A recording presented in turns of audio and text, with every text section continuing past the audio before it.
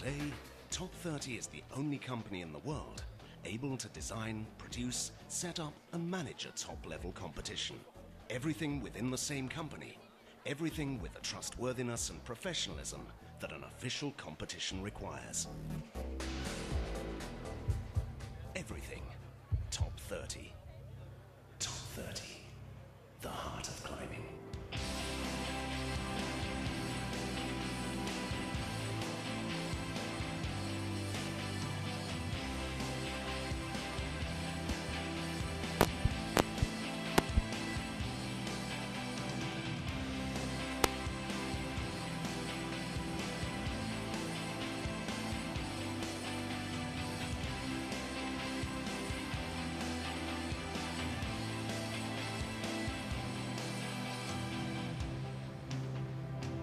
Well, welcome back to the Olympic Stadium here in Munich. Hopefully you've stayed around, or if you're just joining us, welcome. We've just had the men's qualification for the final Bouldering World Cup this year.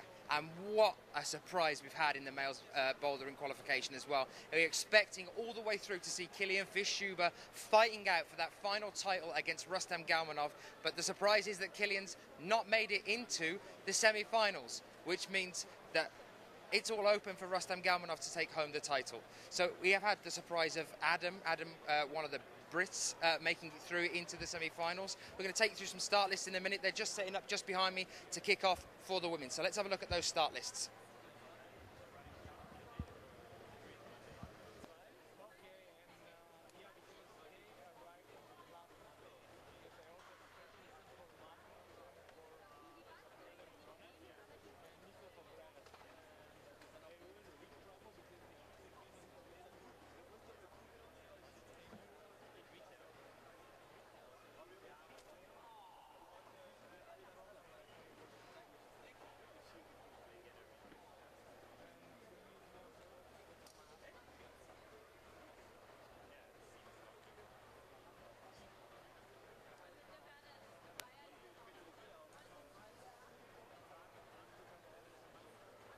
Right, okay, so let's bring up those start lists for you so we can have a look at what's been going on and what we're about to see. I can tell you that the first two out are, of course, going to be, as it's the highest seeded first, that's going to be Anna Storr and Akio Noguchi. So here they are, women's qualification, just one group for the women's qualifications, not two like the men's. 51 athletes altogether. And it's going to take about 5 hours, guys, so get yourself a coffee because we're in for a long one. And here we are on to page 2, Katharina Salvin, Kim Jain, Monica Recchi, Anna Galiamova. Still all names that we recognise. Sabine Bakker, Barbara Bakker's sister.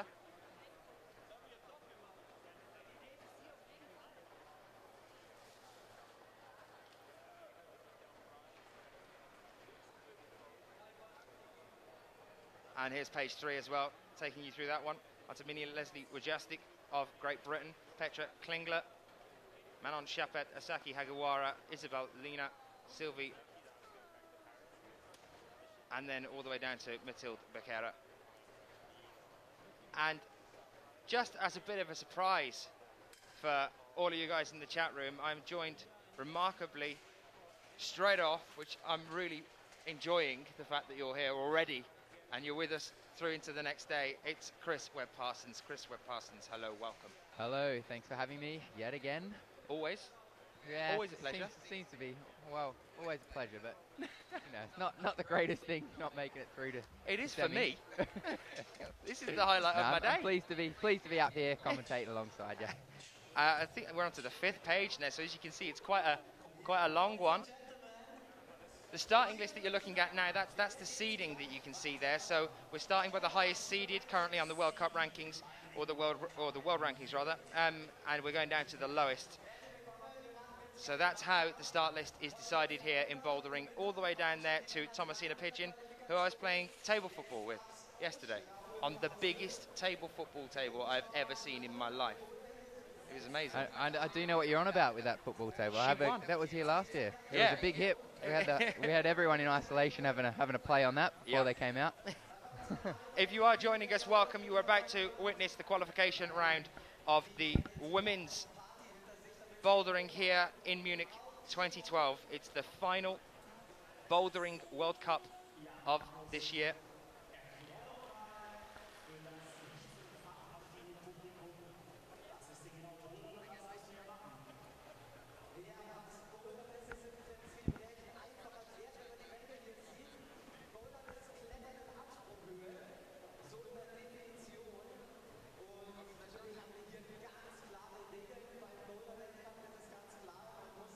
So we're here in this huge Olympic stadium, which is rather impressive, isn't it, Chris? It is a super venue for this event. All the events this year have been in some pretty good locations, but this is definitely one of the best we've had in here. In the Olympic Stadium, underneath this awesome glass roof. Some awesome engineering gone on here. Is it 1970, the Olympics? 1972. 72, yeah, the Olympics were here. And how much do you want to go on the zip wire that's on the top? There's this huge zip. Have you seen it? I have seen that. Straight across the stadium. It looks manic. I want to really have a go on that before we go. Maybe we could do a spot of commentary from up there later. Oh, that'd be amazing. I don't think we've got an XLR lead long enough to reach across the stadium now. If you are just joining us, my name is Daniel Finn, and I'm here with Chris Webb-Parsons, the Aussie climber. And you're going to be with us through to the finals, I hope, Chris. Chris is the expert when it comes to the technical things as well, which is what I like as well, because I've got all the stats. It's nice to know exactly what they're doing while we're watching these guys. Crowd starting to build up, now getting ready as the route setters wrap things up. If you can see that ladder moving in the background, the guy carrying that is Martin, and Martin is the head route setter here. It was definitely good. It was a great turnout for the qualification, actually, with the crowd. It's one of the biggest crowds we've had for the qualification, I thought. Usually seems quite a slow start with the qualifications in terms of the crowd and the massive people that are here. I mean, the finals are always rammed. Definitely. The finals here last year just went off. It was over 8,000 or something in this small space, which is exactly what we're hoping to see again, if not more, this year. Definitely, yeah. But yeah, the qualifications were rammed. I was quite impressed by the crowd earlier. Definitely. There's supposed to be some. Well, isn't it to the day or something? Today the Olympics were on 20 years ago here or something. Or was it 30 years? I didn't know whether it was to the day. Yeah, so it's supposed to something like that. It's supposed to be some events happening here. So. Well, I know that this is the 40th year since the Olympic Stadium's been opened. Yeah. So 1972 to 2012, it's 40 years since it was built. So there is some other events happening around the place, which is, I guess, bringing in a few more people. But definitely the highlight of this arena tonight, well, today and tomorrow, is going to be the climbing here. Yeah, definitely. I was talking earlier about this roof. The glass roof has to be replaced about every 3 years. Does it? Each one of the glass panels has to be taken out, and they put a new one in, and it costs about 5 million euros. And they've done it every 3 or 4 years since 1972. It is definitely a pretty marvellous engineering feat. Just as these walls have been put up, a bit of an engineering feat. These walls aren't here all the time. They are brought in and set up, especially for the climbers. Well, as we only have the two, we had the two groups earlier with the men's earlier today, and we're actually now down into just one group for the women's, which means that they're actually splitting the boulders over the two different walls that we had earlier, which is great. I mean, we've only got two on the A wall, and what was originally the B wall earlier today, we've now got 3 routes along there. Looks like some really interesting moves to get to the top. Some really, like, having to crush yourself down on A4, the start there, to get round the overhang around the side. That looks like it's going to be interesting. There's a double dyno lined up on A3. What are you thinking from looking at the routes here? Yeah, definitely. To be honest, I quite like the look of these routes. The men's qualification, they're seeming to, well, the route setters seem to use a lot of volumes lately especially this year in the competitions, more so than last year. A lot of volumes, and under this big glass roof here. It was raining this morning. The sun came out in the afternoon, and it just cooked under here. It was just like a sauna. So it was really it was hard to hang on to any of those volumes. So I'm quite happy to see there's not too many volumes used on these boulders, and they're just straight up hard blocks. So it's quite exciting. The way that climbing's been going the last few years, it's been a lot of I don't know. I guess you could call them more party trick boulders. We've got double dynos and crazy moves, which is very entertaining for the crowd, and that's the way it is definitely going. But it doesn't appeal to the what doesn't necessarily show the strongest boulderers, and but you know, you have to be an all-round great climber. Slabs, overhangs, every style of climbing. I think they've kind of lucked out a little bit that they're not using that slab that you can see on the far left of the screen now, because that slab just, I mean, it's more or less vertical, isn't it? It's not much of a lean on that slab at all. Yeah, in the men's, there's a horrendous problem in that, and they got to sample. Well, I didn't get to sample very much of it besides the first hold, but the yeah, there's a horrendous slab set on that for the men's qualification round, which didn't end up getting completed, which was a bit upsetting. But yeah, definitely the entertainment sort of revolves around the steeper walls, I think, in my opinion anyway. And speaking of double dynos, this A3 boulder that you can see to your right hand, to your far end of the wall there on the right hand side of your screen, that's got apparently a double dyno, no? Some crazy sort of... I'm not sure whether it's going to be as easy as I think some of the route setters are thinking to pop from that start position onto that first dyno.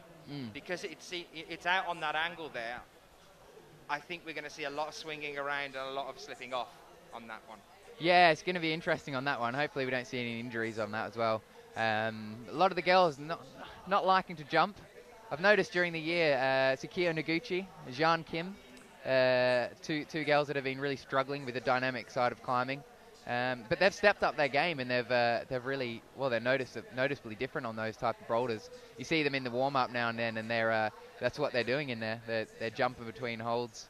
So they're obviously trying to get in that style of, well, it's better for the crowd, isn't it, really, those type of moves? It's definitely something you want to watch, isn't it? You just see someone leap across. I mean, do you remember the switch that they had in Log Dragomir for the women's? Oh, I think God, it was yeah. Towards the end. We had the what happened at the end of that? There was a few injuries there, wasn't there? Was There's that? downward dynos, it was. Yeah, it was someone.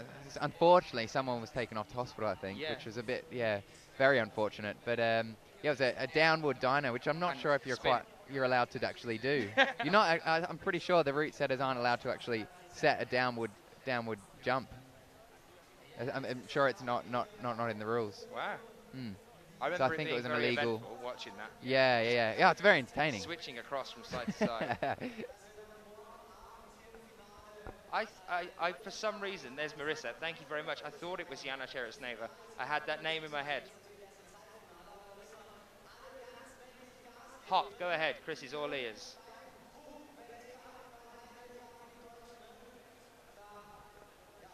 Just a few moments now. We're getting ready to bring the first female climbers out. So, Chris, what was your opinion about the male routes? Male routes. Had I qualified, I would have said they were great. No, to be honest, I was a little bit disappointed with the male routes. I only had a good look at the routes that I tried, obviously, and I thought problem 1, 2, and 3 were great. And I was very disappointed with problem 4 and 5. I had a bit of a dummy spit there on the problem number 5, but you know.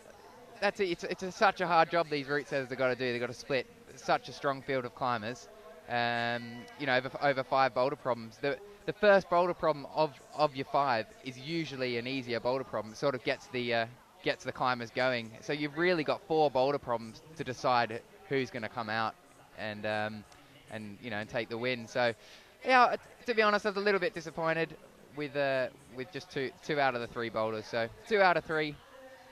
Well, 3 out of 5 boulders ain't bad.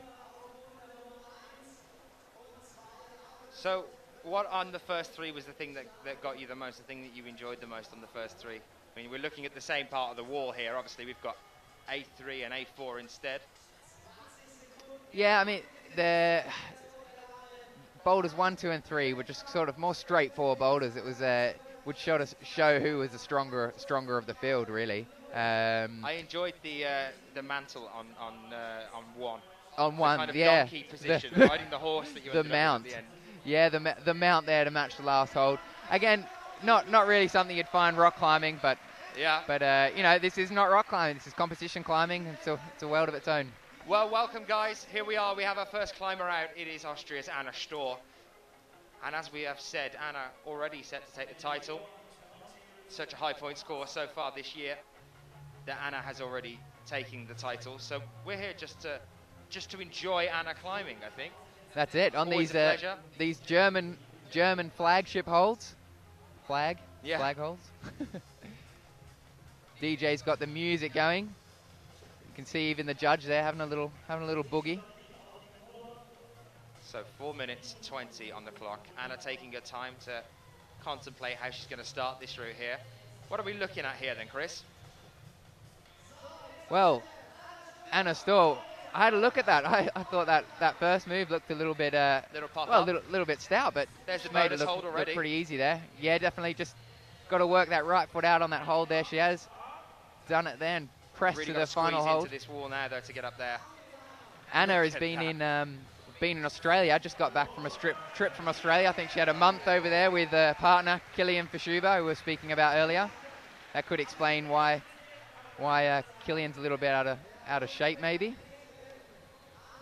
But looking very in shape there, Anna Stoll, with a quick flash of problem number 1. We are going to see this. We always say this when we start off with the qualifications. The highest seeded come out first. We want them to make it look easy. And it tends to be as we go through, obviously, that it starts to become a little bit more difficult. We obviously didn't have the same thing with the men's earlier. You know, as soon as we hit B4, it was problems from there on in for most of the climbers. You know, only 2 climbers in the men's actually managing to top on B4. That was Sean McCallan from Canada and also Stuart Watson from GBR. From the Blighty. From the Blighty. I have to agree with Parrot Hat Boy. For an Aussie from Essex, Chris is pretty nice. I don't think I've ever let you live that down, have I? The way you abandoned us. Do you remember me talking to you about that, Chris?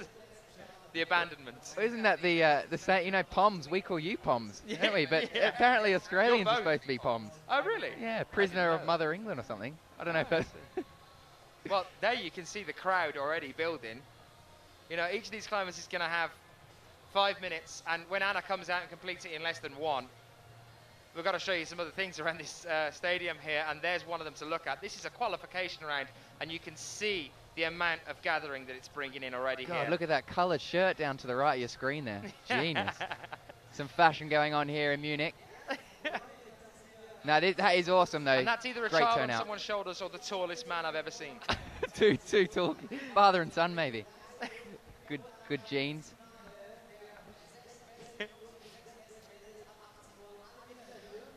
So, this is that double dyno we were talking about, A3.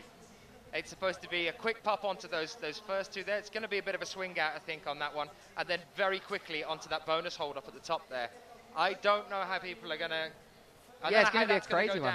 Yeah, I mean, there is that little corner you could sort of press into potentially, and but there's a lot of holds there. Pick your hold, it is.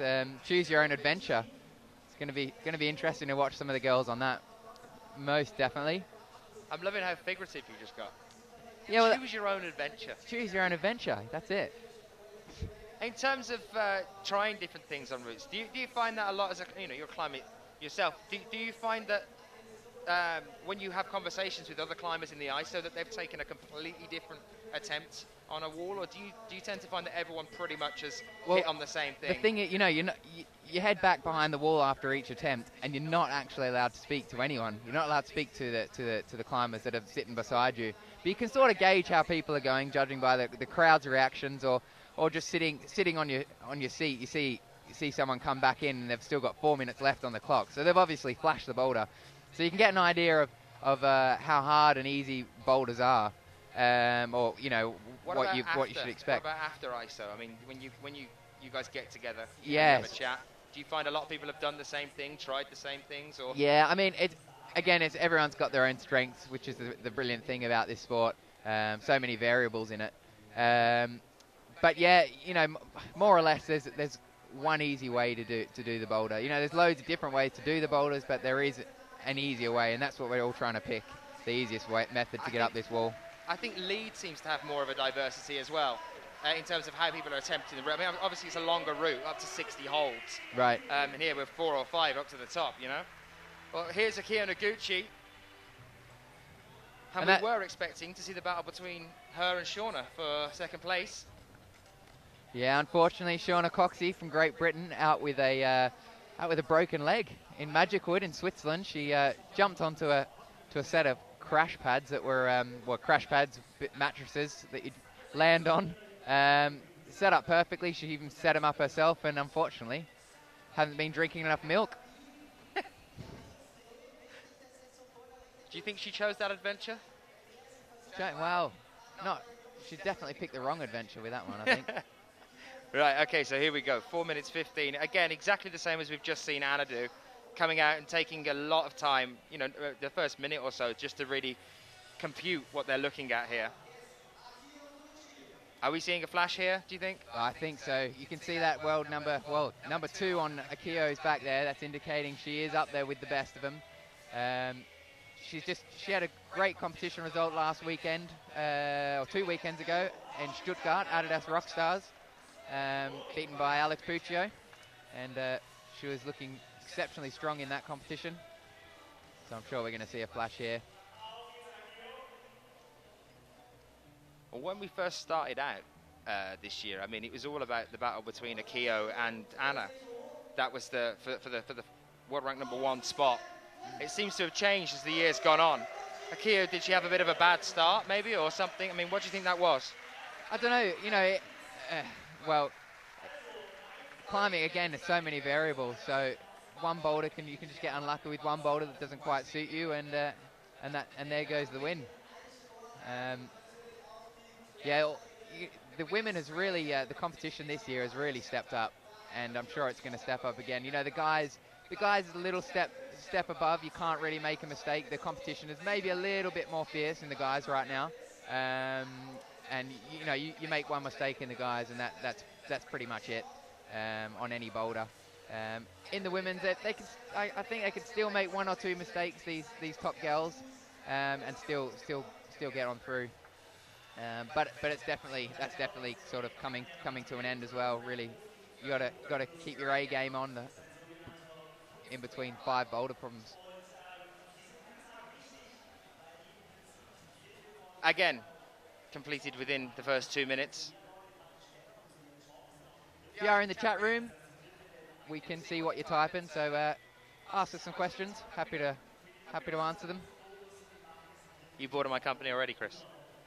You said, are you bored of my company already? Never. It's interesting to see the crowd moving around a little bit. Starting to get a little bit thicker, a little bit fuller. Have you managed to speak to Shauna at all? She was around this morning, I saw her. Yeah, did have a speak to Shauna. She was in good spirits.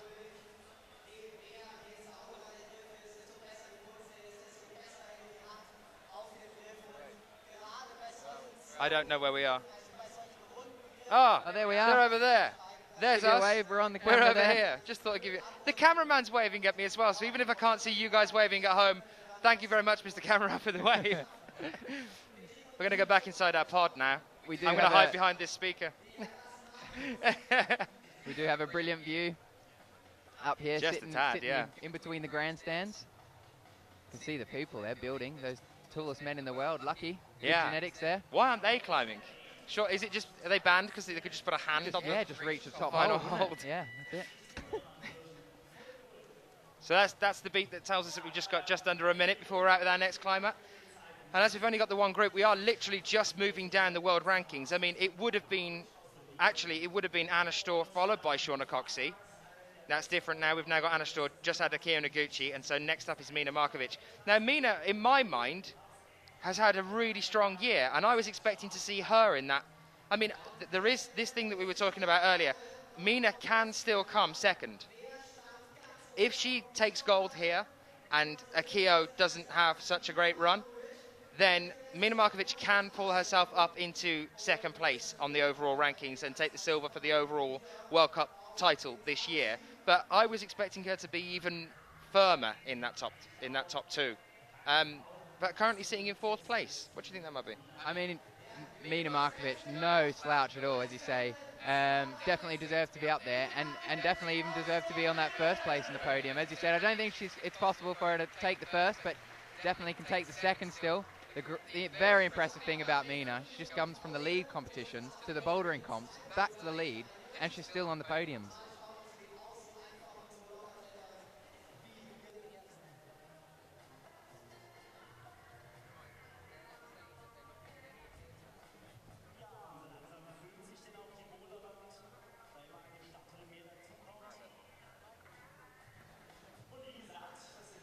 just got a text message come through back from the old Blighty in England from Mickey Page. Lee Anderson sitting there, probably back in their smashing little lounge room. Bit of a shout out to those lads there. And Mina Markovic on A1 here. Not hanging around at all. I wonder where the cut-off point's going to come when we stop seeing flashes. And there's Anna Storr as well. So Mina, straight off, strong start. Anna Storr there on women's problem 2. That's the bonus hold, that giant triangle. Ah, we have stopped seeing flashes. There it is. So women's problem 2, getting up onto final section of the wall there over the bonus hold. What would you say would be the best possible route for yourself there, Chris, if you're looking at that triangle-shaped bonus hold in the middle, to then get onto that penultimate hold? Yeah, definitely a now's looking problem, this one. Again, it's all revolving around these slippery features. Under this glass roof here, it is cooking. Just those features are so greasy.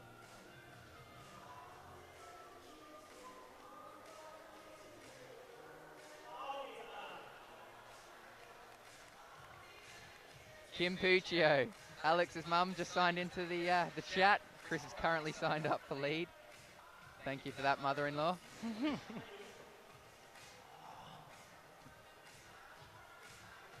Okay, so here you're looking at this triangle-shaped bonus volume, and you're saying, you know, obviously the slip is something that you had to deal with earlier when we were talking. Do you want to say I love you back to Kim? You do, don't you? Go on then, go on. Love you too, Mum. There we are. Okay.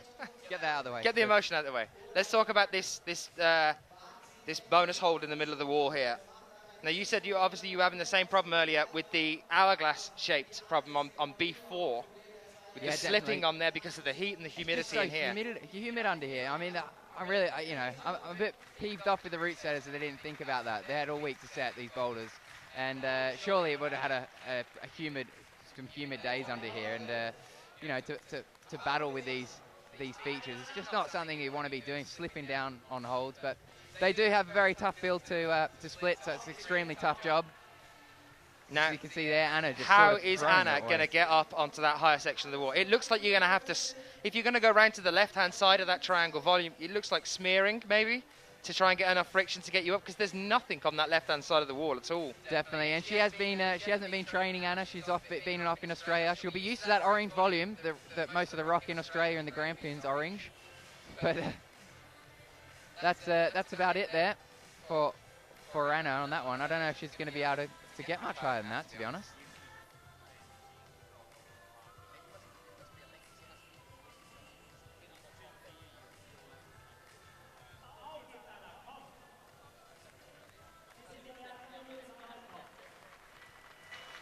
So 1 minute left on the clock.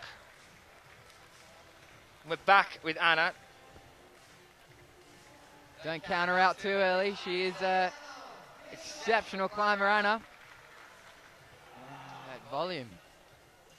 45 seconds left. I just don't know how anybody's going to be able to pop up onto that yellow volume. You can the tiny little hold you can see just above there, unless it means going around the right-hand side.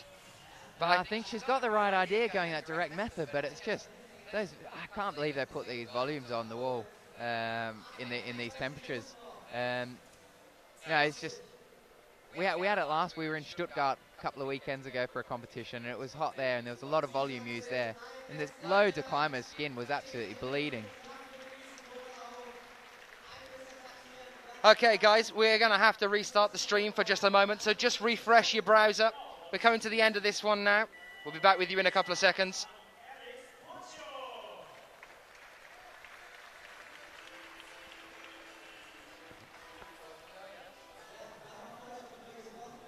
Okay, and we're back. Just had to have a little bit of a break there. We're back, and nothing has happened. You've missed nothing. We're back with Alex Puccio of the USA, about to make her attempt on A1, and Akio Noguchi is back out again now on A2. You can see her just there at the bottom of the screen.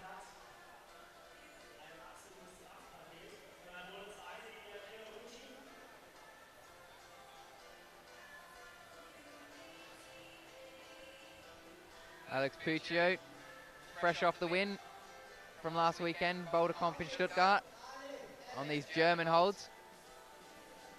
Look at the start there of women's 2. Wasting no time straight away as Akio Noguchi doing the same thing on the left of your screen. Pressing it out. Come on. Now, do you think she's going to go right first, or do you think she's going to go left? Alex? Are we talking Alex? No, talking Akio. Alex has just got to squeeze into that.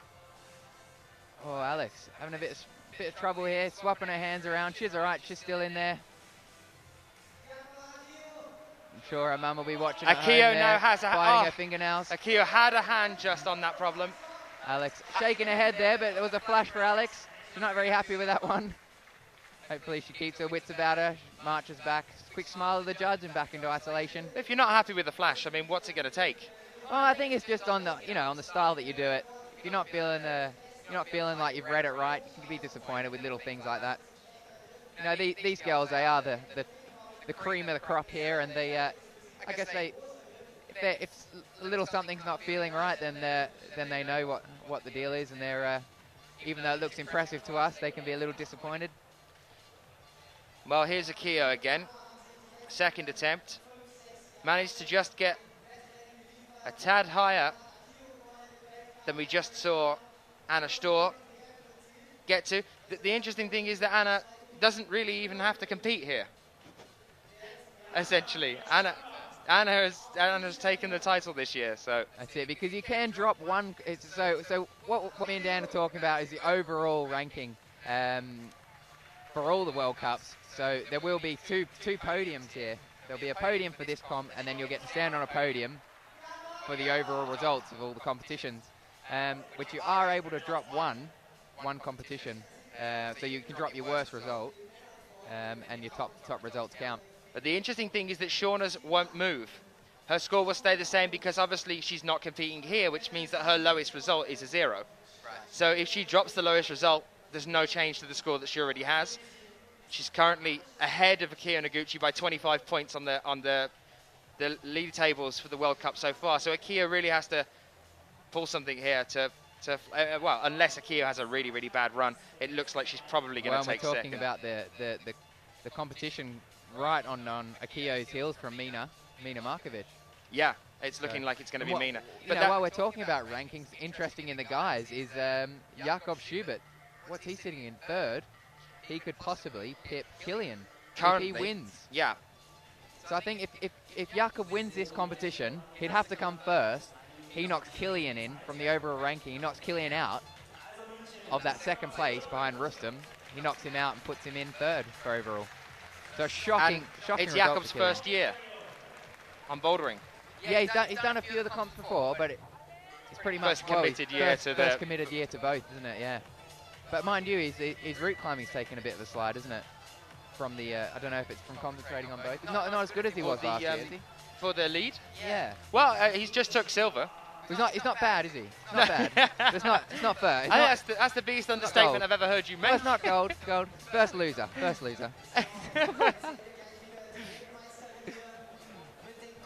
Akio Noguchi.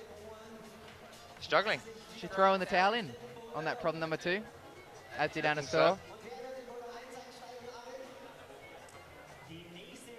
That is a good sight though, isn't it? That wall. Under that glass roof. This awesome stadium. I really like the wall. I think it's a really interesting setup. Before we've had the holds and the routes laid on. Yeah, definitely. They have done well here in Munich. Crowd already building. Are we predicting a flash from Mina when she comes out onto women's problem 2 now?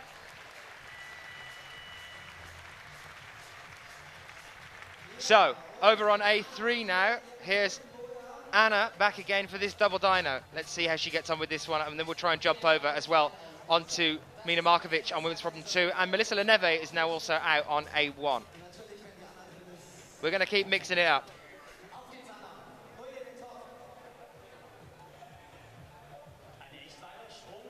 We will try and make sure that you see everything. We're going to try and get a little bit closer as well for a couple of these moments. I want to see how Anna makes this first attempt. Mina Markovic already on the wall here. hasn't seen a top yet, this boulder. Problem number 2. Here it goes. Lining it up. The crowd want to see it. Here it goes. Oh God. I think A3 is going to be an interesting one, you know? Definitely. It's going to... I think that it's either going to be an underpower or an overpower thing. I think finding that right amount just so that you land that first double dyno. Well, the first dyno before going again. Definitely. God, look at Mina Markovic here battling on that orange volume. She looks like she blends into that. Got a nice tan on. A bit of spray. Got to look your best for the comps. And there's Melissa as well. Melissa Lenev. Oh! Well, there it is.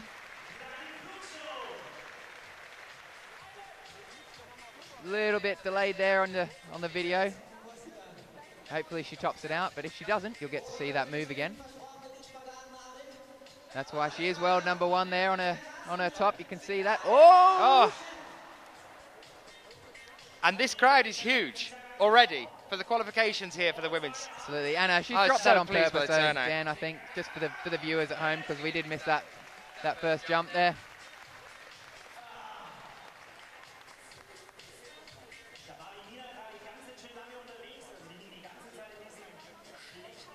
It's looking like Anna might have left. Oh no, she just left the chalk at the bottom of the steps.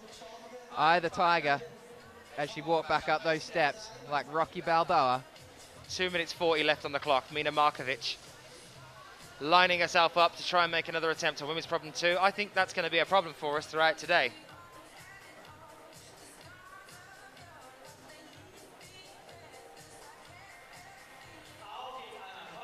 Okay, so let's see it again. Boy, there it is. Very cool. Really cool move there.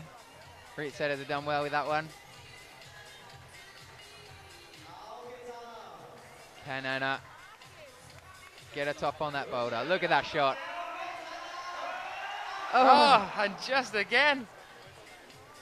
She's well, Mina is now up onto the bonus hold. Here she is. 1 minute 50 left on the clock now. It looks like... No, she is lowering herself down. I think she might try and pop up. Oh, yep. Mina Markovic. Very nice. Very, very nice. Can she make the final? Putting the pressure on these girls. Can she make the final hold? Yeah. Now, this is exactly what we wanted to see. We want to see this happening all the way through from the qualifications into the semis, into the finals. Because if Mina takes it here, if she takes the gold, then it's going to be a very, very interesting final lineup for our podium positions of the overall World Cup. Absolutely. The Team Japan definitely don't want to be seeing more of that from Mina Markovic with Kyo Noguchi. We've got Mina hot on Akio's heels for the overall ranking. Anna's just enjoying jumping about. She has been down under with the kangaroos. And she's got to get up high again.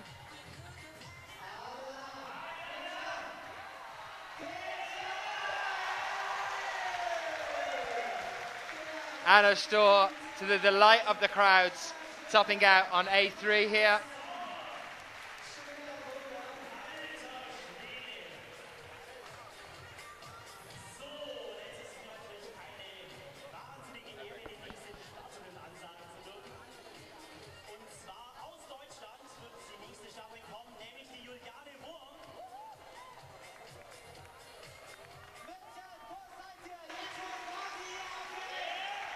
Eight seconds, the crowd are getting riled again as we are about to bring out our next set of climbers. Our first German climber in the women's, a woman who's really, really established herself throughout this year. Julianne Wurm over on A1 now, climbing on a route that has been designed for German climbers. Definitely the poster girl of this competition. She's everywhere. She's everywhere. Around the town on posters, the poster girl of the competition. Juliana Wurm from, guess where? Judging by the crowd reaction. As she sets off.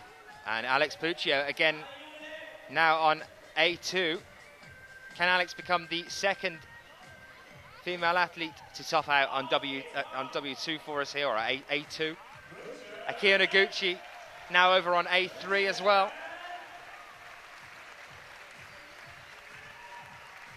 Eula pushing herself in that corner. She needs a hand. That hand needs to be on the top hold. Ah, she's managed it. Alex Buccio grappling with this lovely volume. Very nice there from Julianne Worm. You can hear the crowd. And here's Akio going for the dyno. Still see. It's definitely that quick onto the bonus hold, isn't it? And Alex Puccio off. So a quick flash on problem number 1 for all the girls so far. Just a quick warm up. As I say, the problem number 1's usually the easier problems, which makes the route setter's job a little trickier. Got to split people on 4 problems instead of 5. So usually everyone flashes problem number 1 or does it pretty quick.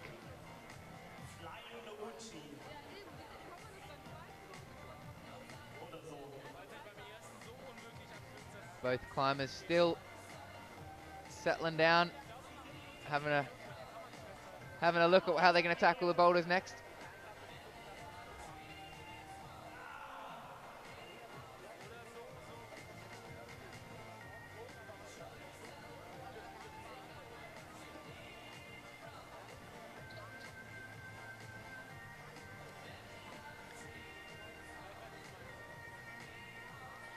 Alex Buccio off again. 2 minutes 25 left on the clock.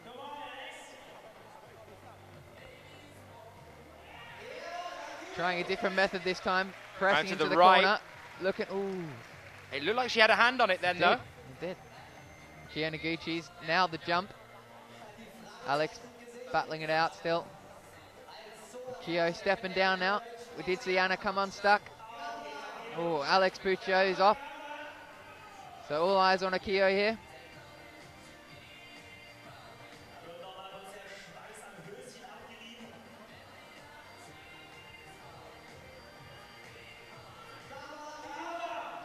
We have 51 female competitors here today. Akio Noguchi proving that she's earned that number on the back of her bib. There's A3 done.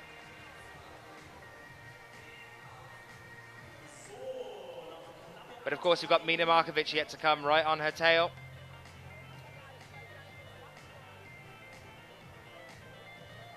Alex Puccio taking some time here. 1 minute 20 left on the clock.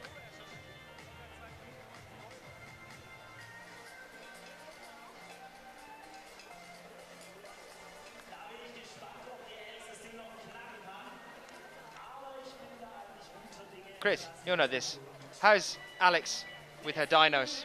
We're talking about the jumps. She used to be really, really good.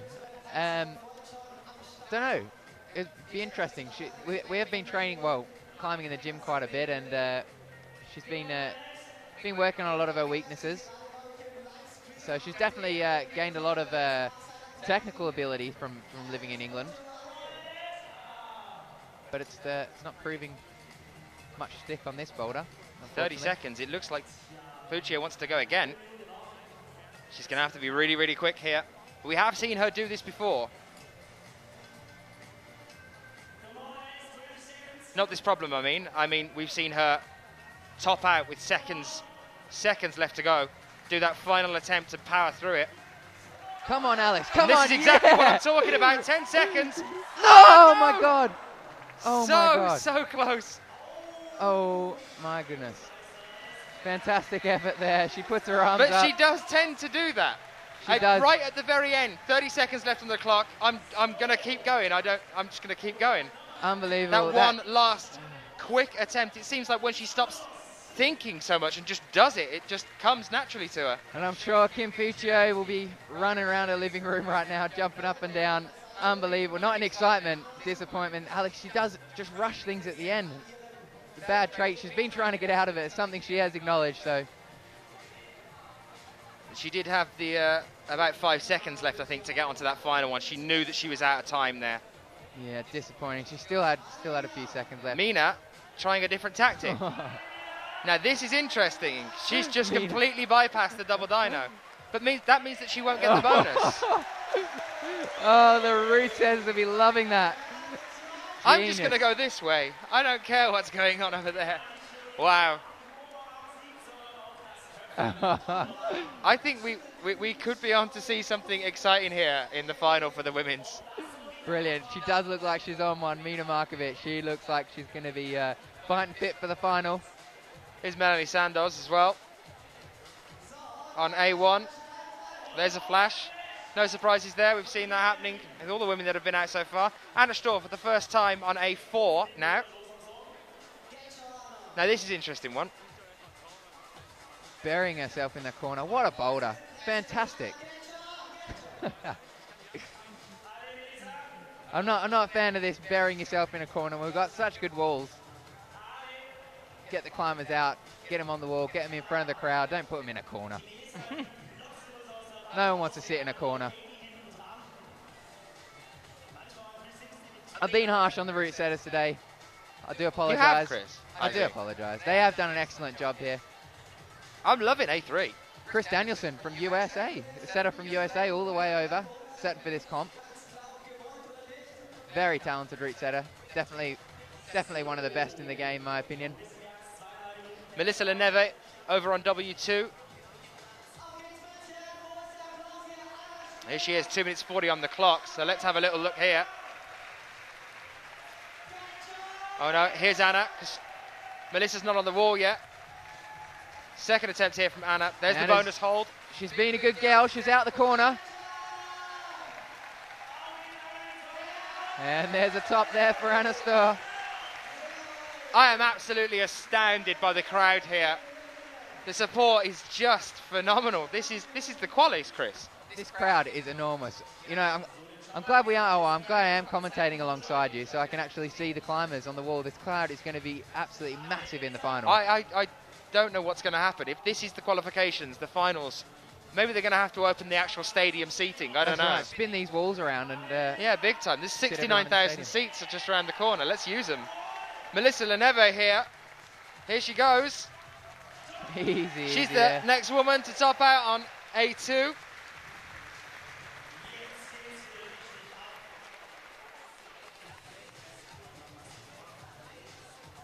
Pala, in answer to that question, the pink tape, that's the bonus holds for the women.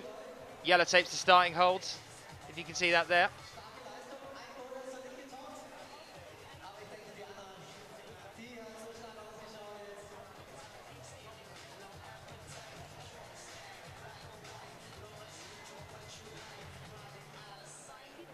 If you are just joining us in the chat, welcome. You are watching the qualification stage for the Women's World Cup Bouldering here in Munich at the Munich Olympic Stadium. How is everybody doing in the chat room? I hope you're having a good day.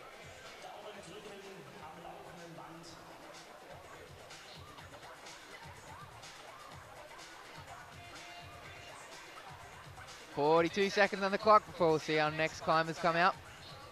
And there's just some of the crowd.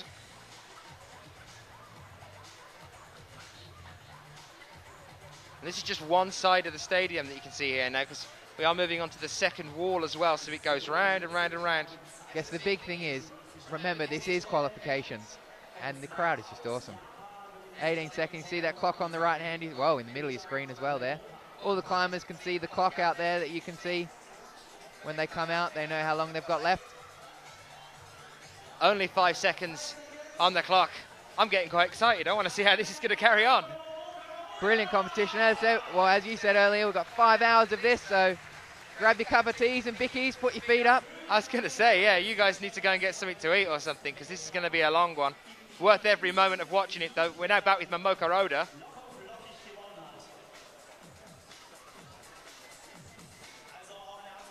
It seems to be a ponytail day.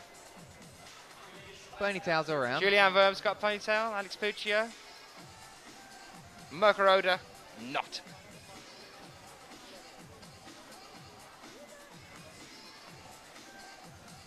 So how are we thinking Akio Noguchi's going to get on with A4 here? We just saw Anna do.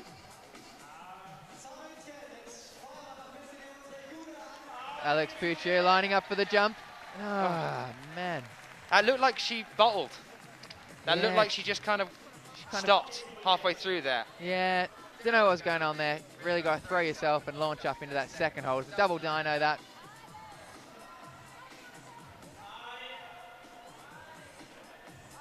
Julianne Verme onto the bonus hold now, so let's see what route she's going to take with this. A1 doesn't seem to be causing too much trouble. Someone just asking about, oh, Alex going direct as well. She's picked the right method there. Can she get her foot up?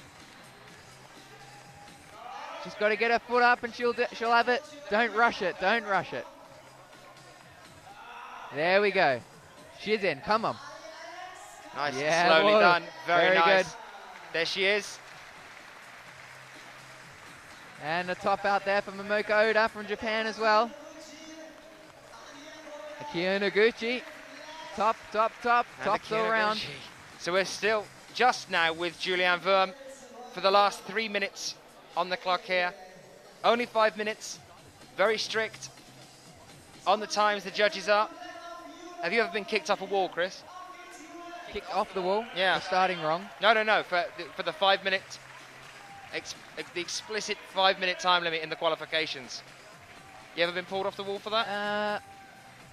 Don't think I have. No. Usually you know. Usually you know what's going on with the time limits. Don't have enough endurance to have as many goes as that. And have a look at this top shot here. You can see the angle that the climbers are on.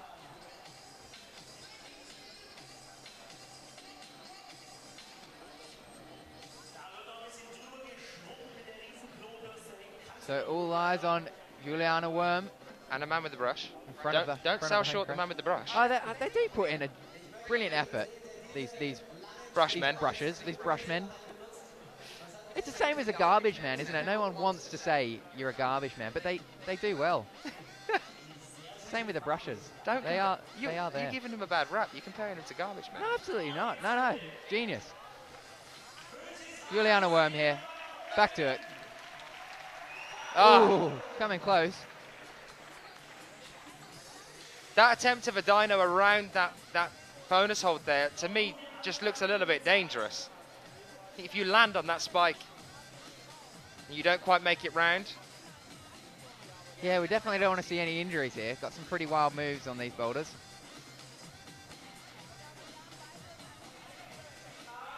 Yeah, just an update on Shauna, because you guys are asking about it. Shauna was planning actually to be here and to compete here.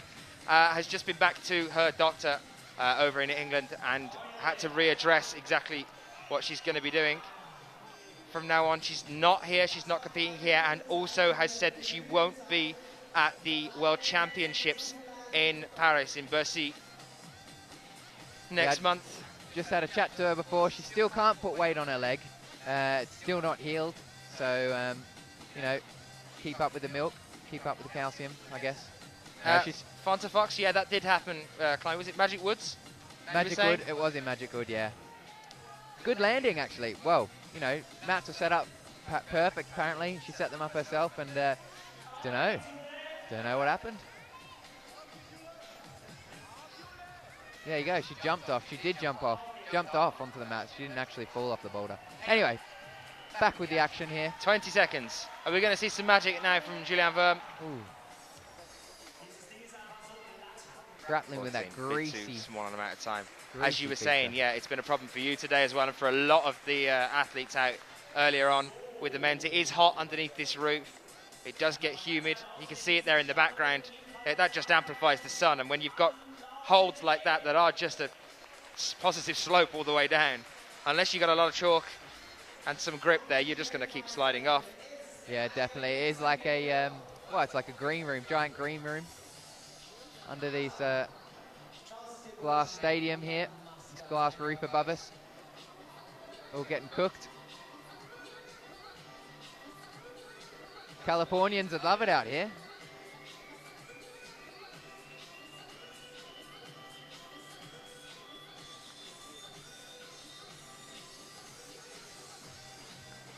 over on A1. Anne-Marie Chevalier.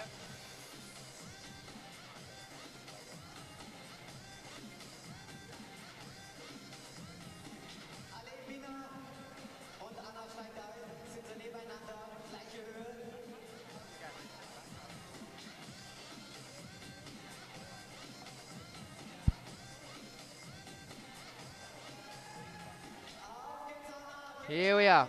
Anna Storr, first up on problem number 5. Again, those nasty features in the green room. Amina Markovic. She is looking sensational today. But this is what I mean. This is why I'm so shocked that Mina's only in 4th. I thought it would be...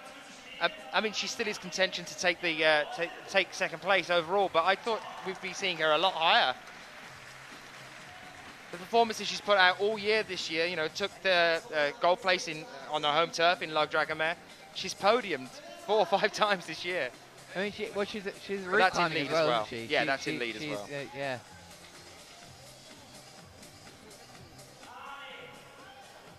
Ale for the French.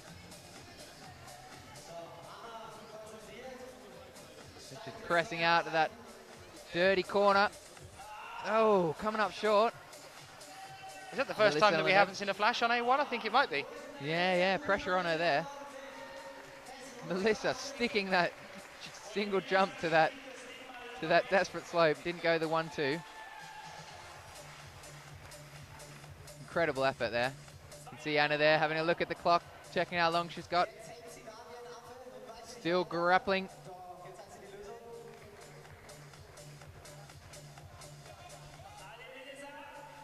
Still grappling with those horrible features in the green room.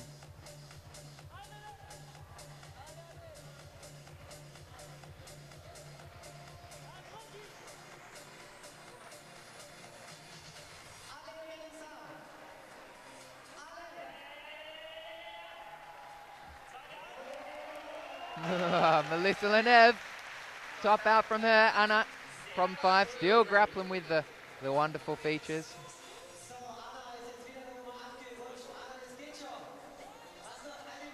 Still with Anne-Marie. Second attempt.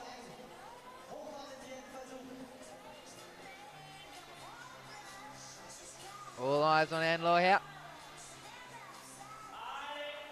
Now, she hasn't turned that into a drop knee, which is what we've seen each one of them do so far. That was interesting. She went for that final hold backwards. Every female athlete that we've seen on the two penultimate holds there has got her foot up and then twisted and put a drop knee in to allow you to squeeze up to the top one. Now she went backwards. Yeah, she did a bit of a different approach. As I say, you don't know what these athletes are holding. If they've got some injuries, maybe they've got injuries, they're forced to do things different way. But there we see Anna's just not happy with taking the title as it stands, is she? Anna Storr. She's going to do it again anyway. No, she'll be in the semis. She'll know she'll be in the semis. She'll be good. And then she'll pull it out in the semis. She'll be in final. And then, you know, typical Anna Storr, always performing, always up there, always on podium. But saying that, all the other girls are looking exceptionally strong. This is anyone's game still. That awesome shot there of the crowd. Still building, this crowd.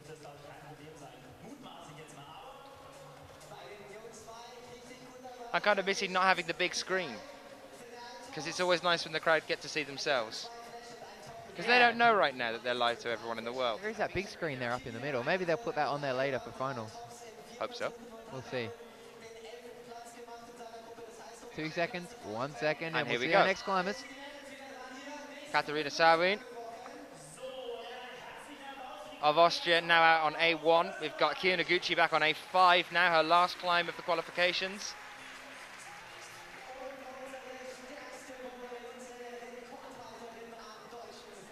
Julianne Verme now on A3. It's going to be interesting to see whether she goes for the double dyno or whether she bypasses it like we've seen. Oh, excuse me. The thing about bypassing that double dyno is that they are missing the, first time. Absolutely incredible. Julianne Verm looking so strong all year this year, just incredible. As I was saying, the thing about bypassing that is that you miss the bonus hold, and that could make a difference later on in the competition, possibly. Yeah, definitely. We see, who did we see? We saw Alex Puccio head straight at, go the direct, and Mina Markovic led the way with that. And there's a flash from Julianne Verm. Alex opting not to bury herself in the corner, just straight out, powerhousing it through that roof there. Bit of a chalk up, looking casual. She comes around the corner. Yeah, easy does it. Can she match this last hold here? Don't rush it. There she has it, easily done.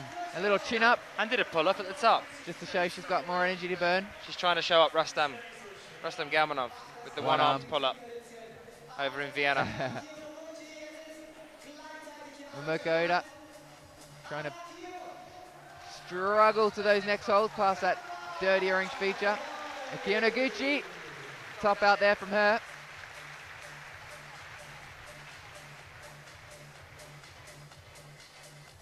All eyes on Kata Sirwan and Momoko Oda on the right-hand walls here. Nailing that first move. Doesn't look too easy, that first move. She was looking exceptionally strong again 2 weeks ago. Adidas Rockstars. Here she is here. One hand on the finish hold. Oh. Going for the top of the wall. I don't know what she was thinking there. She went to go grab the top of the wall. What, Katarina just went? Yeah, she had a hand on the last hold and punched for the final, well, not final hold, but punched for the top of the wall. Just sticks to the holds. Very strange. Silence came over the crowd in dismay. Still got 2 minutes 5. Yeah, plenty of time left on the clock. Momoko Oda's still there.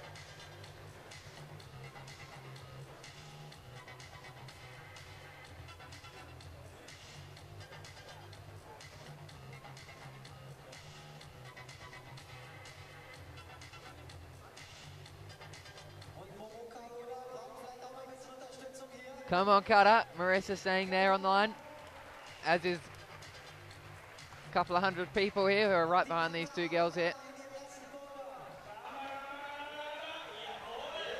1 minute 30 left. It looks like Momoko Oda's making some headway here as well. Definitely. Should be happy with that. Cries of Gamba, and so is Katarina Salvin. That's up for her there as well. She'll be disappointed with that, even though she has done the boulder, well, completed the boulder successfully. She will be disappointed she didn't do it faster. Momoko, one of only a couple of people to do that second boulder, so she'll be jumping for joy backstage. It is a bit cooler, I think, than this morning with the men's. Yeah. And that is definitely going to help them, I think, when it comes to... Maybe those route setters should have put on some more of those volumes. Stop egging on the route setters. But welcome if you're joining us. We are under this huge glass roof that you can see here, panning across. This is the 1972 Olympic Stadium. That is a cameraman right there. He knows it. And this huge glass roof was the Olympic Stadium in 1972, so it's 40 years old. Chris, have you ever seen rollerball? You've never seen rollerball? Anyone in the chat seen rollerball? Rollerball was shot in the grounds around here.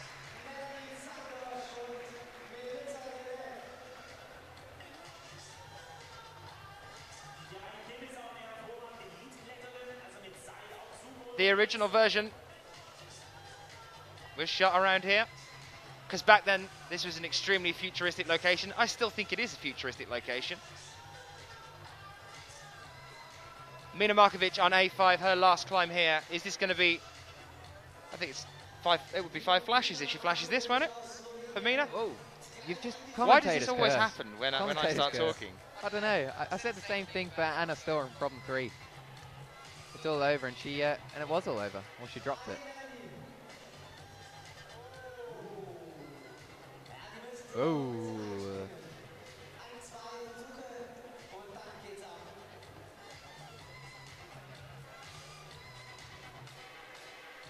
Is that right? Everyone who's topped a route, their first.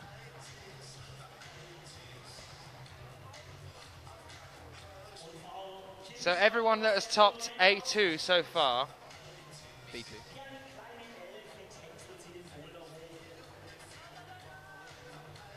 I've got my producer saying the only person that's topped B2, but actually they're all A's, so I think he means A2. A2, the problem here, everyone that's topped out so far, their name has begun with M. There's an interesting fact.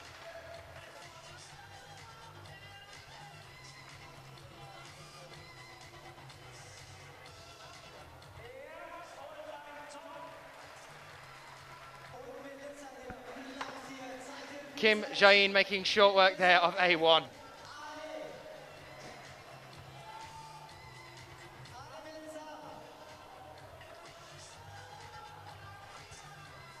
Melissa Lenev battled her way out of the corner. Can she match his final hold? Had a few hands on it now. You're getting a bit greasier. There it is. Always a scary moment to have that final hold in your hand, and all you got to do is match it. And the potential of dropping it. A5 is a really, really interesting route, isn't it? Look at the spread there between the volumes.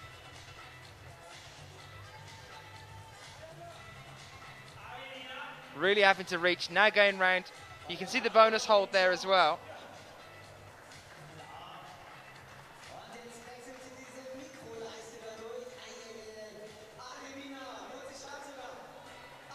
It's like Mina's using an arete that doesn't exist. There's not even a full arete there. Mina Markovic lining up for that last hold. Don't get a foot slip now. And she's done it easily. Excellent run. So is that 5 for 6 for Mina Markovic? I think 5 for 6, yeah. So you think she's going to be in the semis? Ooh, no, we've got a few girls to come. 5 for 6, that's not bad. She'll be in the semis. She'll be having a nice sleep, easy sleep tonight, knowing that she's made it through. Look at that crowd. Bottom left screen, that is just sensational. I'm loving the amount of support we've had here in Munich.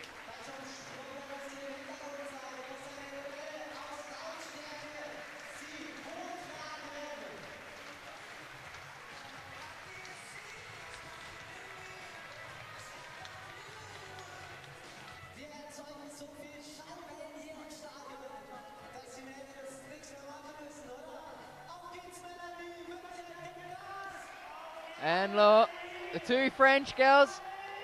Oh, Melanie Sandoz with less than a minute on the clock makes the double dyno. Brilliant effort.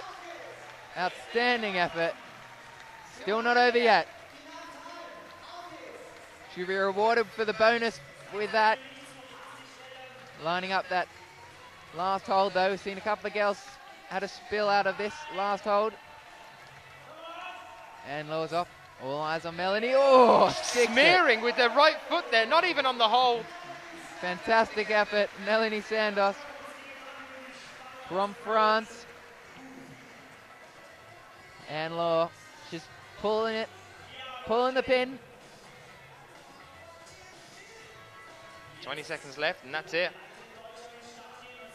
She's unhappy about something. What was that? Her name doesn't begin with M. Hey? Her name doesn't begin with M. That was it. Yeah, if her name began with M, then she she'd definitely have topped. Yeah, absolutely. And we've turned it around again, and suddenly the crowd are very excited. Do you know why they're excited, Chris?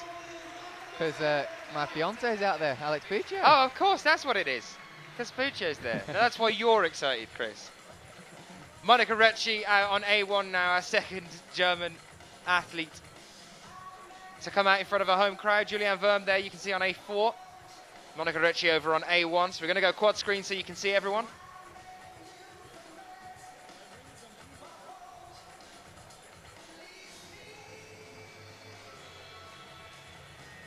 Here we go. All climbers on the wall. No, Momokoroda's still waiting.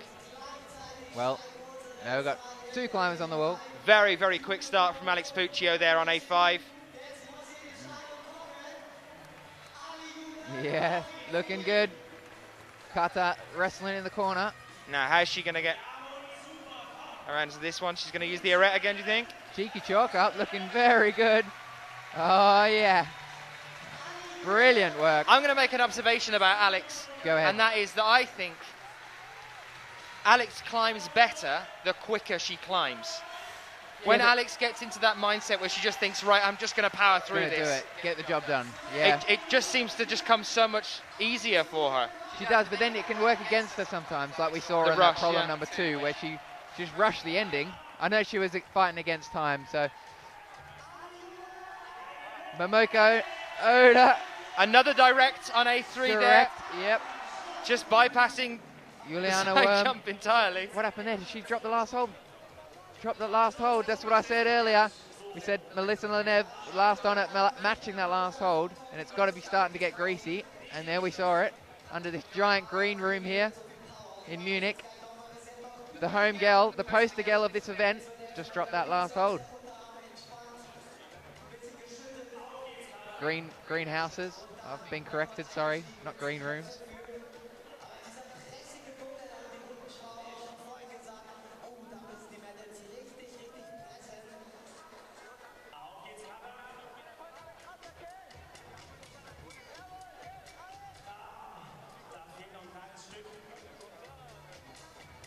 Just had Graham Alderson come over from the Climbing Works in Sheffield.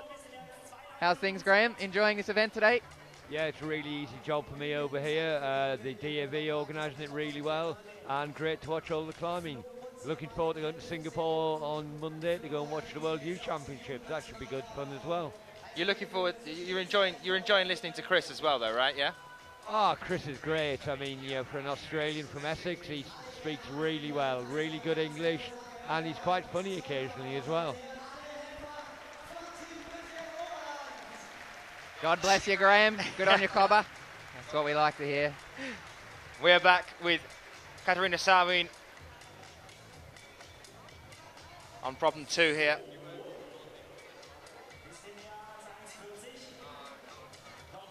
Julianne Verm, 1 minute 40 roughly on the clock now.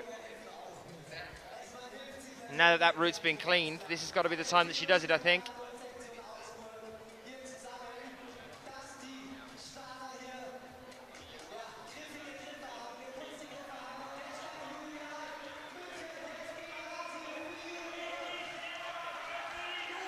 The crowd starts to pick up here. Pushing Julianne Worm up that wall.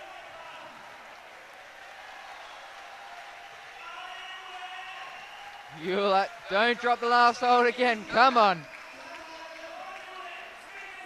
It's been cleaned. This is the one. Oh, God. She's got to lay into that corner. She's got her body still out there. You see it laying into the wall. And she's got it. Yes, she has. She's always has such a fantastic response when she gets down. She does. The crowd are right behind the local girl. And now they'll all start shuffling down to problem 2 as we watch Katarina Sawin try and use the last of her 30 seconds. Is she going to make another attempt here?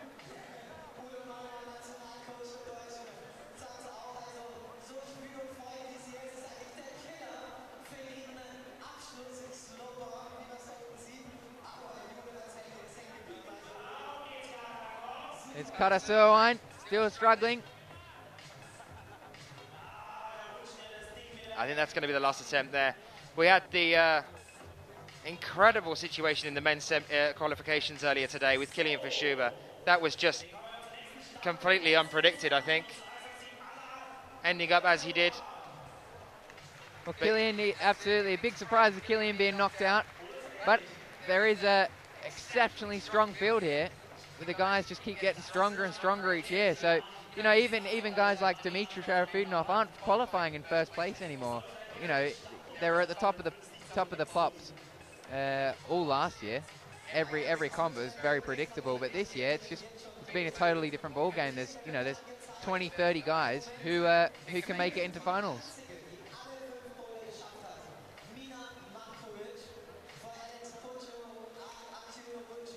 So in the semi-finals, we are whittling down our 51 female athletes right now to just 20 through to the semi-finals.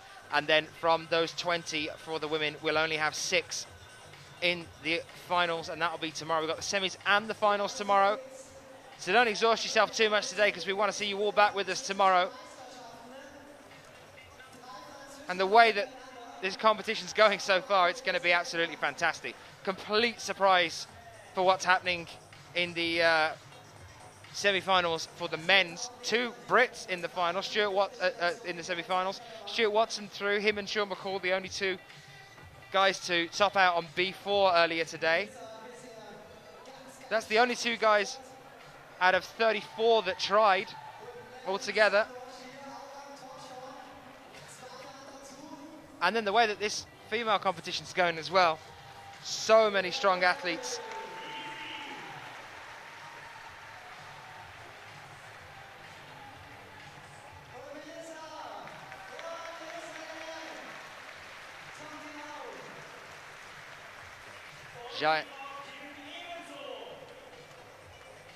Kim Jae-in just topped out on women's problem 2 there, Chris. So I've just been off reading our web chat. We are looking at the web chat, so keep questions coming into us. Injury. Did Killian injure himself? I've just seen one there. No, Killian isn't injured, but he has been off rock climbing for a while, so maybe that's got something to do with him not being in the best shape here. Although he did say he was feeling quite good, so who knows? Hopefully he's in tip-top shape for the World Championships coming up in Paris in a couple of weeks. Got a little bit of time to train for that still.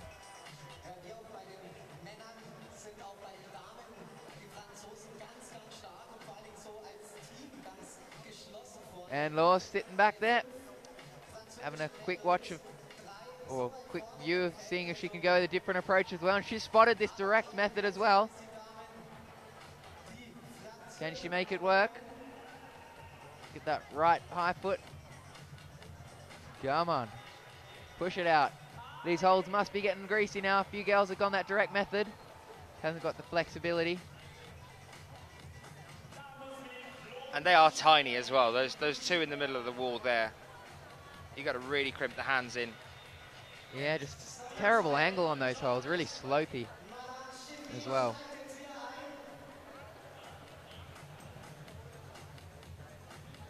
Here she goes again. Another attempt. Plenty of time left on the clock. 1 minute 26. She knows that's the method for her. Can she get the foot up there? Oh, not flexibility. She doesn't look happy at all today, does she? She's not happy. She wasn't happy after A2 either, the last one she's just come out and done. Not Doesn't happy seem to be happy with this one either. Maybe it is the heat, again, like you were talking about. It's affecting the holds. Yeah, definitely. Those holes must be super slippery now. I had a few girls fondle them now, so. There's Chris, ever lowering the tone of live web broadcasting.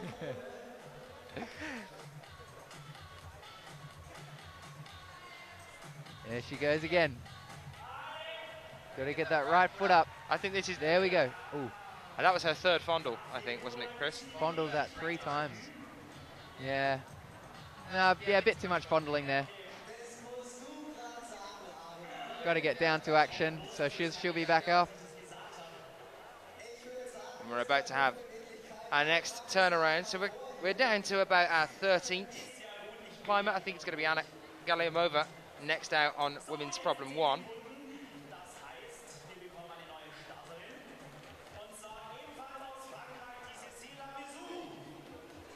Yeah.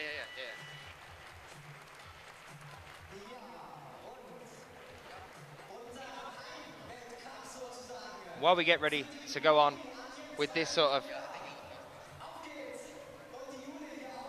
of climbing here, I have managed to, well, I say I have tried to, but I think it's mainly because Chris is here, because you don't usually come over and give me a hug straight after getting off the wall, Alex, do you? What's your name again? Yeah, that's exactly what I was thinking I was going to get. Right, I am here with Alex Puccio. Alex, how have you found the wall? I found it quite fun and quite technical today. Well, there was a dyno on one, and I did it the technical way, but the dyno was quite hard, I thought so.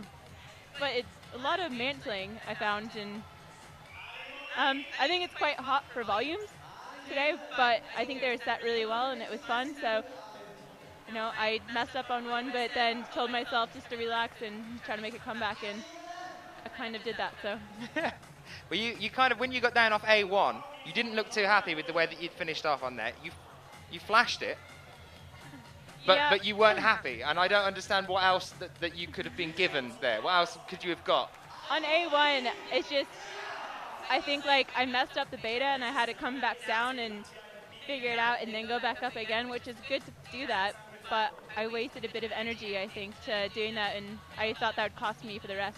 Hi, Mom. Yeah, Thanks, we always Mom. get shout-outs. Love you. But overall, happy with everything? Yeah, I'm quite happy. I thought that, you know, I just had to really change my attitude after the first two and just, you know, say it's okay and that there's another boulder problem and just, you know, keep it for the rest of them, so. Now, on two, I've posed a question to Chris, that when you really, really go for something and you try and do it as quickly as possible, you seem to just not hang around on the wall at all. There's no difficulty there. You just steamroll up to the top. On number two, I definitely think that when there's that volume there, the first two tries I was slipping off, and then the last tries I needed to go for it because I feel like the longer that you waste on these volumes, the slipper you're gonna slip off of them. Better chance you're gonna fall. So go quicker. But you did the exact same thing. I think was it A4? You just didn't hang around at all. It was over within about 30 seconds. A4. On A4, I just had to go quite quick because I was tired from the rest of them. Right, so it's not an actual tactic. It's just because you want to get it out the way. Yeah, if you get them done quicker, you get to rest longer. So. It's good thinking. Alex, thank you for joining us. I will chat to you as we move into the semis, I'm sure. Thank you. Have a good day. Alex Buccio. Here's Katarina Savin, who's gone for the double dyno, got the bonus hold, and is now moving across, sitting comfortably in splits. Flexibility of these athletes is absolutely incredible.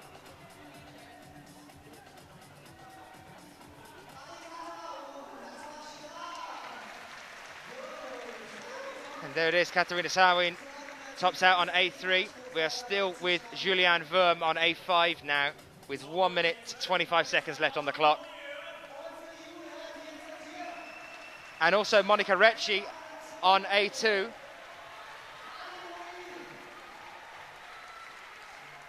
The crowd picking up support here.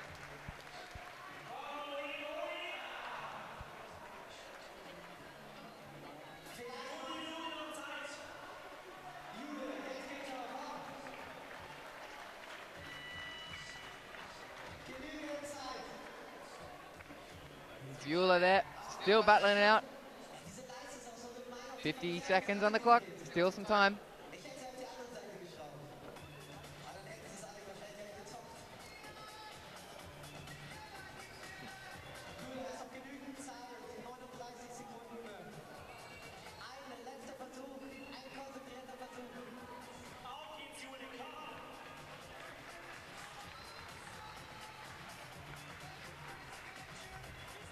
Bueller having a good time out there. The crowd right behind her.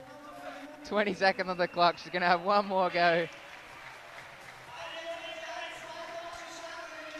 She has looking managed. a little bit shaky here, though. She knows she's got to go for this, but I don't think she's quite ready for it. Monarecci, oh, coming up short. Definitely wasn't comfortable enough to go for that then. Knew that the time was running out. Her name did start with M. I know, which disproves the theory.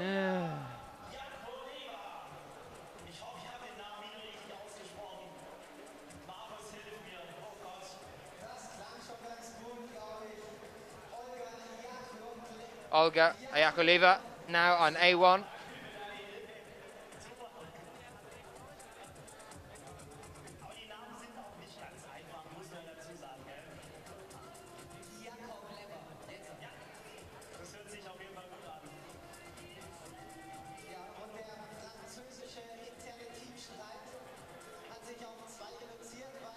Climbers just having a look at their boulders, how they're going to tackle them.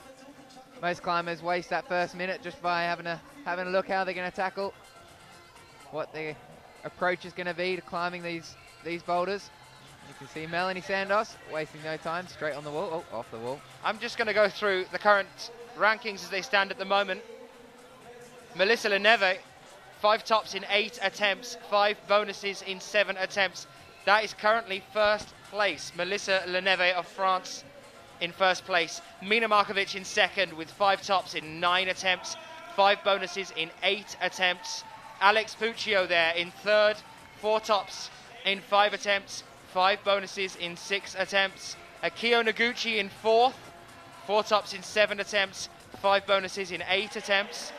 Anna Storr sitting down in fifth with 4 tops in 11 attempts and 5 bonuses in 7. And Julien Verme currently in sixth with 3 tops in 4 attempts and 5 bonuses in 6 attempts. That's as they stand at the moment. Still early days.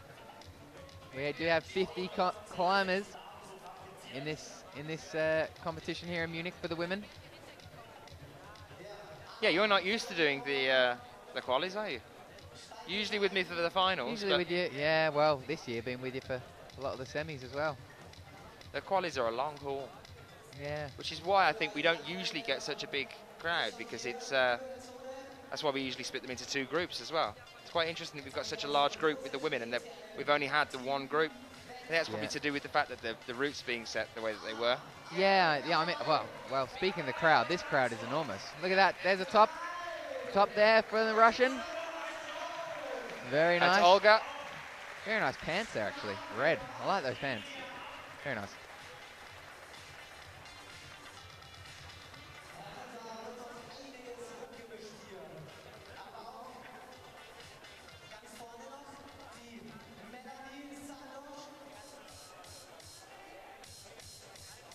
Melanie Sandos.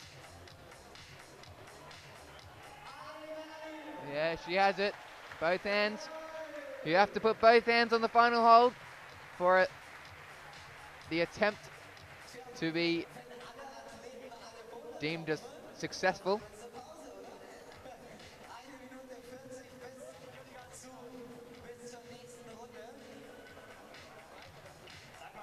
Some fans there of Melanie in the chat. Well done, Melanie. Nice one, Melanie.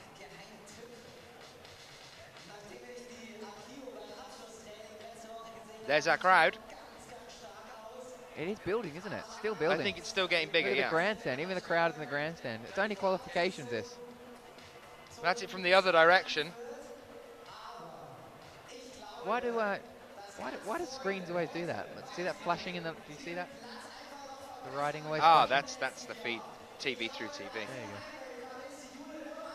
There's your boulders there. A1, A2, A3, A4, and A5 there on the left. There's A1 and A2.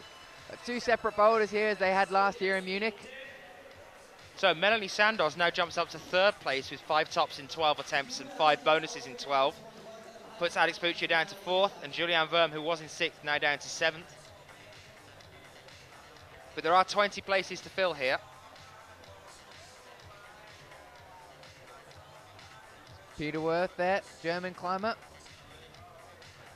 Mountain of a man. There's your current standings, current results there on your screen.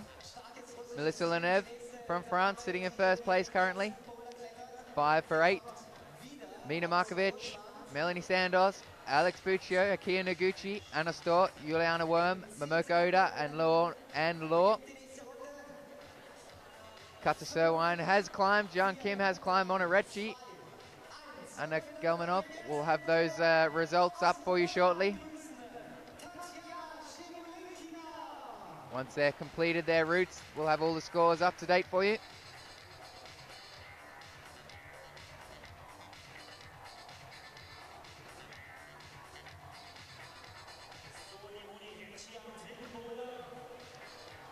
All climbers again in that 1st minute, ticking it over, having a look at their boulders. Tatiana Shamulinkina now on A1. Russian athlete making her 1st attempt. Momoko Oda making her last. Over on A5 now as well.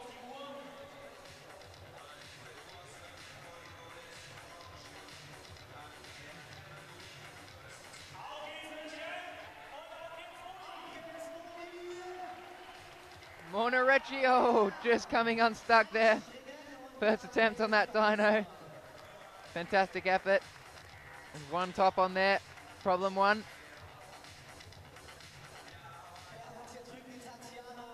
From Tatiana. Gaz from Australia. Do you have to be simply touching the last hold with two hands for a top, or do you have to have control? Well, I'd say that's both. You have to show that you're controlling the final hold on the wall. You can't just tap it with two hands.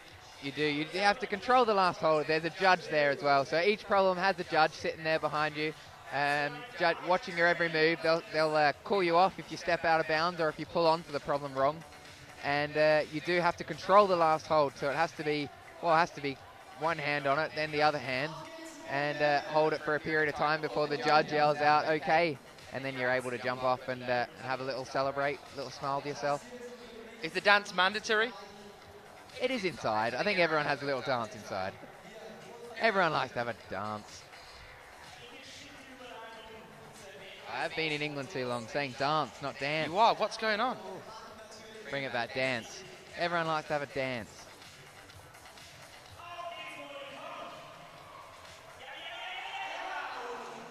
Monica Recchi 2 or 3 times has been so close to controlling that dyno across to the left-hand side on A3. Crowd standing around with bated breath. I don't know if we've seen anyone stick those two black holes that she's jumping to just yet. I think most people have either gone up 1-2, they've got a matched jump to the single sloper, the single black sloper, or gone to the like we saw Eula Worm do before, jump to the white and the black hole at the same time like that, and there you see it. That was the method. Maybe she heard me. There she goes now. The final little crux of this route though. It's not over yet. All eyes on Monarecci. Momoko Oda topping out there. She'll be happy with that. Surely earn herself into the spot into the semis. Monica's right arm was looking a little bit shaky there. It's going to be interesting to see whether she can hold these crimps as she makes her way across to the right again now.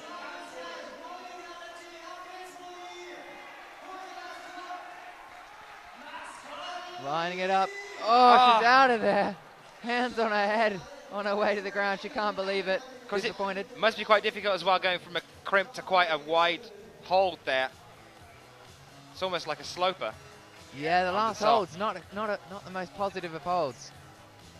If you're holding onto those crimps for a long amount of time as well, you get stiffness in the hands, the lactic acid building up, to then pop that hand open to grab onto the last hold. Yeah, definitely. It's a shame that a lot of the girls have gone direct on this. It would have been much more entertaining if we had to seen all the girls have to go that direct method. The left-hand method, the dyno method. As you see, it's a lot more involved. She's still battling away.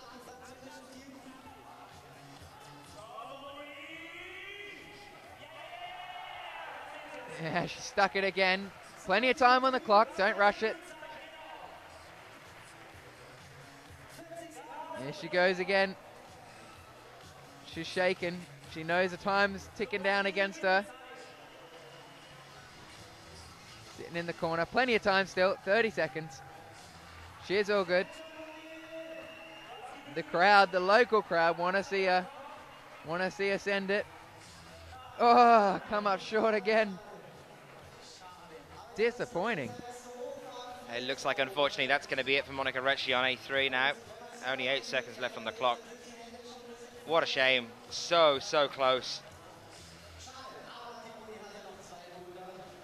No, I don't think the setters, someone's asking, do you think the setters knew that direct method? I don't think they've spotted it, to be honest. I mean, it might have been in the back of their minds, but it definitely wasn't what they were excited about. I was chatting to the route setters like a couple of hours ago, and that was, A3 was the big one that they were talking about. It's going to be some really great double dynoing over to the left-hand side. It hadn't entered their minds, I don't think, about going straight up. It might have entered their minds, but they probably thought that it just wouldn't go like that. A lot of the route setters, they're all, well, for this competition anyway, they're all quite sizable guys, and there is no female route setters, so maybe that's got something to do with it. Maybe they just didn't think it was feasible. But the women have showed them up here.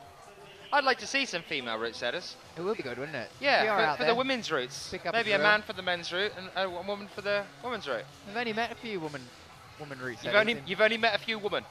Well, yeah. Well, moving along. You've definitely been in England too long. We're back with Olga Ayakuleva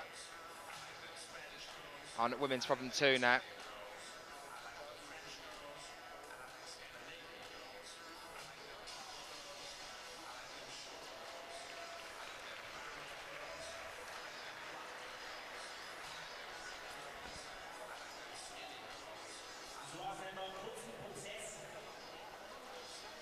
Kim Jae-in making very short work of A4. We've got Anna. She's so small, Kim Jae-in. It's kind of, I kind of feel like I keep missing her, but she's such a powerful climber. She is. Just look up those last holds and you'll see her hanging off them. She's always topping out on the boulders. And we saw her in the lead competitions as well. Also an extremely strong lead climber. Lead, which tends to be because they're larger moves. Because they're larger moves, you tend to see taller athletes in lead, I would imagine, for the reach. And everyone that I've met anyway. I mean, Sean McCall is a very competent lead climber, and he's not too tall. Yeah, it's a funny situation. I don't know what the ideal build is for climbers, especially in the comps. A lot of the route climbers used to be really quite short, I thought. Well, we've had the height things definitely played a part today, I think. I mean, B4 to me seemed that the compression there to get above the hourglass shapes that we saw in the men's one seemed to be easier for the smaller climbers. Obviously, you've got to hold it into your core, and if you're a taller climber, that's going to be difficult. And then for both A5 and B5, that stretch, obviously that was a lot easier for the taller climbers. Definitely, it comes and goes. I think sometimes it's good to be taller, sometimes it's better to be shorter. It depends on the boulder problems. And I guess in that regard, the bouldering can be a good one for both, because you've got 5 boulder problems that are never the same.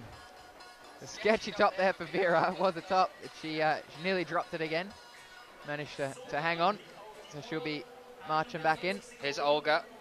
So ISO with a smile on. 1 minute 30 left on the clock. Olga Ayakuleva.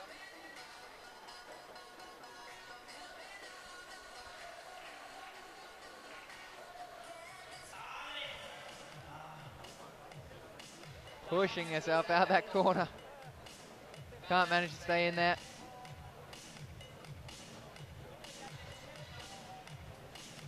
One minute 10 left here, so both athletes can make another attempt. Anne-Laurie, again, doesn't look very happy. No, she's not a very happy madam at the minute. And Law.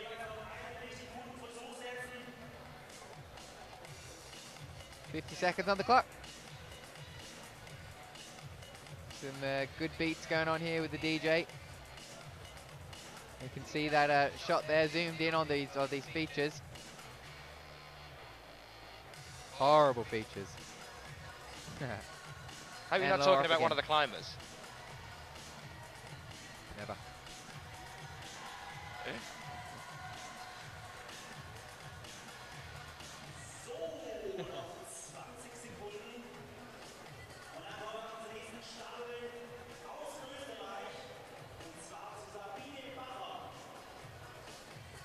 The sun's out again, shining down through this glass top roof on the crowd, which is still building. And that's a changeover. Comes Kata Serwine from Austria. Her last climb today, but she's being replaced by her teammate, Sabine Bakker, over on A1.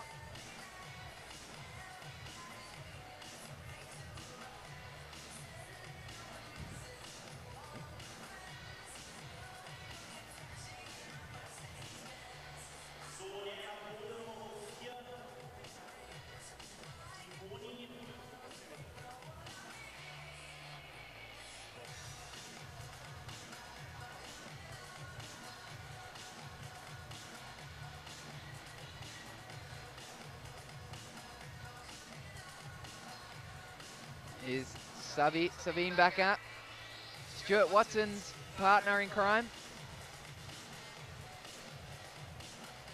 She's definitely going to be looking to match what he did earlier today. Definitely. Stuart had an amazing qualifying round.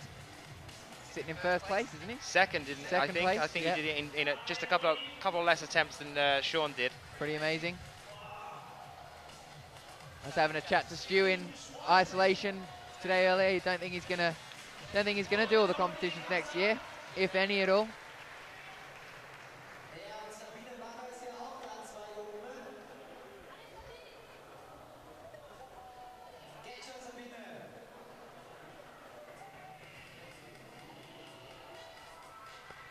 Got to put a bit of a shout out there to Mike, the producer. Just brought me over a nice beverage to enjoy this event. He has. Definitely not a Foster's. He has I hope bought. it's not a Foster's. He has bought you over a nice beverage, hasn't he? He has. That's really nice of him. I'm going to really enjoy this. He's bought you a lovely beverage. Absolutely. You're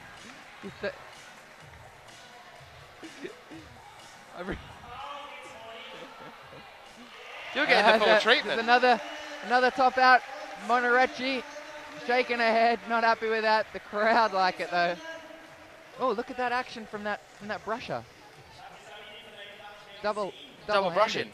Double brushing. So here's an update on the scores as they stand at the moment in the qualifications. Momoka Oda currently in first place with 5 tops in 7 attempts, 5 bonuses in 5 attempts. Melissa Leneve, who was in first, is still holding in second with 5 tops in 8 attempts and 5 bonuses in 7 attempts. Mina Markovic in third, 5 tops in 9 and 5 bonuses in 8 attempts. Melanie Sandoz in fourth, 5 tops in 12 attempts, 5 bonuses in 12 attempts. Alex Puccio, very pleased to see there, sitting in 5th place with 4 tops in 5 attempts and 5 bonuses in 6. Akira Noguchi underneath Alex Puccio, now down to 6th place, 4 tops in 7 attempts, 5 bonuses in 8. Anna Storr in 7th. Actually, no, Anna Storr's just moved to 8th because Katarina Salvin's just replaced her with 4 tops in 9 attempts, 5 bonuses in 7. So Katarina Salvin now sitting in 7th place. Anna Storr down to 8th with 4 tops in 11 attempts and 5 bonuses in 7 attempts.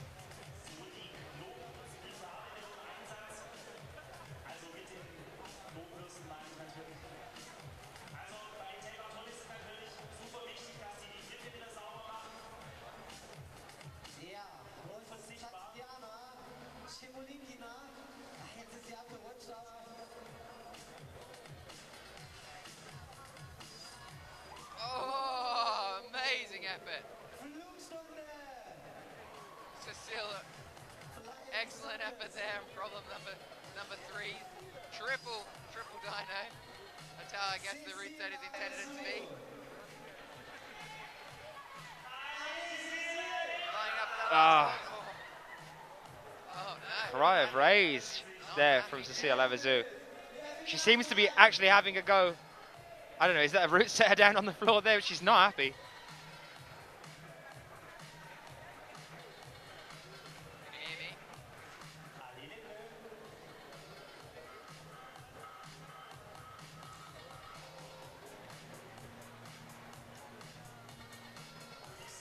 $30 seconds left on the clock. 25 seconds left. 23 seconds. Cecile throwing herself like mad at that double dyno, triple dyno.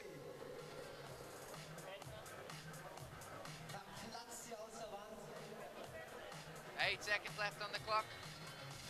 5, 4.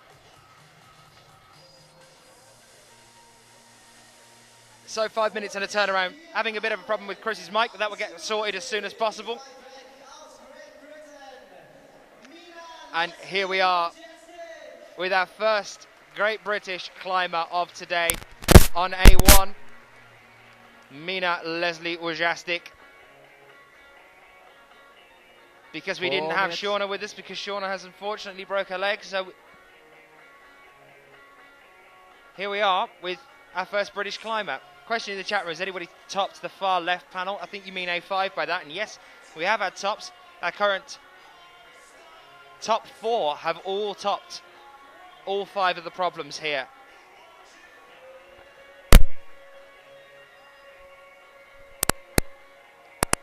I'm really liking these routes. I'm liking the split on A3 between some of the climbs that are going for that double dyno and some of them that are going for the direct route.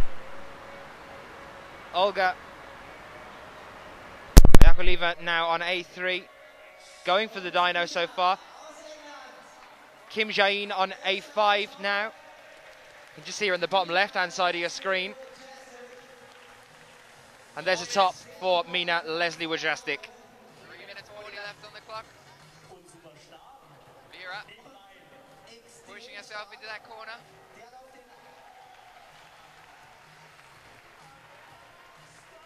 She's out of there.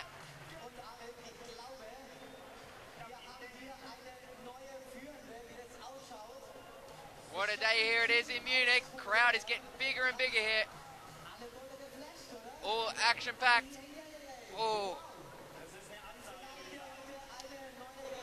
2 drops simultaneously there on A3 and on A4. It looks like with 3 minutes left on the clock, Anna Galiamova has left.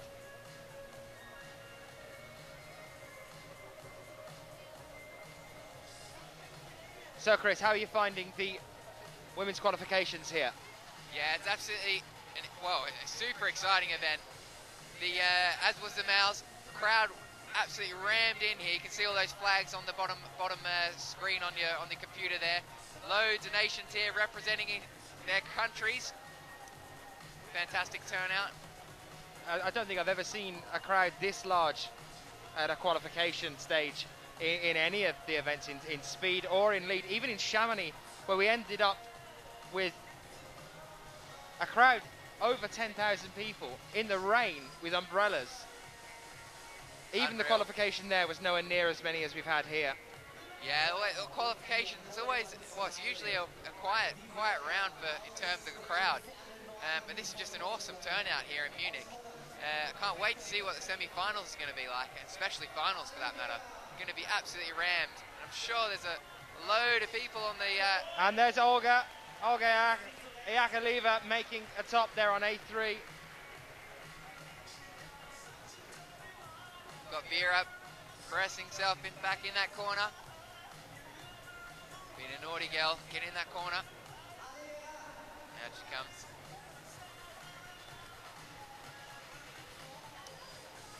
She is counting down that clock. She's got another attempt left in her. Vera, she spent a little bit of time in England recently, in Sheffield training, climbing works. She came over to hang out with Alex Puccio. They trained together for a week, climbed together for a week. Quite a similar climbing style, both very strong. Use a lot of their strength. Vera's trying to get the crowd behind her. Good show there from Vera. 1 minute left on the clock. She's going to make another attempt here.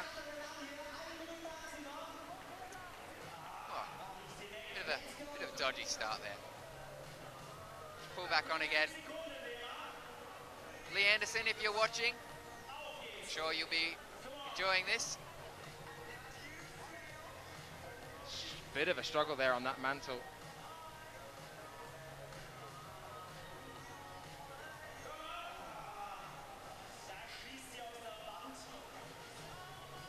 And off Vera goes. Definitely got a few fans back in Sheffield. One of which is Lee Anderson there. I'm sure he's watching. I imagine you're building up a few fans over in Sheffield at the moment, aren't you, Chris? A few fans. Fans all over the world, Dan. Fans all over the world. Oh, God, I think the fame is going to your head. How are you finding it over in Sheffield? Doing some stuff with the climbing stuff over there as well? It's great, Sheffield. Sheffield's amazing. Weather's fantastic. Non-stop sunshine. And it's brilliant. No, Sheffield's great. It's a good destination to train. Climbing gym's quite good there to train at. Well, very good. People are great. Talking about the climbing works? Climbing works, yep. Climbing works, fantastic to train out there. Quite good proximity to all the competitions over here. Easy to get out here and for the weekend and have a crack at one of the comps. Bit of a shout out there to Nick Brown.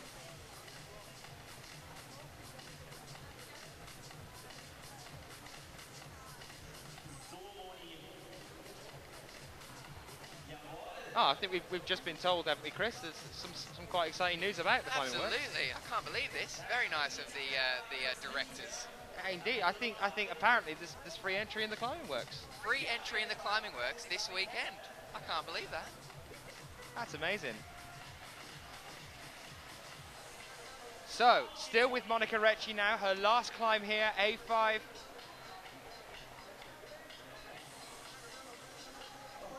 Monica just failing on A3 a moment ago, but she topped out on A4.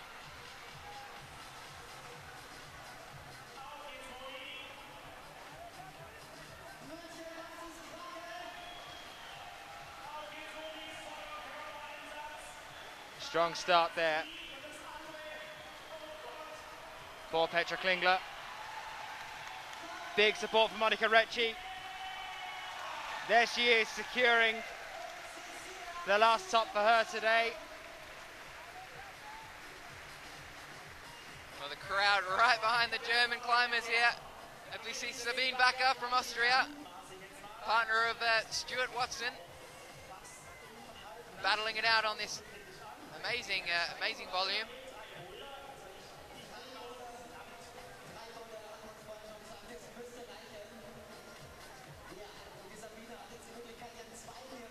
Just had another message come through, a bit of a shout out to Emma Roderick's mum.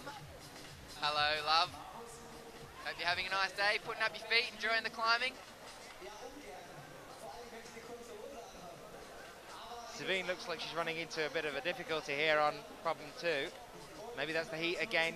Wall constantly being clean, but that slope off that bonus hold there is definitely causing some problems, because there is literally nothing else on the wall to get you onto the penultimate hold there. Yeah, as I said, the volumes, I know they're necessary, but they're a right horror show, especially in these conditions, to try and hold on to these volumes. Still 2 minutes on the clock, and it's just Sabine left out here now at the moment.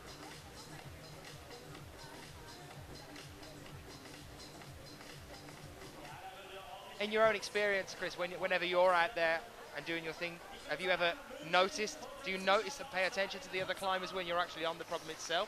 Is it a distraction at all? No, you do. I did see on problem, it was on the right-hand side actually, on the qualifying, the first qualifying group. On problem 3, one of the men nearly took out, well, there's a third problem, was a dyno, sideways dyno, and a lot of the guys nearly took out the climber that was on problem number 2. No one actually connected, but it was some really close moments there. I suppose with that swing out as well, that can be quite something to draw your attention. You Yeah, catch that in your peripheral vision. You know what the other climbers are doing, and you can't help but have a little sneak peek. At what's going on next year. It's not as bad as old Lance Armstrong. It's not cheating on that level, but you do have a little peek and see what's going on. Are we going to get onto that? That was the first thing you said to me yesterday when you turned up. Well, it's a disappointing moment there. Lance Armstrong, headline news: drugs cheat. Well, it's a big part of this sport as well. Dope tests. Don't know.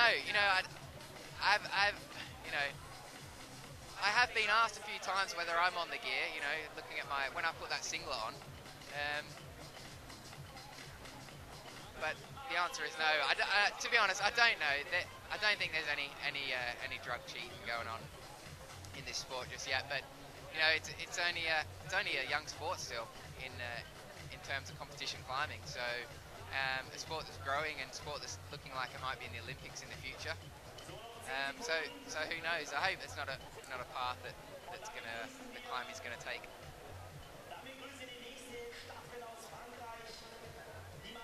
Well, we are back with our climbers. Anna Galiamova now next to Olga Yakovleva on A5 and A4.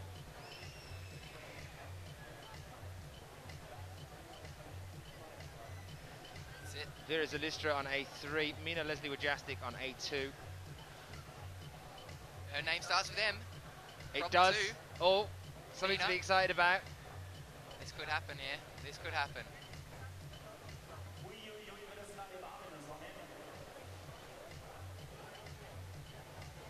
I've only seen a few girls do this problem number 2. all of them so far start with oh no, no they don't, not anymore. This They is what did. I mean about Start with him. Kim Jae-in. Have a look over at the qualification board at the moment, Chris. What does that say?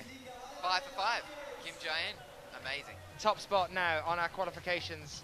Currently, Momoka Oda, well, she was 5 tops in 7 attempts, 5 bonuses in 5 attempts, has just been pipped to that first place position by Kim Jae-in with 5 tops in 5 attempts and 5 bonuses in 5 attempts. A perfect run, just like we saw Jane Kruder do of Slovenia earlier today in the men's. Yep, yep. He's really come into the limelight recently. Jonas Kruder absolutely killed it here in Munich. Though I did say to him earlier, I'm missing the hand-shaped haircut. I know it needs a bit of flair climbing. It does need something back, doesn't it? But on that same subject, I have to go on to the subject of your mullet and its disappearance. What's going on? It has disappeared. I don't know. It was getting a bit popular. I've got to think of something else now. Were you worried that the mullet was more popular than you? I know. Well, Were you I'm worried a that's leader, where the not a fame? follower, You're a see. leader. Yeah. Well, technically, you were in front of the mullet. It was trailing behind you, so that's. It was. Rustam has a mullet, and he's a genius on the wall. He is. He is. He's He's a amazing. machine. I do like the mullet. I might have to bring it back. We'll see. Do you ever have a funny moment with Rustam when he stares at you across a crowded room and just looks at you because you used to have a mullet? It's a wink. We give each other a wink. Oh, that's nice. Nice haircut. 2 minutes 40 left on the clock. There is Alistra still on A3. Both Russian athletes have finished now, though, on A4 and A5. Spot of lightning there in the background as Vera comes crashing down. Would have been a grand photo, that. Do you actually mean that? Because I can only see blue sky. No, they're out that way. It was just behind Vera on A3 there. There was a splash of lightning in the There sky. are rumours for the storm coming in tomorrow. And that could be a problem. Nearly staticked it. Amazing. Bit of a shout out for our brushers there, working hard. Giving those holds a jolly good scrub. Getting clean for the next competitor to come out. All the holes need to be scrubbed there.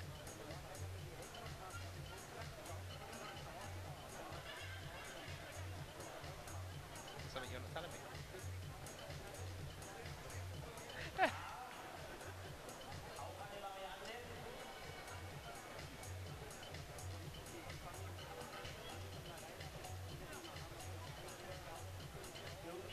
There you can see the results on the board there. As we all back our eyes on Vera.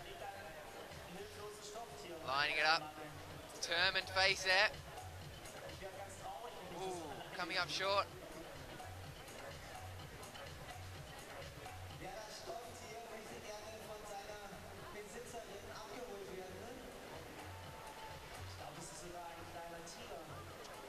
Who have we got here for the French team on problem number 1? Oh, coming up short. How about Jinxter? Manon? Chepet? Am I pronouncing that right? Chapet, I think. I would say. I think Sheila's in the chat room. Sheila, are you going to come up and correct me on my pronunciation, or are you happy with it? Pronunciation? Don't say pronunciation. It's got to Pronunciation? Pronunciation. Pronunciation. Is croissant? Croissant or croissant? Croissant. How do you say croissant? Croissant. Croissant. There we go. Croissant. Anyway, back with Vera. 22 seconds. Ooh, just coming up short. She hadn't spotted that direct method. She wants that bonus hold. Ooh, coming up short again. Leanne. Still going for it. Where are you?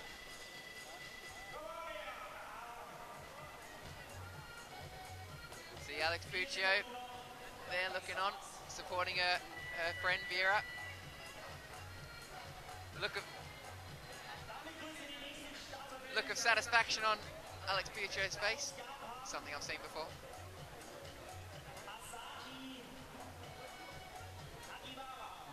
I'm not sure what just happened, Chris.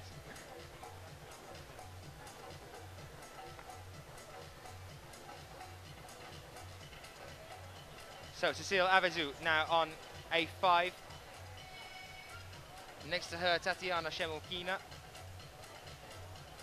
Sabine Bacher now on A3. And next, Japanese athlete as well, Asaki Hagawara, now out on A1.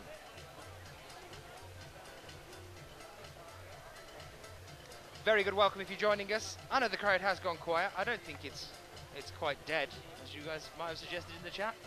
I think it's due to the fact that there's such a high caliber of climbing going on here that they're all just a bit silent, waiting to see what happens. And the other thing is that there's currently no German athletes on the wall. And you are guaranteed for a home crowd to pick up as soon as one of their own athletes comes out.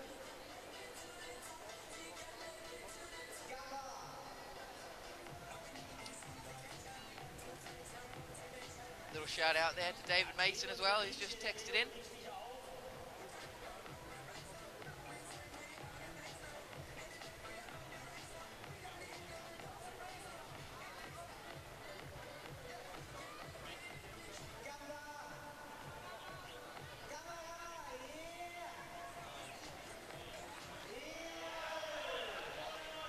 Sabine Bakker making it onto the bonus hold on A3 already.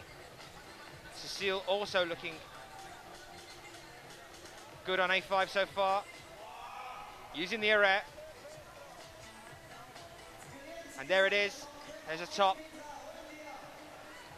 for Cecile.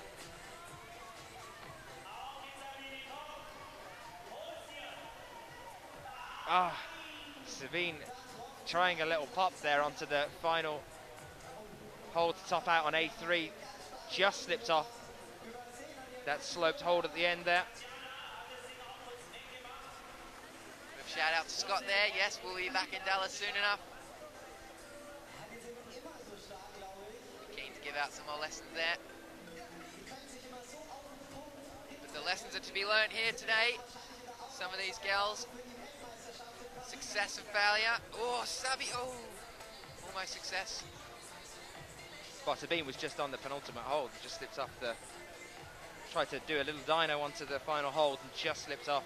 Looked like she was going to take that then. Yeah, unlucky. Those holds must be getting a lot of chalk and sweat on them now. Look at this, look at the results there. Anna Storr back to 10th already. It's the amount of attempts, I think, there. The four tops in 11 attempts, 5 bonuses in 7. That's knocked her down to 10th place. Sabi sticks to dyno. Stepping down, huge step down. Also got Vera Zalistra over on women's problem 2 now. Oh, look at that, A+ for flexibility there from Sabi. That's 2 tops there for Petra Klingler. Whoa, and there's Sabine Bakker doing exactly the same thing.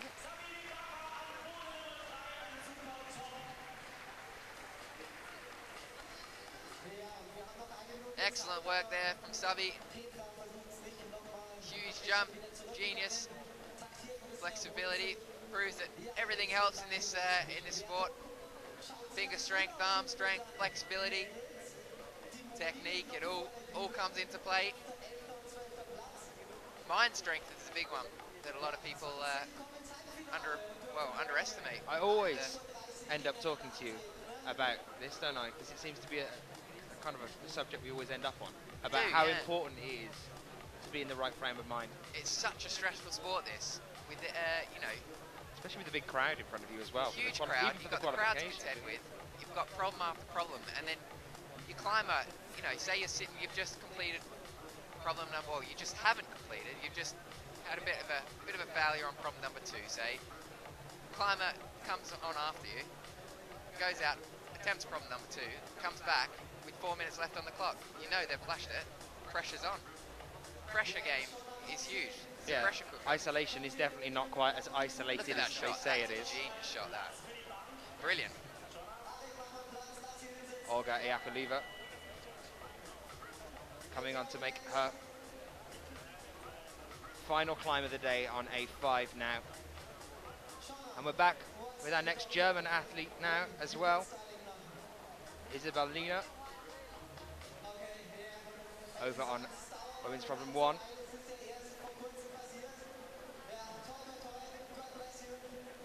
Said someone saying, am I doing Battle of the Britain at the depot again this year? Maybe, we'll see how we go. I think I'm going to have a bit of a break from the competitions for a little while. And then we'll see if I do them next year or not. Yet to decide. Going to get back to the rock climbing for a little bit.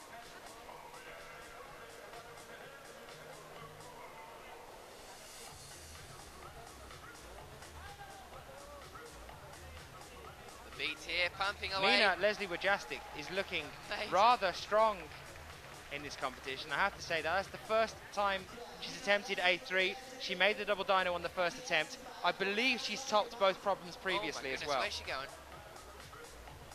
She's thinking about going high there. That's all right.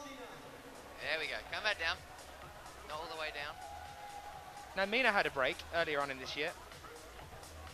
She did. I think it was Vienna she didn't do. Yeah, had a little break, reset the mind, and But she's looking proved to work. strong. She's looking like she's in the right mindset at the moment. She was another one in the Adidas Rockstars in Stuttgart a couple of weekends ago in the finals. A place she's not too familiar with, but definitely looking like she's in contention again here today to make the final again. Yeah, and it'll be great. She works extremely hard with her training, really puts a lot of effort in, so it'll be great to see her in the final here in Munich. That was Isabel Leiner topping out on A1. Still with Manon Chavet on women's problem 2. There is a list just now over onto A4. And we're still with Olga Iakoliva on A5. But yet again, the qualifications have changed, and now in second place is Anna Galiamova with 5 tops in 6 attempts and 5 bonuses in 5. Kim Jae-in still sitting at the top of that leaderboard at the moment with 5 tops in 5 attempts and 5 bonuses in 5. Momoka Oda in third at the moment with 5 tops in 7, 5 bonuses in 5.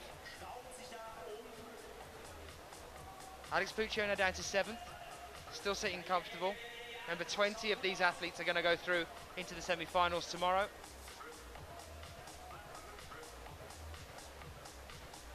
Akio Noguchi all the way down in 8th there.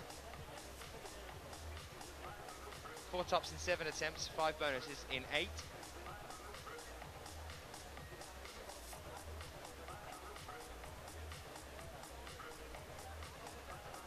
So just 20 from our 51 here with the women's making it through to the semi-finals tomorrow. There was Olga Iakoliva topping out on A5.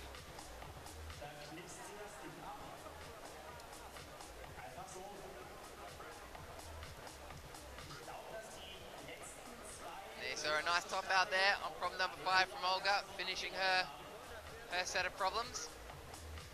Anna Storr all the way down to 10th. She's already halfway down in the amount that are going through into the semi-finals.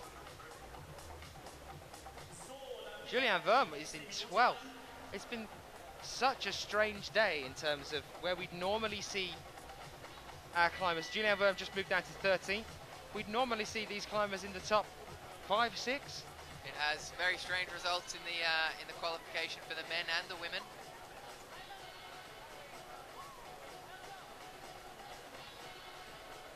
Still 2 climbers left on the wall. Vera Zalistra with 35 seconds left on the clock.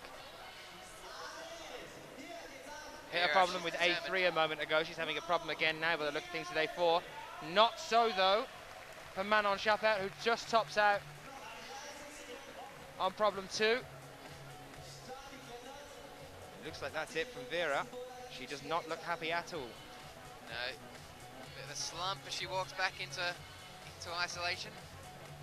Not looking too happy there at all. 5 seconds on the clock, and we'll see our next climbers come out.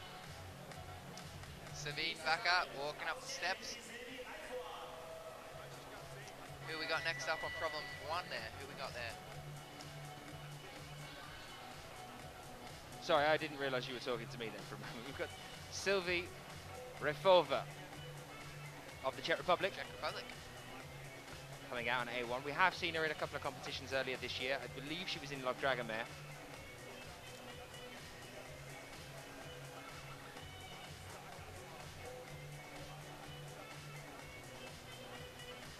Saki Hagawara, the girl with the crazy hair, over on problem 2 now.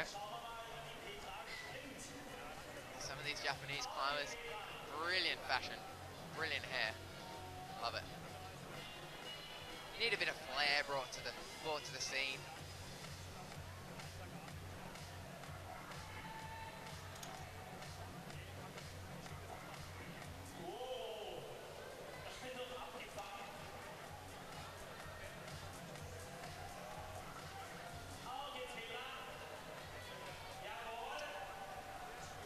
Jawohl, yells the commentator. What have we got there? Is it Petra going direct? Yep, that is. Problem number 3. She's topped every problem so far, Petra Klingler.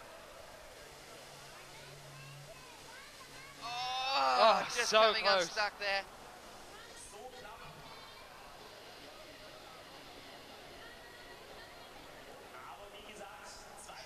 Got problem number 1 there. Sylvie from Czech Republic, making it look easy. Saki Hagawara up onto the bonus hold on women's problem 2 now. Sabine back up. A couple of sisters who climb as well. Sabine, it's in her family, live in the Ottertal Valley. Brilliant little training venue that they've made themselves there. Quite a venue indeed. Amazing amount of holds on the walls and some amazing walls that their fathers built for them. And all the families into climbing. We did see Barbara at one of the bouldering events. I think that might have been Log Dragon Mare as well, earlier this year.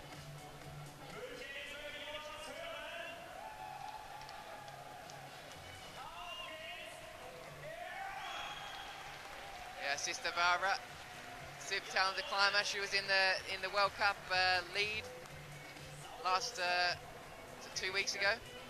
Say now, definitely one to watch out for. Petra Klingler is looking rather strong in this competition at the moment. She's looking exceptionally strong today. 2 attempts on A3. I believe the other 2 were flashes. It's going to be interesting to see where she comes in after attempting 4 and 5.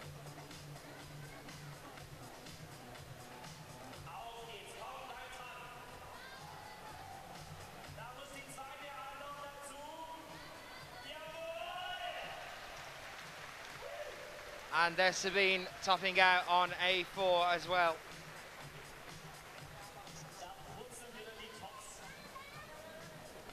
And Asaki there, slipping off of that greasy volume on problem number 2.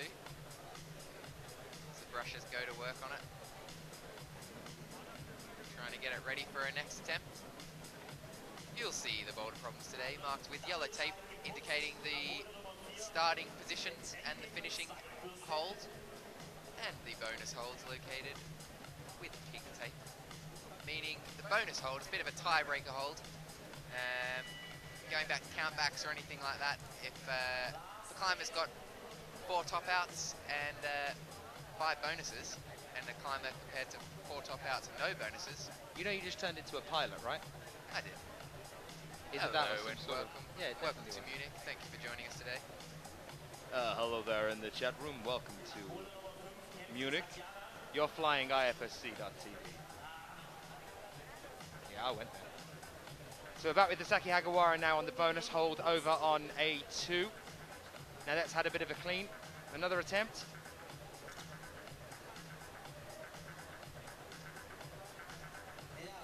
You're on the chat room there. Give us some names. We'll try and do some impersonations for you. Dan's really good at that. Don't set me up to fail. Never would I do such a thing. 3 seconds left on the clock. Seems like Asaki has run into a bit of a problem on that bonus hold there. Quite a few of the climbers not quite sure exactly how to get around that volume. It's such an awkward place.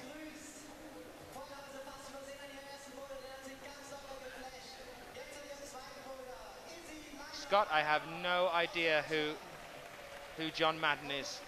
Who is John Madden?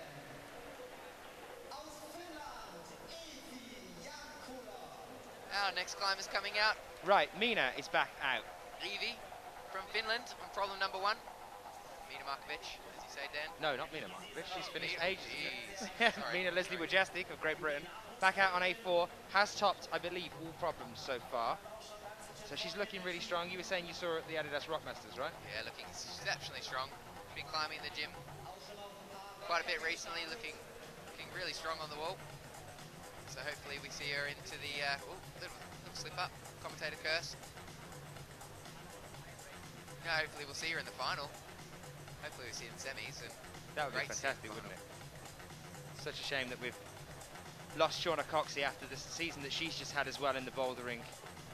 Really looking forward to that. She is here in the hope that if we do see her holding on to one of those top 3 places in the overall rankings this year, that she will be able to hobble up on stage even with the broken leg and give us a wave and accept a reward. Oh, a huge all-out dyno there from number 3, just coming up short.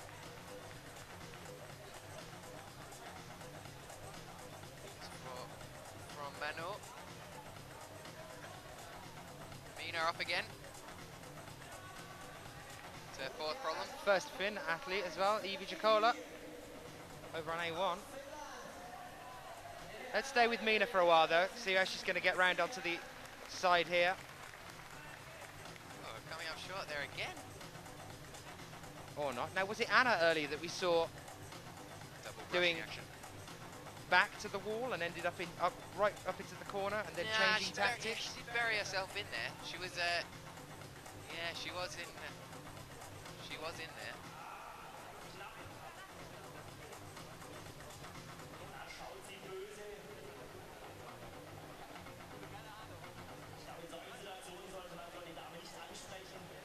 Mina again.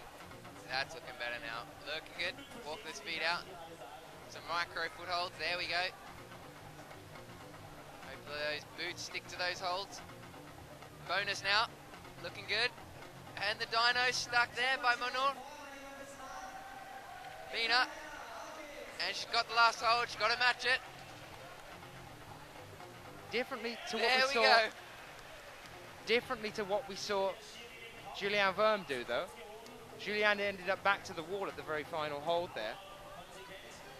Did they not give her that? Have they not given her that? I'm not sure whether they've given Mina that. They haven't given that to her. It looked like the second hand only went on for a split second. I don't know whether my goodness. they obviously not felt like she Yeah, they secured it enough. Yeah, they did it to Eula Worm and to her home crowd, so they've given it to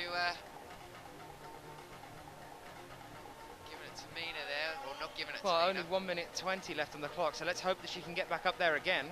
Vera, off she goes again. Surely Anderson will be watching back in Sheffield. Lee Anderson, the boon speed of Sheffield. Mammon Chapet on A3 though, not a problem for her. She's just topped out there on A3.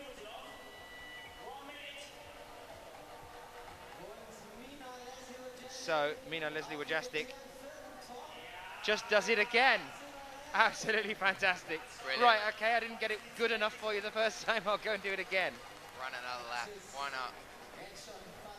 I'm quite excited to see whether we see her through to the semis and into the Yeah, I finals. hope we do. Yeah, she's worked really hard.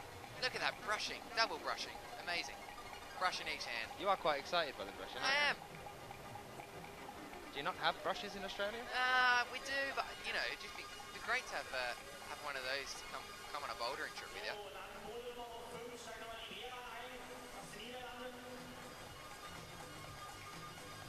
Ooh, Vera, not looking happy. 10 seconds on the clock. She'll pull the pin there. Look, bigger brushes, Chris. Bigger brushes. Bigger stick brushes. Stick brushes.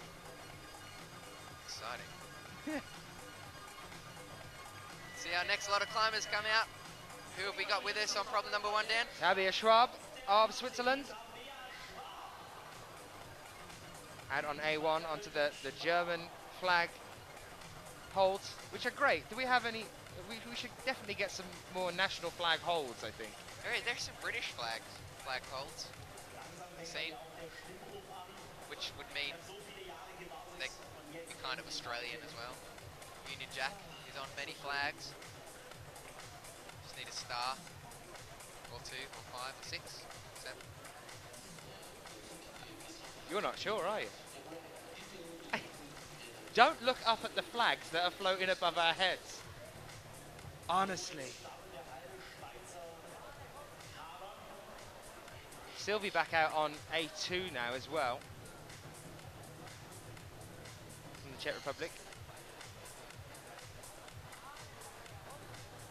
Saki Hagawara trying to push up On A3, Asaki Hagiwara doing the direct route as well on A3. Do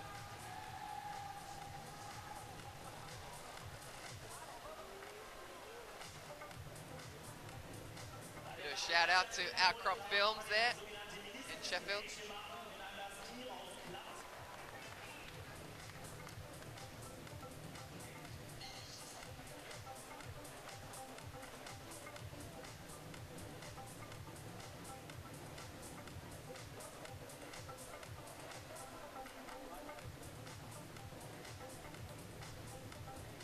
Thanks, Gaza. You've been with us all day, supporting the Aussies.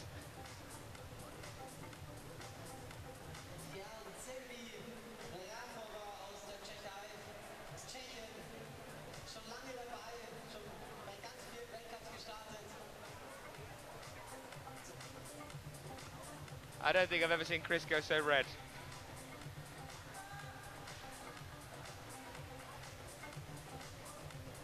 So Petra Klingler's back out on A4. 2 minutes 45 roughly on the clock now.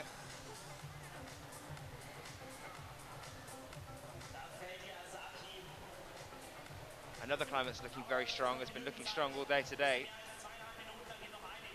No, Marissa, we have unfortunately lost James Kasey. Actually, James was in the chat room with you guys earlier today. James Kasey hasn't competed here. He's gone back over to Wales, has he not, Chris? Back in Oz, yeah, looking after business. Unfortunately, some of us have to work. Gaza beat you to that one as well there, Chris.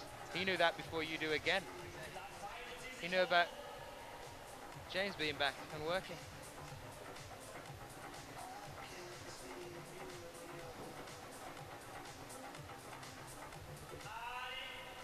Interesting tactic here. Petra, oh my goodness. It did look a bit awkward though, didn't it? Yeah, man, that hole must be getting seriously greasy now.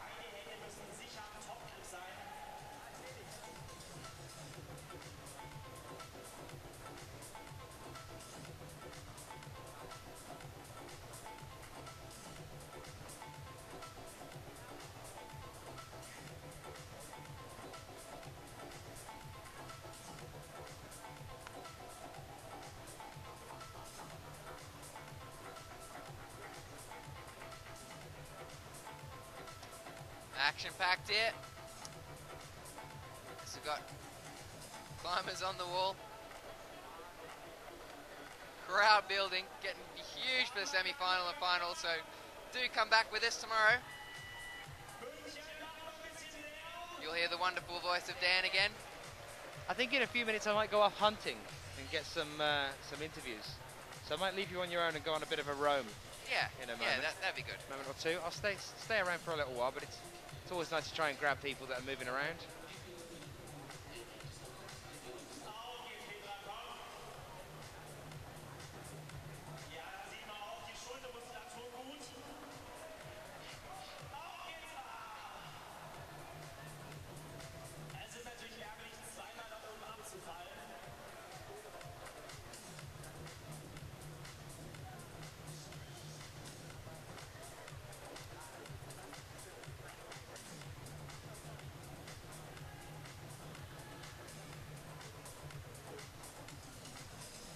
Saki just coming up short there again on problem number 3. She's going to be calling it quits and heading back into isolation as we've got our next climbers coming out. All eyes there on Mina, Leslie Wajastik, local of Sheffield. That is a good point in the chat room there from Graham. Any requests for interviews? That's Graham Alderson in the chat room with you guys. IFSC technical delegate, and he's around with us as well. So any requests for interviews, do get them in. Graham, I think, is going to be doing some roaming for me to try and find some people.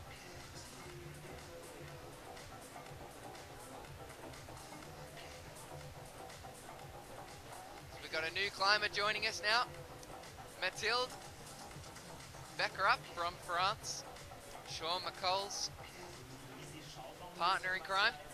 She's from France. Sean McCall currently living with her in Toulouse, in France.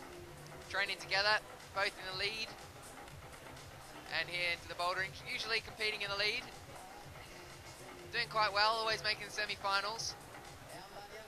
just coming up short of making finals, but always a strong contender. Here she is, pushing out this mantle, this desperate mantle on problem number 1 on these German holds, opting for the knee. As eyes on Mina here on your screen, battling it out on problem number 5. Can she do it? Oh, looking good. Looking good. Come on, Mina. Mathilde, top for Mathilde on problem number 1. Oh, she's still struggling. Eyes on Mina. Eyes on Mathilde. Eyes on everyone. Where do we look? It's like watching tennis. Action-packed. There she is, there she is. Oh, desperate. Unbelievable, she's out of there. Had one hand on the Mina final needs hold. to start using the arete, and she's just got a left hand on it. She's trying to go straight for the final hold. Mina's looking so strong. This is fantastic. She's earned herself a spot in the semi-finals, I would say, with that. Absolutely fantastic climbing all the way through there. Just pause for a second, bless her, to go over to the judge there and just say, look, is that all right? I know I did the top earlier that you maybe do it again. That was a top, right? Maybe being a bit cheeky there. Is that one all right? I thought the last one was all right, so. That's the British irony. She's done 6 boulders there. Strong qualification round. 6 for Mina. boulders? 6 boulders. She's done 6. Well, she did number 4 twice, didn't she? Oh, I see what you mean. Yeah. Awesome job there from Mina. Thank you, Marissa, in the chat room. Natalie Berry, yes, Mina. Good support there for Mina. Kim Puccio, Alex Puccio's mum. Wow, Mina, awesome job. Oh, it's more like, wow, Mina, awesome job. That wasn't bad for an Australian accent, I thought. Yeah, it's a good Australian accent. Yeah.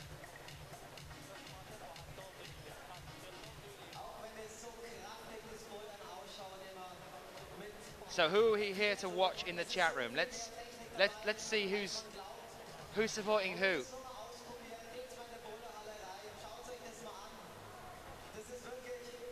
Your support coming in on the chat room. We will pass some of these comments on to the competitors.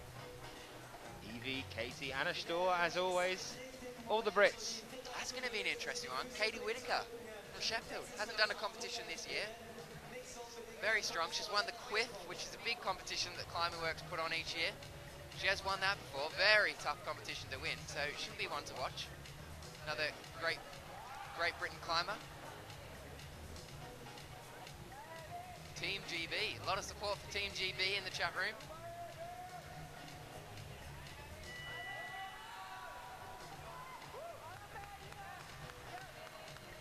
Interview with Mina. Would be good to get an interview with Mina, wouldn't it? We'll have a lot more interviews for you in the semi-finals round. That'll be on tomorrow if you join us then. Semi-final and finals, that's where Dan will have the interviews flowing for you. That's my sport. Athlete hunting. Athlete hunting. I've taken it up. I'm the hunter, you're the... That's true, actually, isn't it? Yeah, you're... I deliver the finishing blow. Yeah. I let you do the hard work, yeah? Double team it. Oh, God, you have to always lower the standard. Aussies, what can you do with them?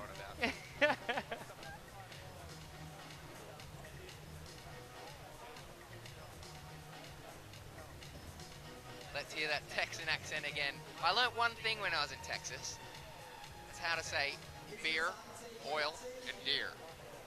That's good. Beer, oil, and deer. Beer, oil, and deer. Deer. Deer. I learned they were the 3 important things. Anyway, back with the most important thing today. It's qualification round. And another German athlete, I will add, Jana Muller, comes out.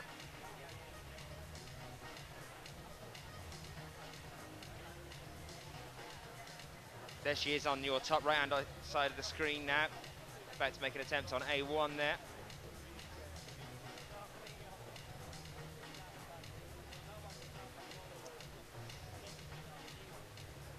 Fresh batch of climbers again. Who have we got? Who have we got with us? Jana Muller.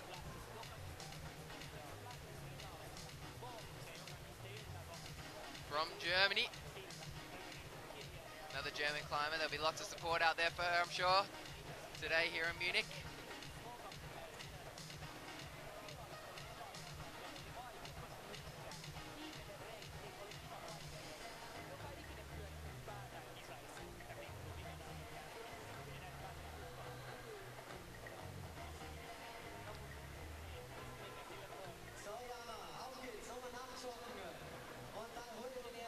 Anna, the German, got the bonus, looking for that top on these German holds. German coloured holds. Colours of the flag.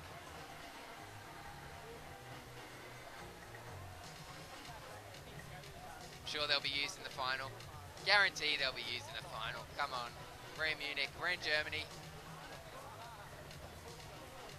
There's a top out here, maybe. For Asaki. From Japan. Wrestling, got to get that weight down low on that hold. There, she's doing it there. Oh, she's out of there. They're not going to give her that. Close, but no cigar. No fat lady singing yet.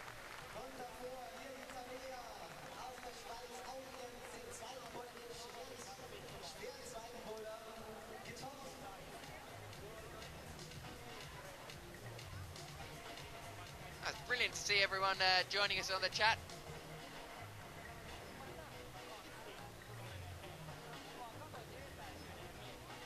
Keep some questions coming into us. I think Dan's just having a run off to try and find some people to talk to for you.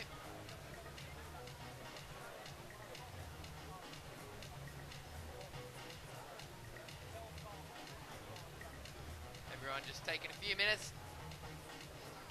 Quick shakeouts of the arms, get that lactic acid gone.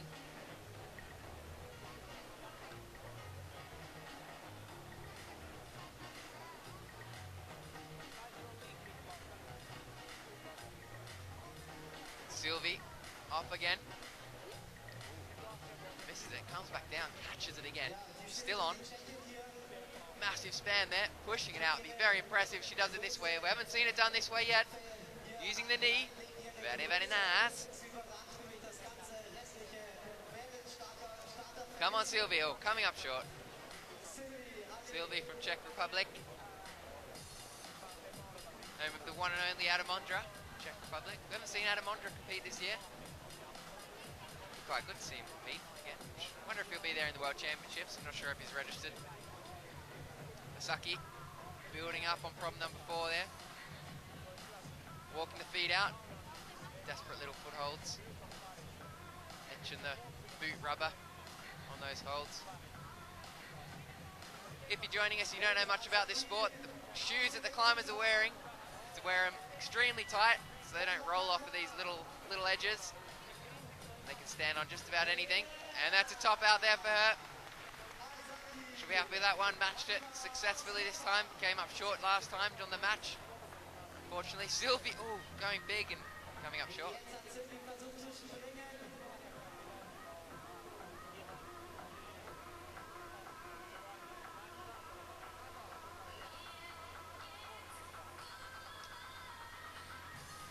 All eyes here on Petra.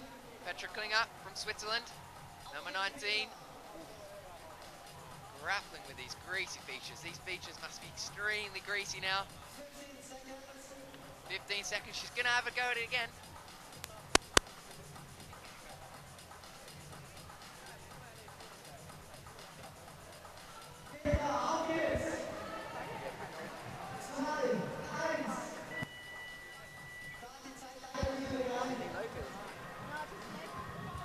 I'm going to have to interrupt Chris for just a moment there, because I have actually been off hunting, Chris. Usually you're the one out on the field. What's going on? Why aren't you out in the field, Chris? Well, I'm not playing the field anymore, Dan. Something I've retired from. It's Puccia, she's gotten to you. I have managed to track down Anna Storr. Anna, how are you feeling? I'm good, thank you. Just good? Yeah, I mean, it definitely wasn't the best qualification round, but I'm still satisfied with it. I hope I'll make it to semis, and then, yeah, everything can happen. Well, we're 4 tops in 11 attempts, aren't we? Is that where we're at the moment? That's not a bad run, I don't think. No, it was all right. I just got really pumped, and yeah. What's the one that stumped you? What was it about the one that stumped you? The second one really bugged me, in fact. I couldn't get up, and yeah, I don't know how to do it, but it's still, I think the boulders were fun, and yeah, I had a good time climbing it. So, are you looking forward? I mean, hopefully we're going to see you in the semis and stuff. How are you feeling about the overall World Cup ranking, knowing where you stand at the moment? You must be pretty pumped about that, right? Yeah, I mean, it's amazing. I could just chill out for the overall, which is great. And yeah, I still hope that I can do my best here in Munich and that, yeah, make it to semis, and then we'll see what's going to happen. We're definitely going to see you for the World Championships in Paris though, right? Oh yes, for sure. I'm really motivated for Paris. They had a great competition in 2008 and I'm looking forward to go there again. Can you tell me about how Kilian is feeling? I hate to ask, and I know I hate to be the person to ask it, but how is Kilian feeling after this morning? I think you should ask himself. I'm not the one to tell you. I think Kilian would come after me somewhere. I don't want to go there. I mean, obviously he had a bad qualification run. It was just one attempt. It came down to one attempt. I mean, he started wrong on the first boulder, and that's how fast he got kicked out. What have you been doing in the break between Vale and now? I mean, have you been off on rock or anything? Yeah, we went to Australia and we just came back a week ago. So we got to get used to the plastic again. But yeah, we had an awesome trip, and now it's back onto training, back to plastic, and then we're really looking forward to Paris. Can you tell me about any of the places out in Australia you went and visited? I mean, Chris as well, you know, is well versed in Australian bouldering. But for you, anything that really was like a peak of the trip for you? Yeah, we used Chris's guidebook, which is amazing, by the way. Everyone should get it because it's a really handy book, and we bouldered and route climbed in the Grampians, which is an amazing area. It's red sandstone, it's just beautiful. Did you get Chris to sign a copy? No, but I will get it for sure. I'll definitely get you the autograph for Chris, definitely. Thank you. I appreciate it. So what about the competition that we've seen here today as well with some of the female athletes? It seems that there's so many strong female competitors nowadays. It just seems to have kind of come from nowhere that it's just become an extremely close sport. Yeah, for sure. There are lots of strong climbers. And for me, it's not out of nowhere because the girls are all really strong and that the field is really tense. But yeah, we'll see who will make it to finals and who will go on to semi-finals. So it'll be an exciting comp for sure. I really hope that we'll see you all the way through to the finals, because then I get to chat to you more. So thanks very much for talking to us, Anne. Thank you. Thank you.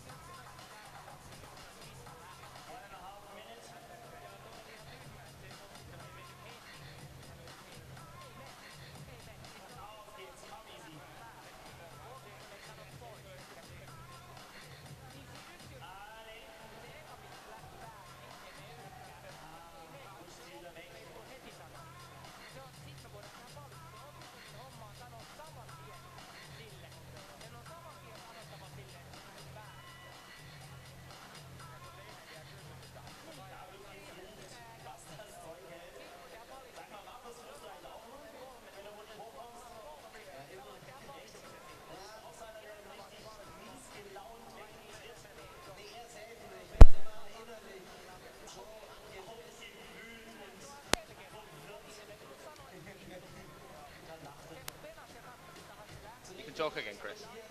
Hello, and we're back. Little interview there for you with Anna Stohr, current world champion.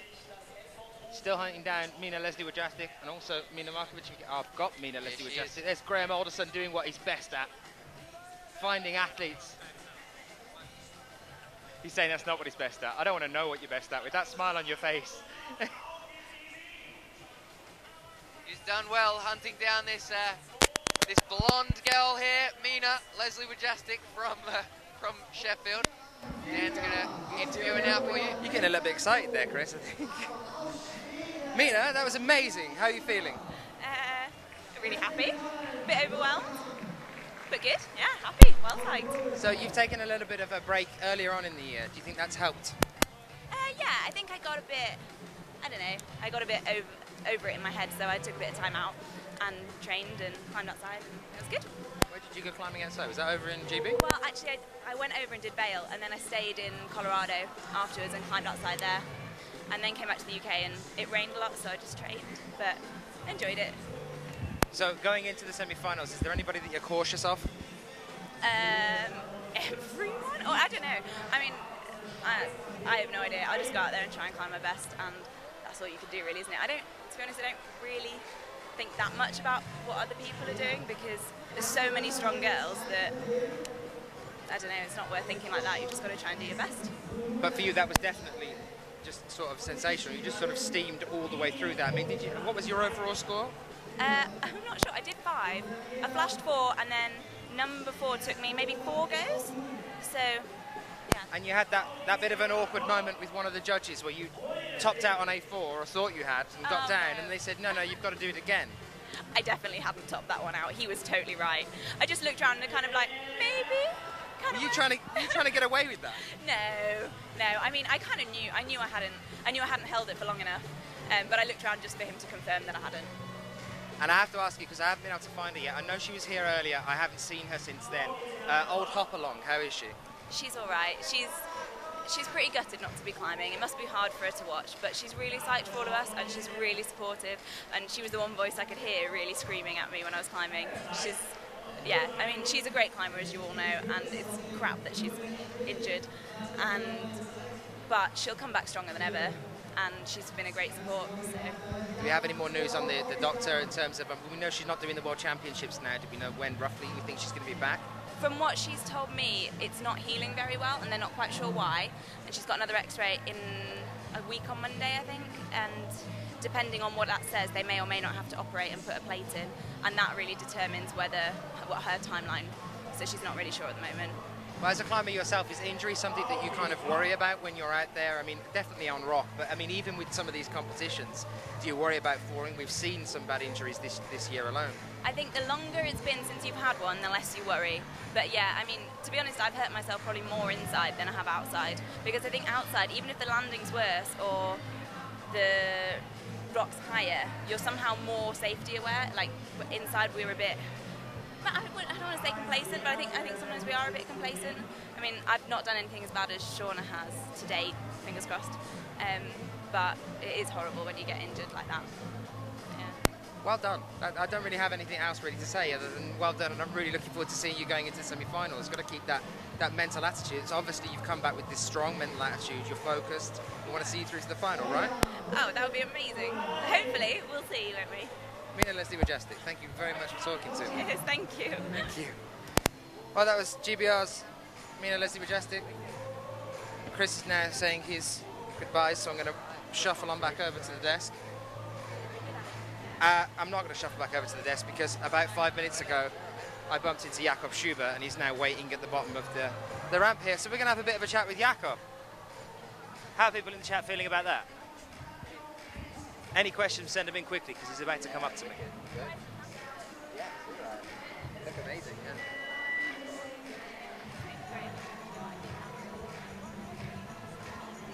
yeah. Okay, I am now joined. Mina, can I shuffle around the side of you? Oh, yeah, you go and you put yourself there. There we go. Jakob. Hey man, what's up?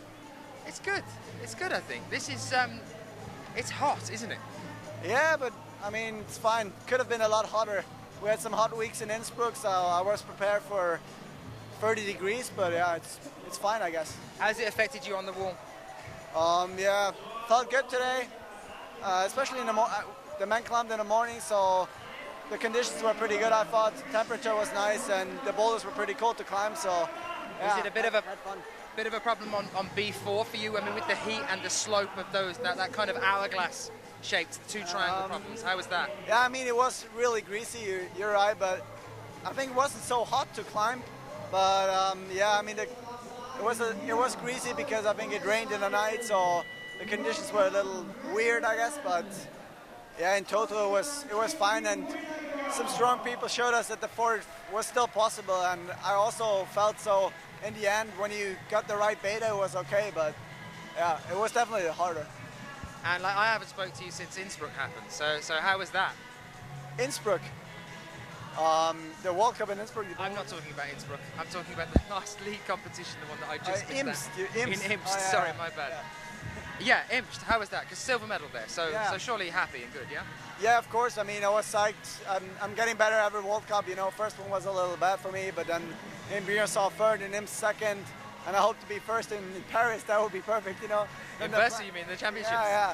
Then the plan will work out perfectly. Yeah, but, just keep climbing. climbing. Yeah, exactly. But yeah, it was a great event in Imst. I really enjoyed it. Of course, in the end, I was a little disappointed not being first. Still, I'm still waiting for my first victory in lead, and I really wanted to have it finally, you know. But I mean, I just didn't climb really well in the final, so I guess I didn't earn it. But I hope next time. How's the switch between bouldering and coming onto lead? You've done a lot of that all the way through this year because you're doing both competitions simultaneously. I mean, is it a shock to the system having to switch so quickly?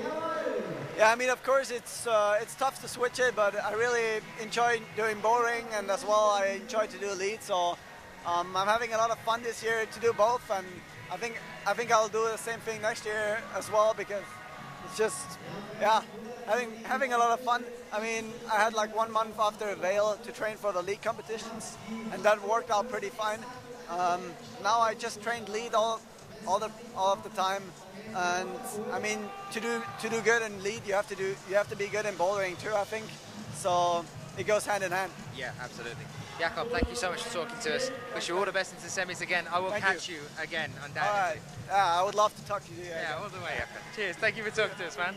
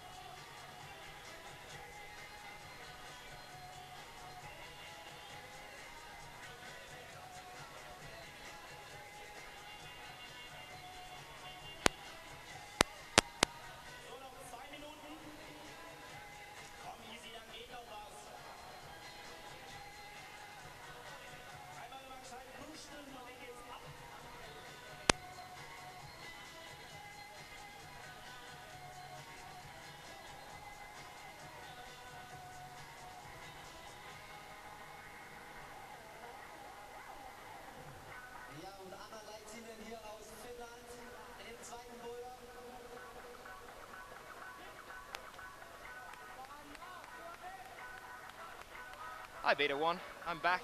So Beta 1, yeah, usually we do, and we will of course do that into the semi-finals and into the finals, but with so much climbing still going on from the female athletes on the wall, it's just sometimes nice to have just the voice in the background. But of course, as we go into the semi-finals and into the finals, we will definitely get you some on-screen interviews. We had some this morning for the men's, and we'll do the same thing undoubtedly as we move through the rest of this competition here.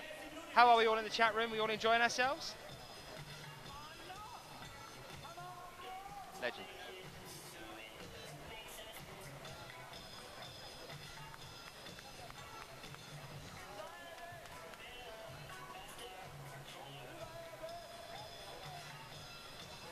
This is the point where I like you guys to update me on what's happened, because I've been doing off doing interviews and stuff and having a chat to other people. Anything exciting happened while I was gone?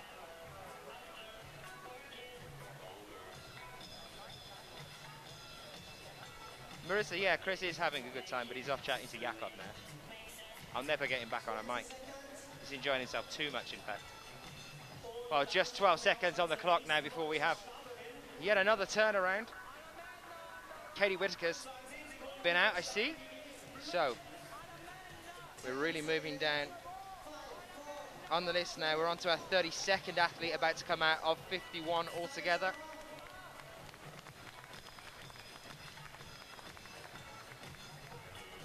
I'm disappointed to hear. I'm not surprised though. I'm disappointed but not surprised that London is reigning. Larry, nice to see you back with us.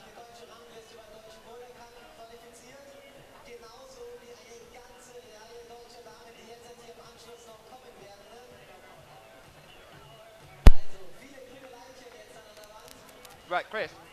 I'm back. Listen, the mother-in-law's been on the phone. Right. Do you think it's about time you start doing league competitions in Paris? Lead? Yeah. Lead's a different ball game. No, I'm not.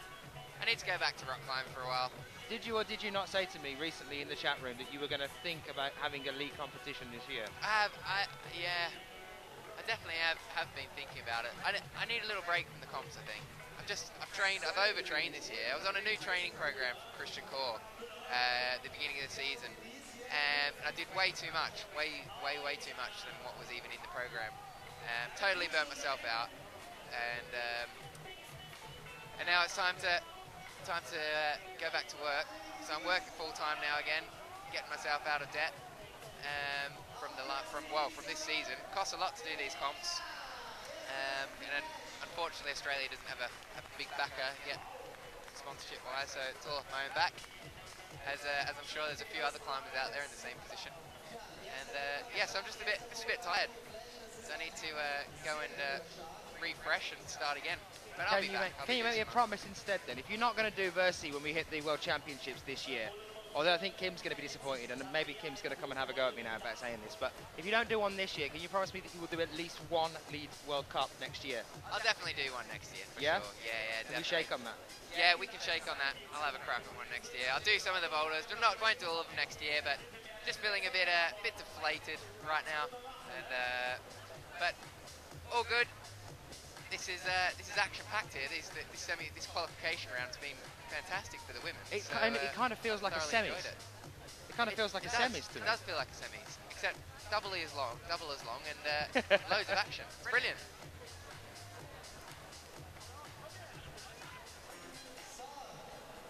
Where can you see the male scores? You can get onto ifsc-climbing.org, and they're all updated on there. You can see who's going to be part of our 20 climbers that are through to the qualification, the semi-finals round tomorrow morning. We've had the shock horror of Kilian Verschuben not making it through to the semi-finals, which I think I'm still in some sort of aftershock about.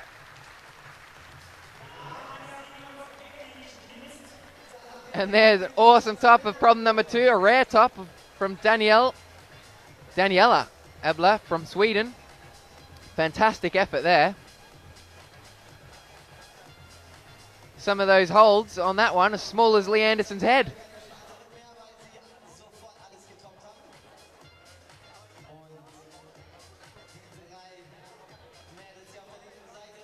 Lee Anderson has got a really small head. I know. So Sylvie's making her last climb of the day on A5 now of the Czech Republic. We don't see many from the Czech Republic all that often. I'd like to see more, I think. Yeah, but Adam's stopped competing this year, hasn't he? He's saving himself up for the World Championships and on rock. Is he in the World Championships? Apparently so. I mean, that's as the rumour goes. He must be. We could check online, couldn't we? But if you are online there, have a quick look for us. Let us know on the chat. Is Adam Ondra entered in the World Champs?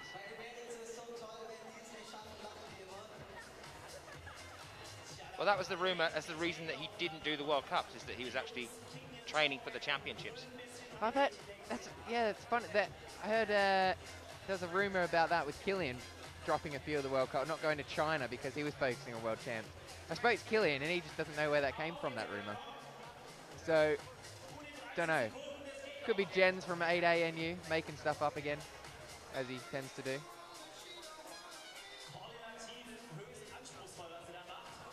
Katie Witt, problem number 2 next. Successful for her on problem number 1.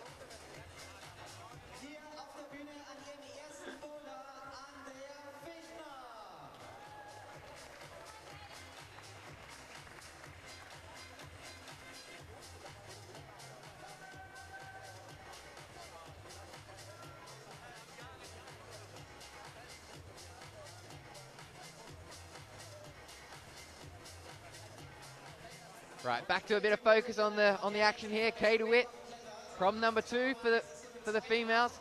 Katie Witt from Great Britain, local Sheffield climber. No slouch, that's for sure. Andrea Fichtner as well of Germany. Look at that. On the top right-hand side of your screen.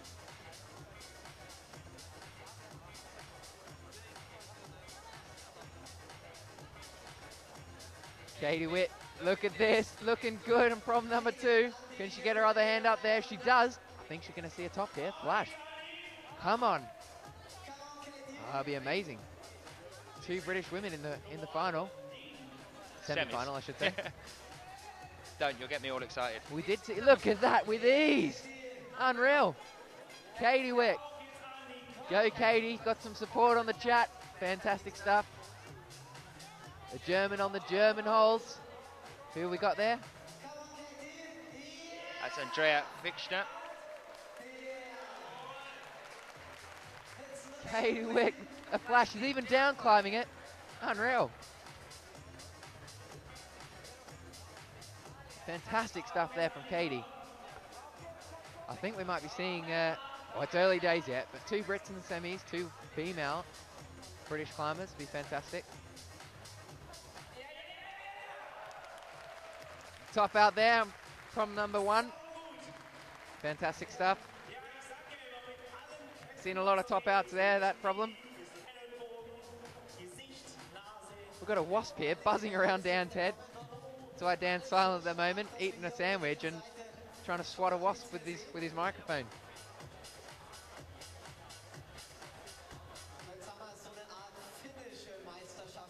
Mathilde from France. Still battling away, halfway through her time.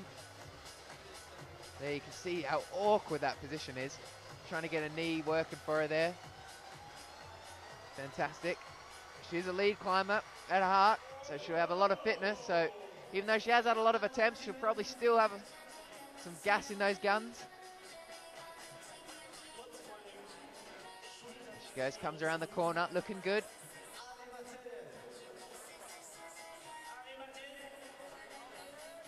Mathilde looking good for the top here. We've seen a few people drop this last hold though. Can she stay on? Can she stick it? Yes, she can. Come on. No time for joking here, all seriousness. 2 hands on that. Ooh, ooh, ooh. Come on, Mathilde. Oh, she's out of there. Unreal. Unreal, not in the good sense.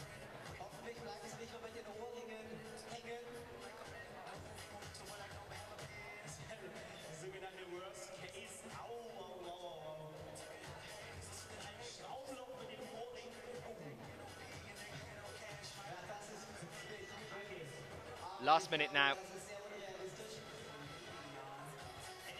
2 Finns on the wall. And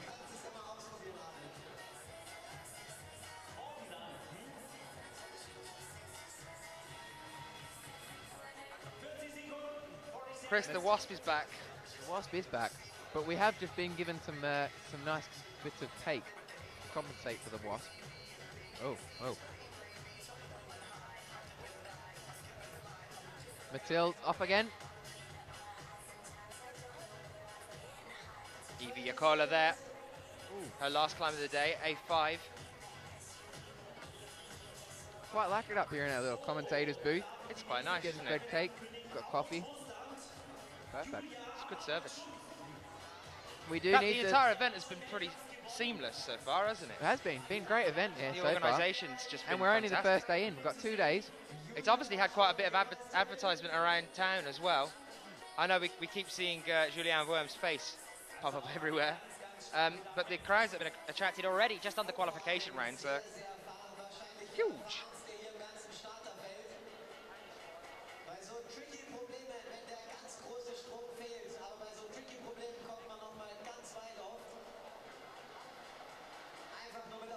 Graham Alderson, you don't get any cake up here, mate. Just not in the booth, mate.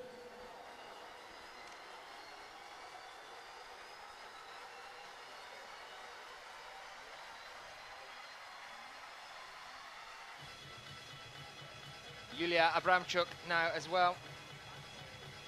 Coming out to start the first climb here. We're on to our 34th climber of 51. I did tell you it was going to be a long haul. I hope you've all got donuts and cake.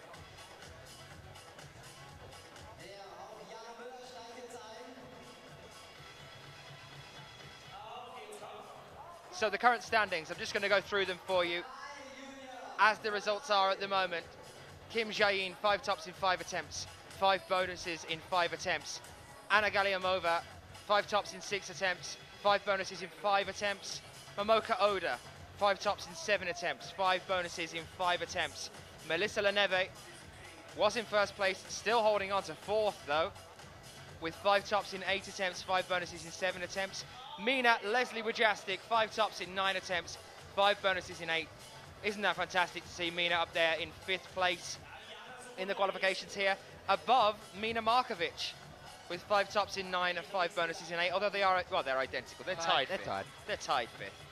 Good. It's just above both Minas tied. Yeah, both Minas are tied. There you go. And then Melanie Sandoz underneath them with 5 tops in 12 attempts and 5 bonuses in 12 attempts. Alex Puccio there, still in 8th with 4 tops in 5 attempts, 5 bonuses in 6 attempts. Here we go. Daniela, she's spotted the direct method.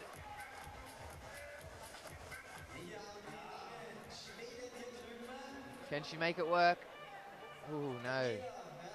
Out of there.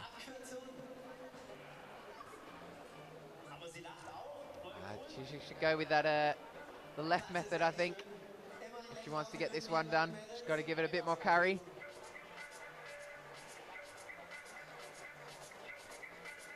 Why do you think we've had that divide then, Chris, between going for the double dyno and the bonus hold on the left-hand side and doing the more direct route? Do you think that's a difference in the style of climbers? I don't know. Well, it seems like everyone who spotted the direct have just stuck to it. But now we're seeing Daniela. Well, she's not sure, is she? No, she is going to go back to the direct method. Do you think that's a difference in climbing tactics in terms of the more dynamic climbers, the ones that are more interested in the bigger dynos or the more guts to go for them, and the more secure, safe climbers that like to be on the wall at all times? Or do you think it's literally just trying a different tactic? Yeah, trying a different tactic. It's really hard to say. Again, so many variables in climbing. Whatever you feel up to on the day, I guess. They're lucky that they've got those 2 methods. Usually there's just the, just the one method that is obviously the most easiest. This one, it's a bit hit and miss. Well, there are 2 routes around the bonus hold on problem 2.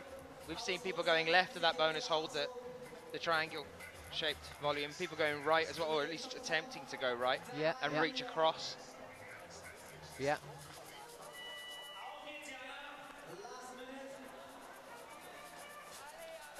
Four climbers on the wall now at once. 5 climbers on. Daniela just about to step back on as well.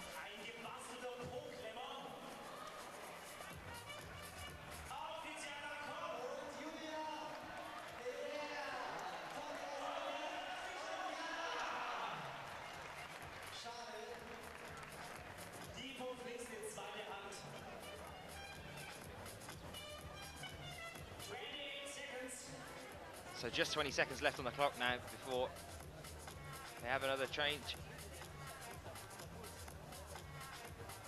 A very warm welcome to you if you are joining us in the chat room. Do give us a shout out. We love hearing from you guys. Any questions you might have, send them in to us. I've got an expert here with me. It's Chris Webb-Parsons. I've had the absolute privilege of being with him all the way through the women's qualifications today. And Chris, you're going to be with me all the way through the semis and the finals tomorrow? I'll be here tomorrow with you, mate. Sitting in our commentator's booth here. I might even see if I can get us some more free cake. Yeah, we'll keep the cake coming. Keep the cake coming. And the brews. Keep them coming. So Katie Wickett back out again now on A3. As I say, most of the climbers tick down that first minute to have a good look at the boulder. And then you've got your 4 minutes to crack on.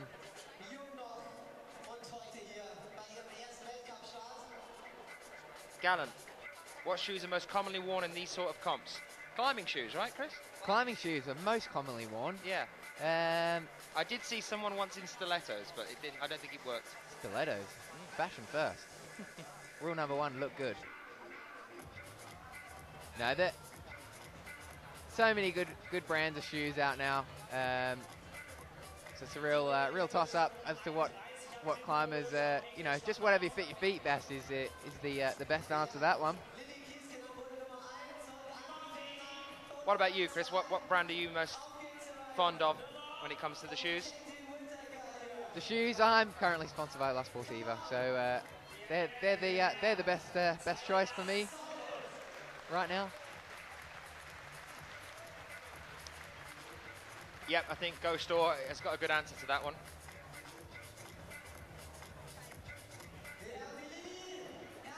I'm not saying this just because I'm biased at all, but the Brits are looking exceptionally strong. Are they not? I said I'm not saying this just because I'm partially biased, because I'm not allowed to be biased as a commentator, but the Brits are looking exceptionally strong. The Brits are in fantastic shape at the moment. Yeah, it is good to see.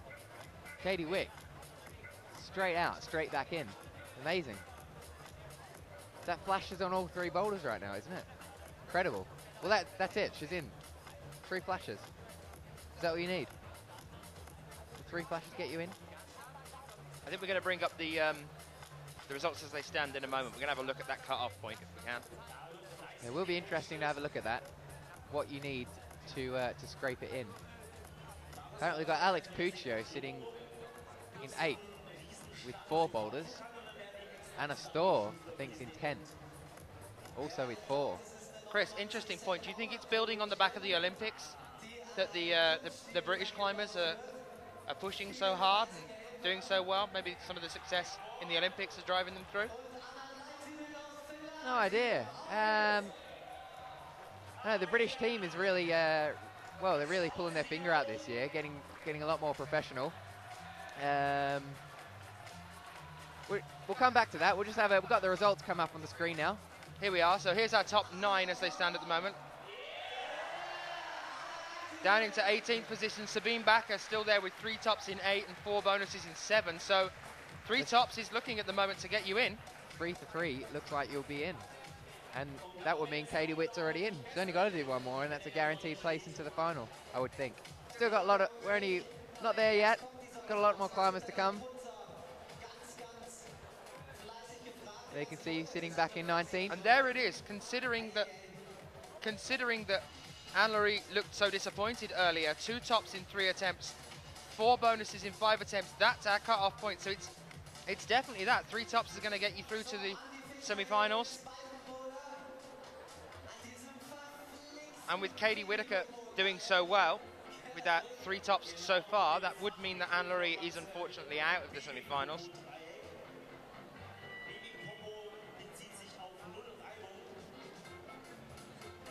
Just had a question there come in from Moo. What's Chris's opinion on the dual debate about lead climbing and whether or not it's a true reflection of our sport? Absolutely bloody not. No. You know, they're cutting the times for the climbing in the lead as well. They've got climbers ranks based on times. Well, it's 8 minutes currently. 8 minutes, but if you climb to the top of the route, or you fall at a point at say 3 minutes, and another climber gets to that same point in 2 minutes, he goes ahead of you, doesn't he? Mm-hmm. Rubbish. It's not real climbing, is it? Well, there's been a lot of conjecture about this timing thing. I mean, we saw in Briançon, Jakob Schubert was pulled off the wall, looking so strong into the final third section of the wall, the 15-meter wall we had in Briançon. So unbelievably strong, and then all of a sudden a shout from down below saying, Jakob, time to come off. You've used up your 8 minutes. And this is the thing, it's whether or not people believe that you should be able to carry on if you're looking strong, and it shouldn't be about speed, because then is it not just a speed competition?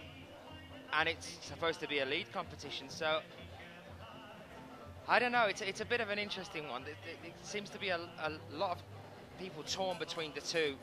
With the time limit thing, I can't really think of a better way of doing that though with the league competitions. I mean, do you think there should be anything else that they could do instead? No, I'm not. You know, I don't mind the time limit for the actual climber themselves. You know, 8 minutes is quite a while, but the the count back going of the times is not the way forward. And this duel is not the future of our sport. That's for sure not. Dual speed climbing. Again, another classic one from AA.nu. Absolute rubbish.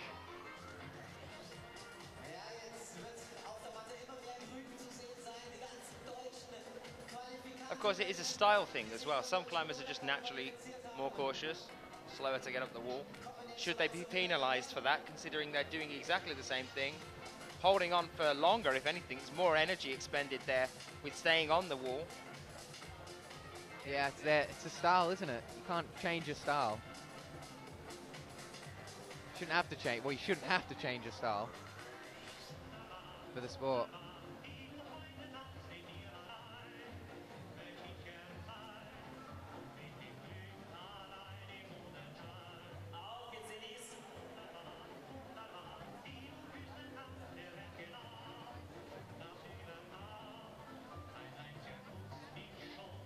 Bit of umpire music, the DJ, loving it.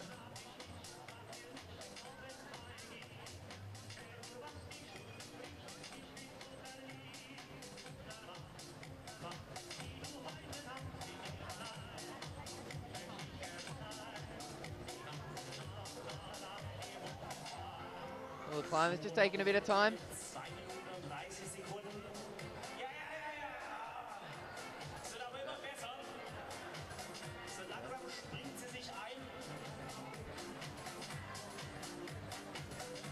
Got Katrin Lau from Germany up on problem number 1. Just about to press out that final move. Hopefully we can see another top. I know the German crowd would love to see another top out. Another question from the chat room for you, Chris. So what does Chris think about the boulder format? Now that you've had a bit of a discussion on the lead, Graham dreading the answer. To be honest, I don't actually mind the format of the boulder comps, but I know my partner Alex Puccio definitely doesn't like the format. Not a big fan of the format. She'd like to see it changed to a point per hold, just like they do in America. Sometimes it's better, sometimes it's worse. I don't think we've come up with the total solution for the boulder comps yet, but at current I think it's as you know, I can't think of a better way to do it at current. It seems to work. Seems to work all right. What about putting in a new rule with the idea that if you want to get the bonus, Chris, can I ask you about this one? What about putting in a new rule about if you want to get the bonus? We were talking earlier, and Sheila was right to spot that we were talking about the bonus hold and topping out, and on A3, having to go left for the double dyno to get the bonus, or going direct. If you go direct and you top the route, you automatically get the bonus, right? So what about putting in a new rule that if you want the bonus, you have to get the bonus? Well, the idea of bouldering is that you know, the main goal where it comes from outside climbing is to get to the top. So really, the top hold is what should matter the most. Making the bonus hold count as a points hold, but shouldn't, you know, besides the tiebreaker, I don't think it's... But you see, that has come into play. Do you remember in Vienna, we saw Kilian Fischuber go through into the final, and actually medal, I think, there at the end of it, but he went through to the final in Vienna purely on number of attempts and bonus holds. Because we had, I don't think we had any tops. Didn't have any tops, did we? In the qualification round of Vienna. Disastrous qualification round. Yeah, I mean, even Kilian's told me himself that he doesn't even look where the bonus hold is. He doesn't actually note where it is. Just looks at the final hold, and that's the hold he has to get to. And to be honest, not that it did me any favours today, but I couldn't tell you which hold was the bonus hold on any of our boulders. So the main focus on is a top. The idea of bouldering is to get to the top, and I don't think you should really be rewarded unless you get to the top of the boulder. What about bringing time into it, Chris? Why don't we put a time limit on it? And whoever does it fastest. God, no. I'm not going to bring the league debate onto bouldering. I'm not going to bring the league debate onto bouldering. No. Julianne Verme still in 14th place now. She's dropped from 13th to 14th, but still all right as it stands at the moment in terms of going through to the semi-finals tomorrow. She was incredibly strong in Vail. I was almost 100% certain she was going to take gold there.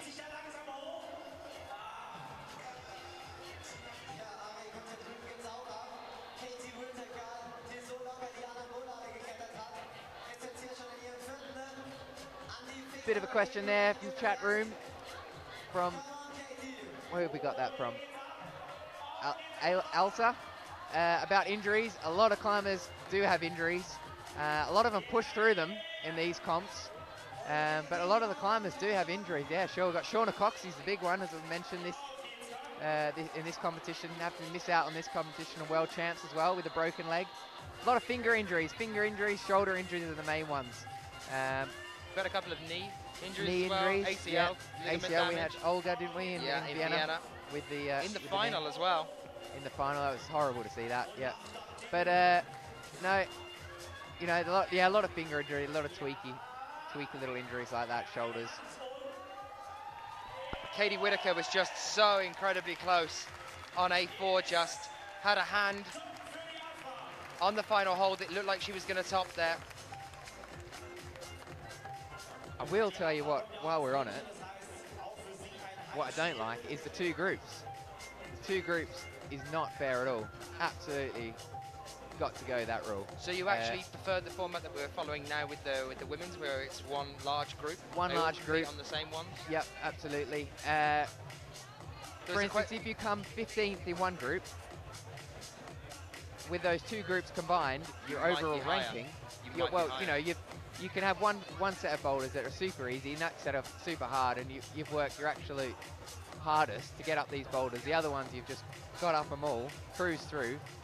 But you know, there can be another climber that hasn't worked as hard, doesn't, you know, not that they don't deserve to be through, but they're ahead of you. What about climbing a total different set of boulders? What about having the two walls identical? That was one of the things that was raised in the chat room earlier. I mean, because we have the only problem with having the morning one group is that it does take quite a while to get through all the climbers. A lot of a lot of the viewers, you guys in the chat room as well, joining us all the way around from all over the world at ridiculous o'clock in the morning, that want to see everyone and see who's going to get through to the next stage. And you know, this competition here, we started at 3 o'clock. I mean, we're due to finish at about 8 o'clock, but we'll see if we do. You know, I don't know, 51 climbers to get through. Now, what if we had two identical walls? Yeah, I think that's definitely one option. Still, again, that's something that's struggling to come up with a fair format, because it's definitely not fair right now. The two groups, it's just not fair. You know, you walk away and you just feel like, you know, there can be guys ahead of you in the ranking that just you know, that you've climbed a lot harder and better than, but you don't get rewarded for it. Or not even that, you climbed on a totally different set of boulders to these other people, and that's it.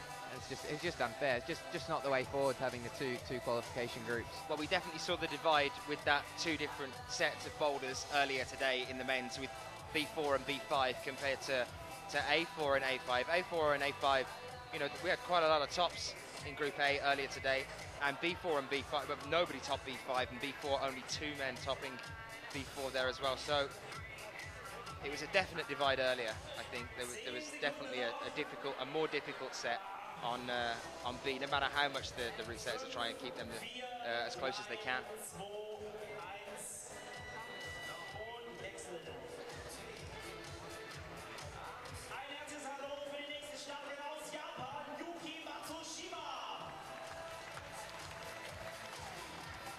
Anyway, on that note, back to the climbing. Who have we got out now? From Japan, Yuki Matsushima from Japan. All the girls just viewing up their problems.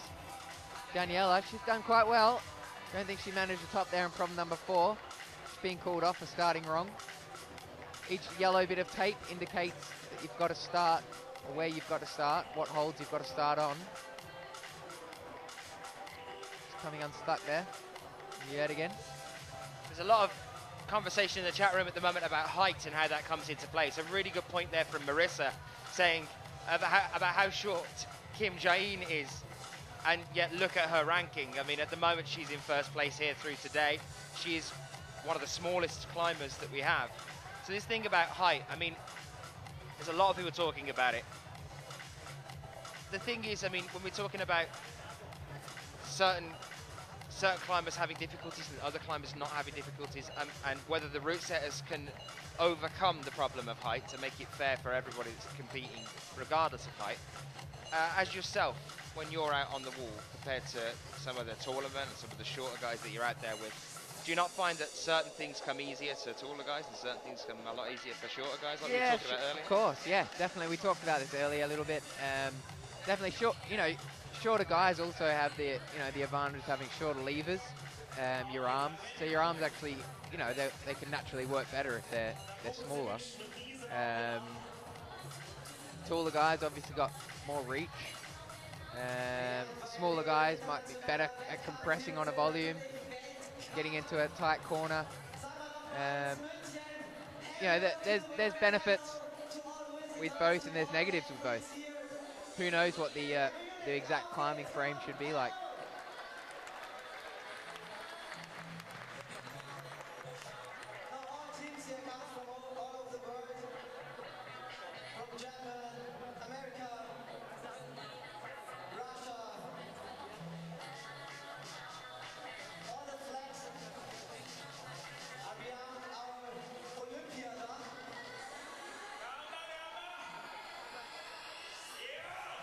Awesome move there from Yuki Matsushima from Japan.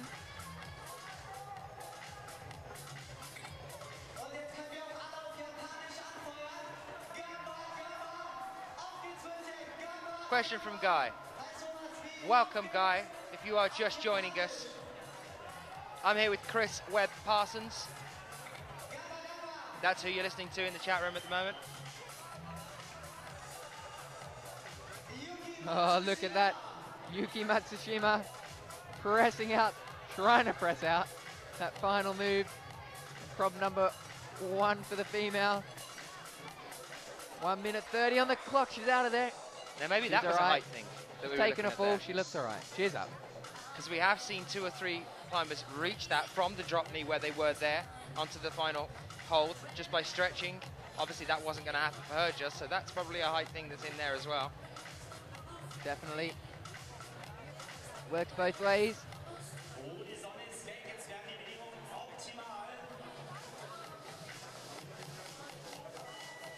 Thank you, Graham Alderson, for your wonderful comments there. Nicholas Parsons, a famous British chat show host, 1970. Is that true, Chris? Absolutely.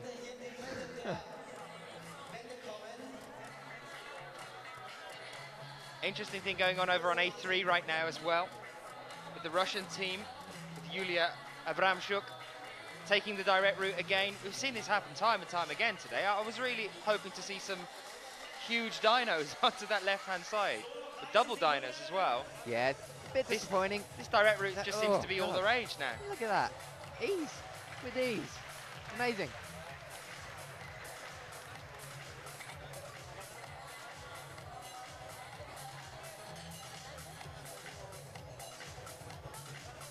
Loads of people still with us here in Munich, watching this fantastic event in the Olympic arena. Due to be a huge crowd tomorrow for the semi-final and the final round. If this is the qualifications round, then I don't even dare to think of what it's going to be like in the finals. That's going to be a really fantastic atmosphere. I really hope you guys can come and join us again for that. Look at this, we've got green tops everywhere. 4 Germans on all 4 problems. We've got the lone British climber, Katie Witt. Katie Whitaker from Sheffield. Are you going to change nationality again now that you're back over in Sheffield? Never. We're going to get you back? Nah. Just information for people in the chat room, if you don't know this already, Chris was actually born in Essex. Essex And then he boy. went to Australia, and now he's Australian. We lost Chris Webb Parsons. Katie Whitaker here on A5. Her last climb of the day has looked exceptionally strong all the way through this. She's got just under 4 minutes. It's just right at the beginning here, trying to figure out how to get up onto that bonus hold. She's in the bottom left-hand side of your screen now. As the Whitaker family saying hi. I know they'll be watching on as Katie Whitaker hopefully sends this 5th boulder.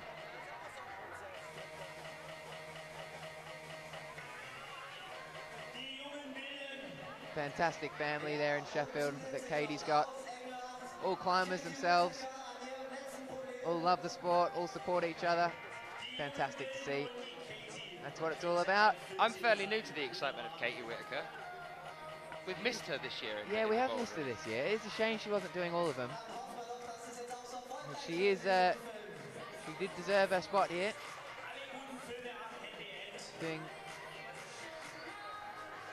Done really well in past competitions. Katie Whitaker definitely deserves to be here.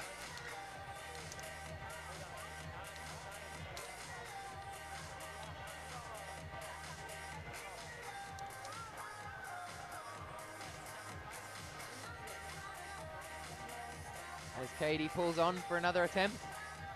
2 minutes 30 on the clock, plenty of time left. The German girl struggling away.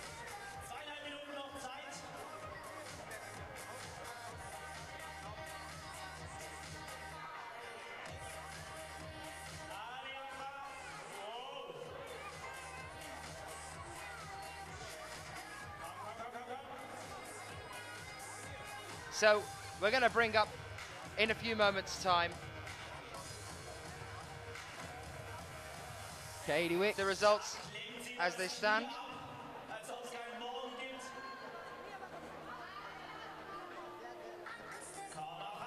Katie Wick just struggling with this this big green feature. That blue hole on the top of it mustn't be that positive. She's not looking too happy. She doesn't know she's in the semi-finals just yet. Sure, she'll have a big smile on her face when someone lets her know.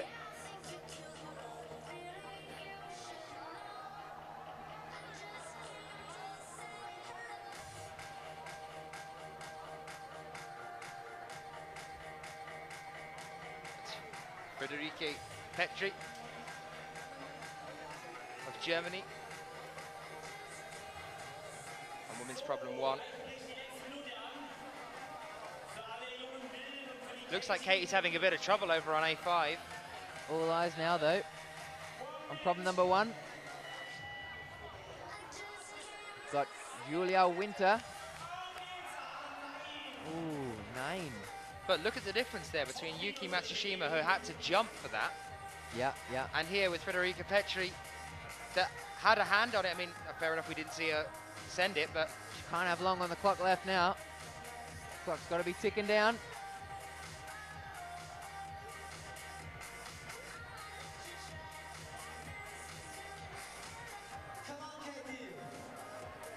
And that'll be it from Julia Winter.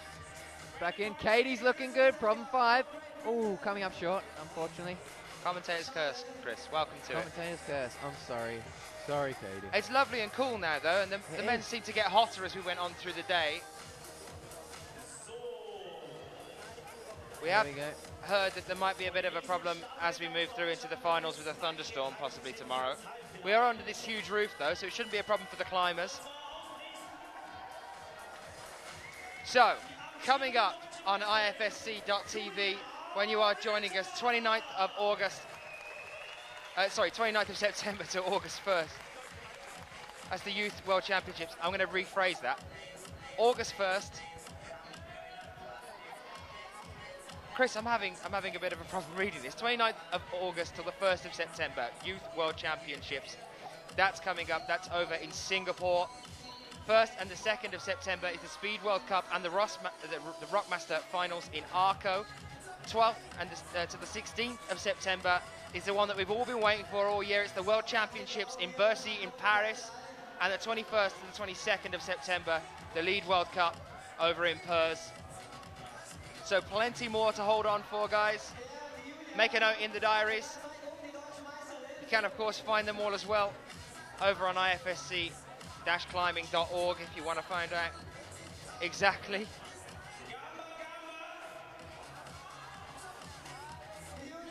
Pippa, it was the first one. It completely threw me for a moment there.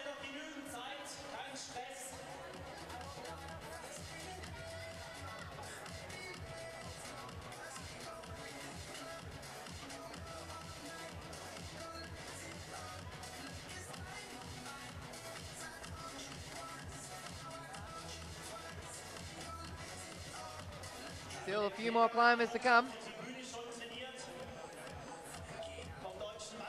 Dorothy from Germany. A fresh climber out for the women on problem number 1. Dorothea. You have to say the full name, Chris. Sorry, mate. It's the last names. Dorothea Karalus of Germany.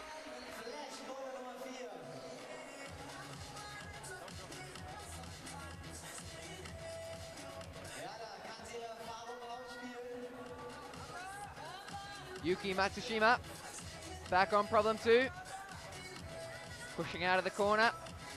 Look at that scrubber down on the problem number. What do we got? Problem number 3 there, working hard. Good on you. Good on you, mate.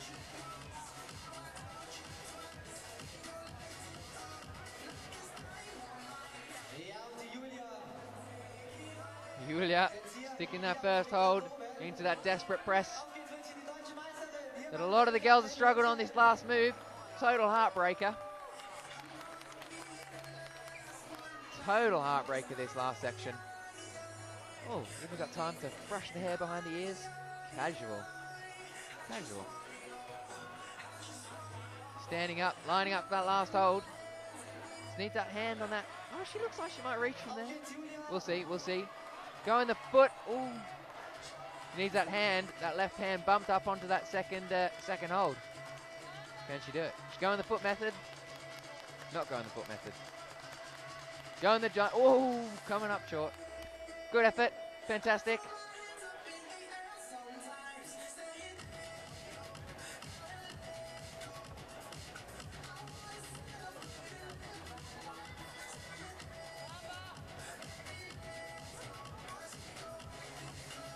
So the current one to beat is Tabitha Schwab, sitting in 20th position with 2 tops in 2 attempts, 2 bonuses in 2 attempts, which has knocked out Asaki Hagawara, Anne-Marie Chevrier, and several others. So get on and have a look at who's not making it through to the semis for the women's and who is. I've been quite a surprise with how this has worked out. We've seen Anna Shaw sitting quite far down on the table, so Zakia Noguchi quite far down on the table. Sabine Bakker there in 19th on the cutting block at the minute. It is great to see so many of you joining us in the chat room, and also not just with the crowds that are out here with us. The fact that the sport is now being televised around the world, I think, is definitely something that moves towards a positive light for the future of the sport as a whole. It's getting exciting. We're starting to build up the following from you guys seeing us in the chat room. And we go all around the world with these things. If you've just seen, as we brought up the next part of the schedule, we're more or less straight away, as soon as we finish here, on the plane over to Singapore to get ready for the next one, which is going to be the World Youth Championships over there in just a few days' time. And it can be quite a long haul, I can tell you that now. We've got about 5 hours that we've been broadcasting roughly for the women's qualifications you've seen now earlier today, 5 or 6 for the men's as well there. So we're looking at a 12-hour day. I hope you guys aren't getting too bored of my voice. That's why I've brought Chris Webb-Parsons over. We get some of the experts in here as well, so that we can have a chat with you guys. Just talking for 12 hours, I think I'd be sick of me by then as well. My producer's sick of me, he's just told me down the cans. But as I say, it's so fantastic to see so many of you here. with us in the chat room. Any questions you might have, do send them in. If I don't know the answer myself, I'm sure that Chris will, and if he doesn't, I'll send him off around the arena until he has got an answer for you. I'm supplying him with cake so he gets all the energy.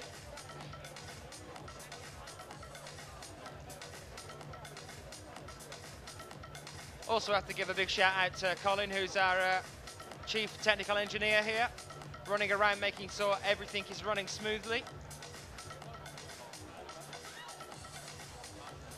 He's also responsible for most of the problems, my producer's saying. Everyone's blaming Colin for everything that goes wrong, so just remember that.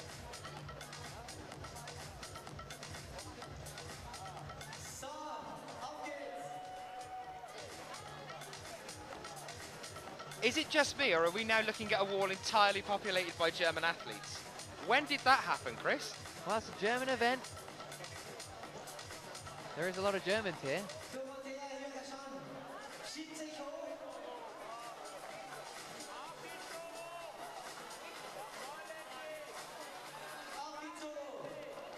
Well, there's one top. Straight away there from Dorothea Karalus on A1. Wouldn't it be great if they did it in order? Because A2's looking like we're getting close now as well. Oh, look at Federica this. Yeah, on Petri. A2. Oh, no. Not going to have it. Not going to have it.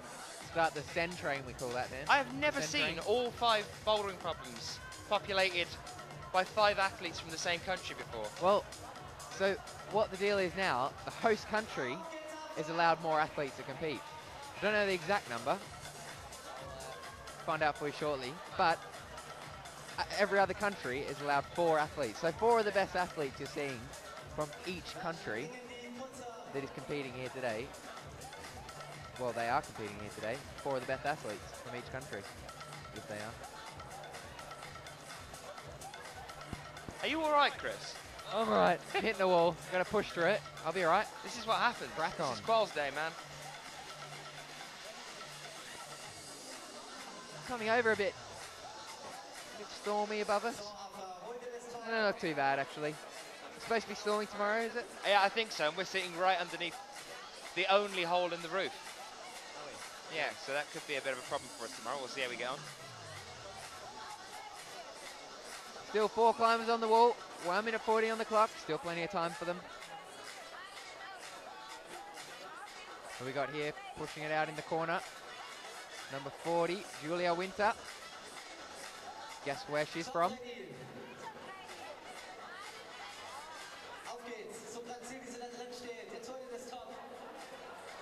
Excellent work there, standing up, bonus in hand. Fantastic, ooh. Moo and Leon, don't worry, Chris is getting his trial by fire today in the qualies commentary. You're so used to finals, that's what they're saying in the chat room. You're used to doing the finals.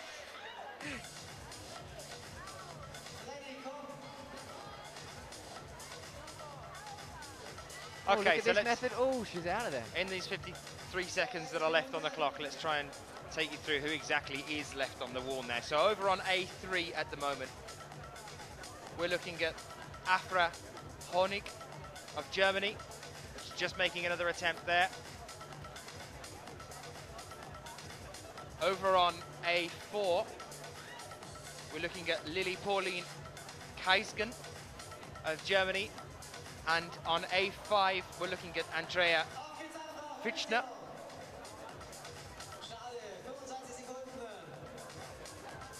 With 15 seconds left on the clock. It's going to have to be some real speed climbing now if they want to find a top here.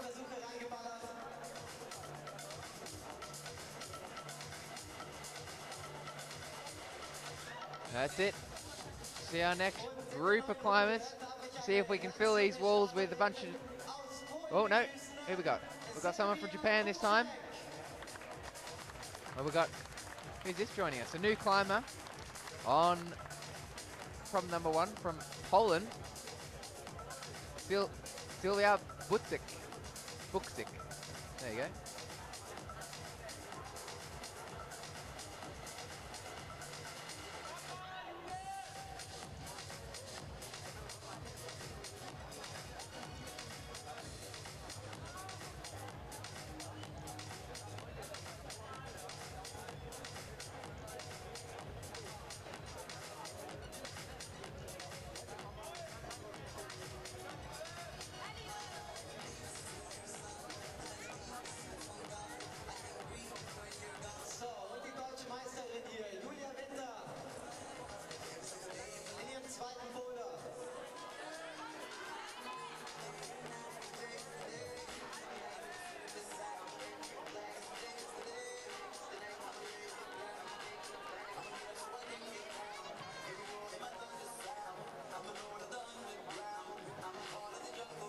Yuki Matsushima was lining up for that dyno. No luck just yet.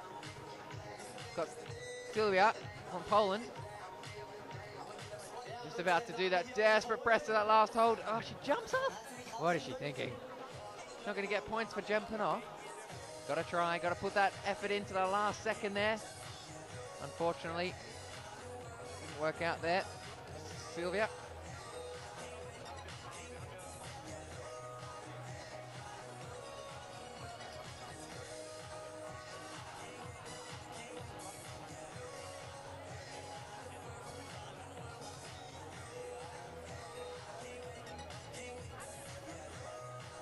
Still got a few more climbers to go. Massive field of climbers here for the women. 51 climbers. Still got quite a few nations still to come as well. Climber from Thailand, which is great.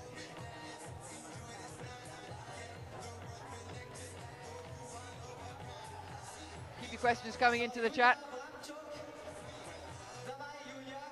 Do our best to answer them for you.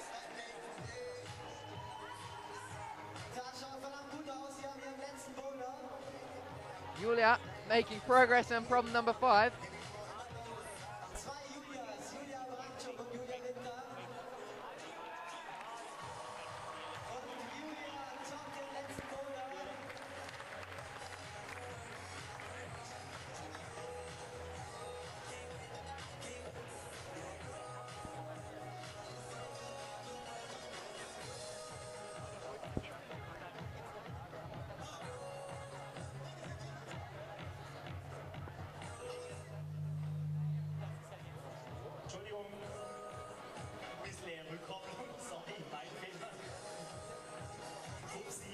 Just to say to you guys in the chat room as well, if you get yourself onto Facebook, you'll be able to find a group on there called Sport Climbing 2020. And that is a group that is backing the Olympic movement, the hopes for the Olympics. So get on there and like that page. That's Sport Climbing 2020 on Facebook. Want to get as much of a following on there as possible.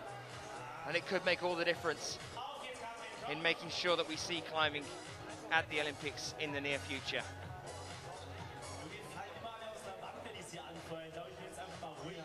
Everyone just taking it a step back, still sussing out their boulders.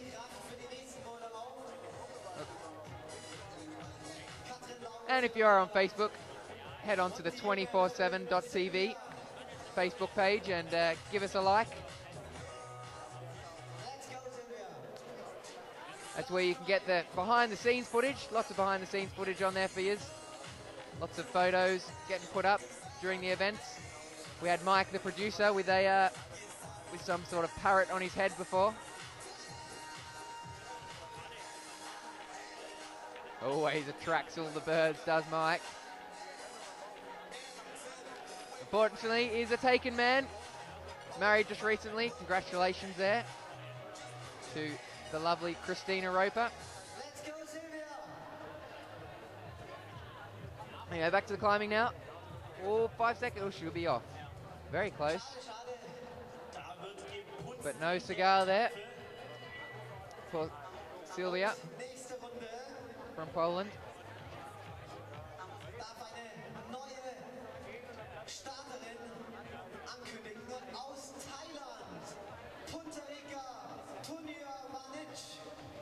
Up next, we've got a climber from Thailand. Fantastic to see. Puntareka.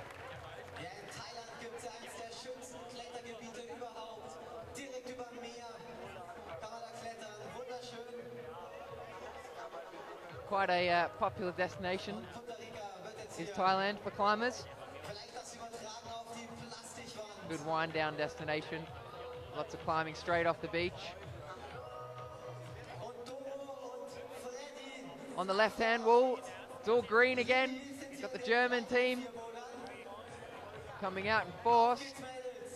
Loads of very talented German climbers here today.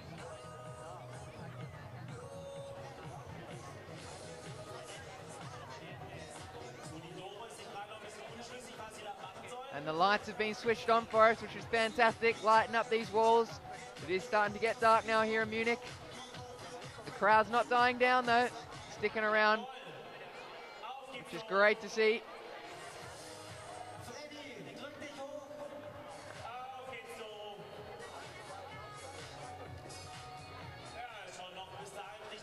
Loads of volunteers here, all these guys in these orange shirts you can see, brushing the holes and keeping scores and even working our cameras for us here. For you guys at home, all volunteers. Fantastic to see, doing it for the love of the sport. That's what it's all about.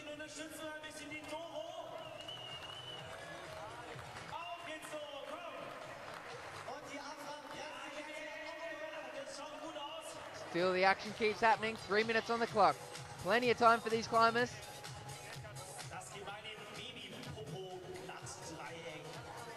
Got Katrin Lau from Germany there on from number 2. Ooh, coming up short again. Very good effort though.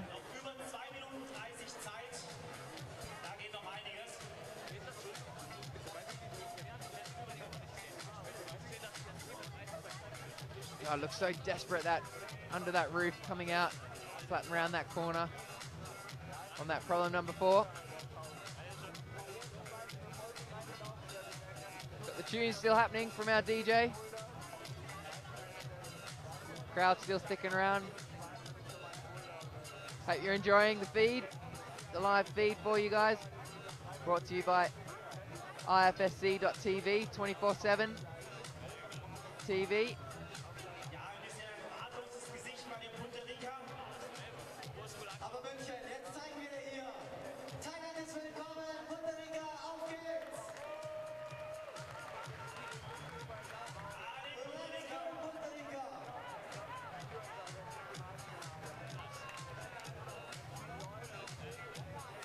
Punta Rica from Thailand making fantastic progress on this problem number 1.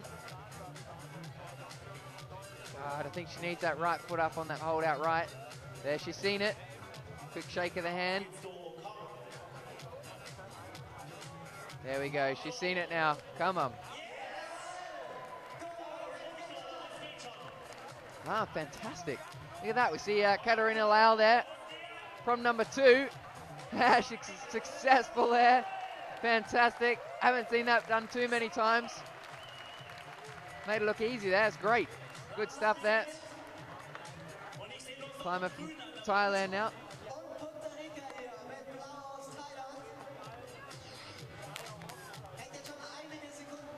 Still battling it out on this problem number 1. She's hanging in there.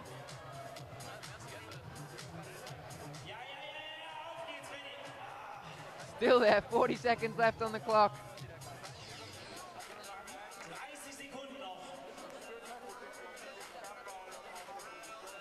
God, still hanging on there.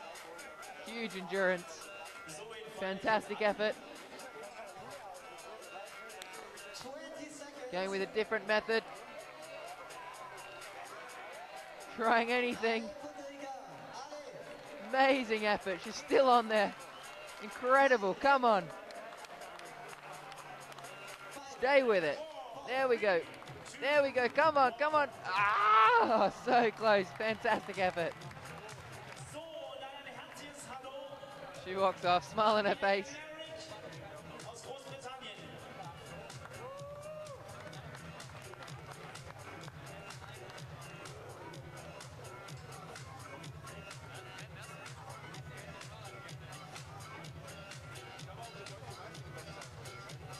Bit of an old tune happening in the background there, Daft Punk tune.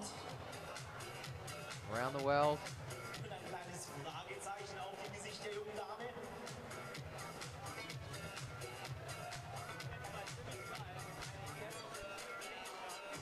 Got another British climber out, Diane Merrick, another Sheffield local.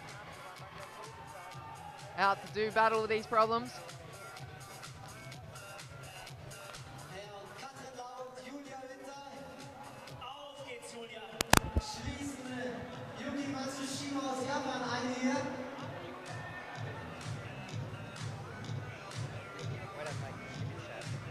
Diane looking good on that problem there.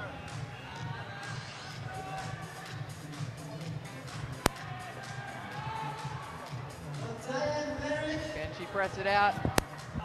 Ooh, needs a left hand on that on the next hold. Keep it together, don't panic. This is where she can lose it, Diane. Bit of a panicker. So strong though. Keep it together.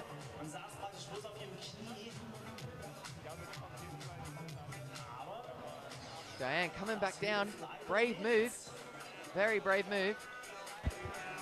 Looking good. Coming back down for a rest. Going again.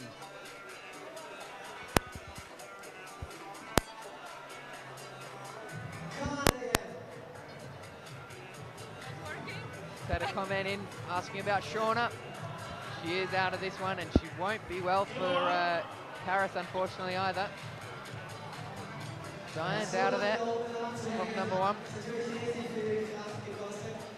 Plenty of time on the clock.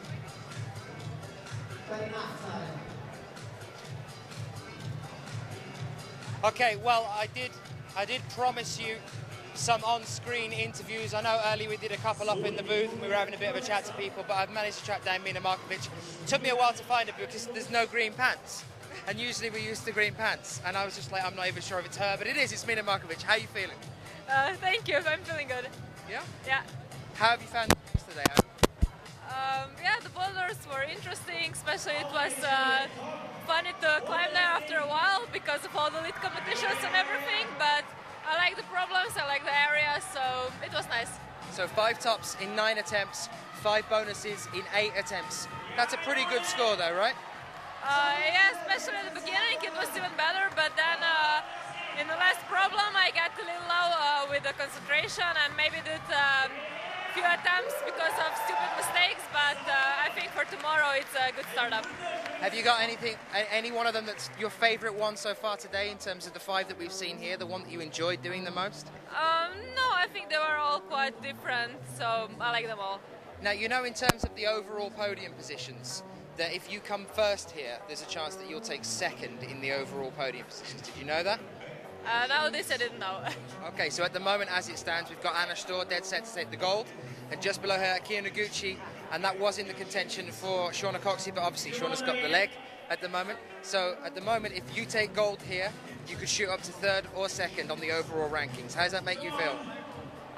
Thank you for information, but I just wanted to climb on this competition as I could, but anyway, I'm more concentrated to lead, but I know that I can do also good performance here, and if there will be also a good result, then I'll be even more happy.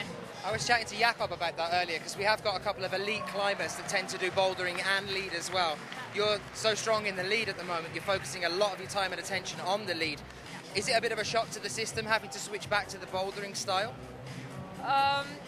I think if you're really good prepared, then it's not so hard to make a switch, because if you climb well and like you should, then it's not so hard, but maybe sometimes you need a boulder or two just to get used to the shortness, that it's not so long. So what have you been doing in the difference in the time between the last bouldering competition and this one? I know I've seen you in a lot of lead competitions as well. What about training for you? Training was totally focused just on lead, so I think I did good.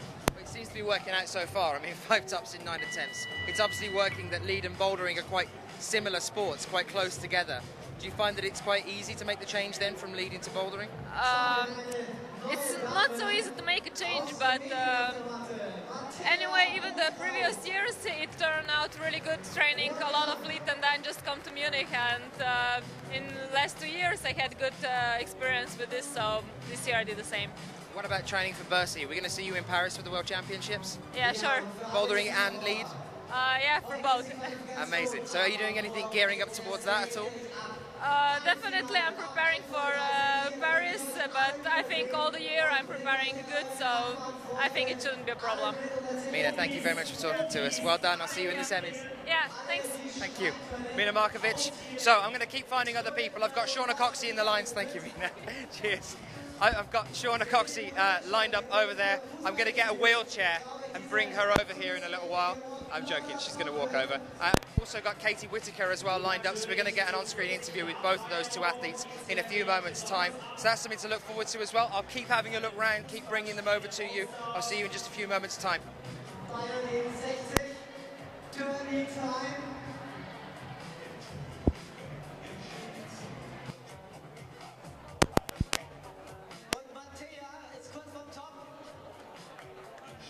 Back to all the action.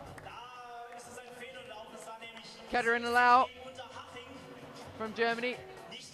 We've got a new climber out here from Slovenia. Matija.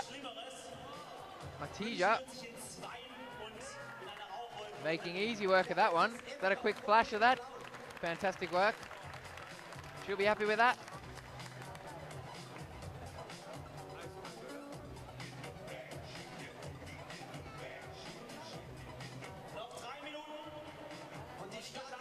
Other climbers sitting back, having a little suss out of how they're going to make their next attempt.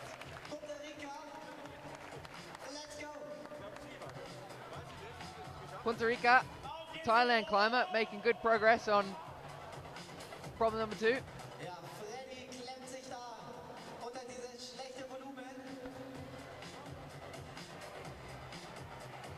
Thailand climber, oh, going the double dyno. That would have been awesome if she stuck it. Plenty of time left on the clock. She'll be up there having another crack. That is for sure.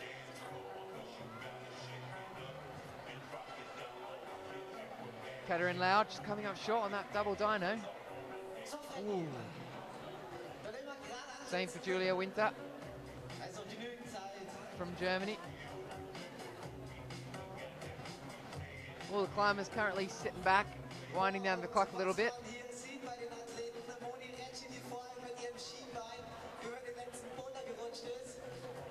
There you can see our climber from Thailand.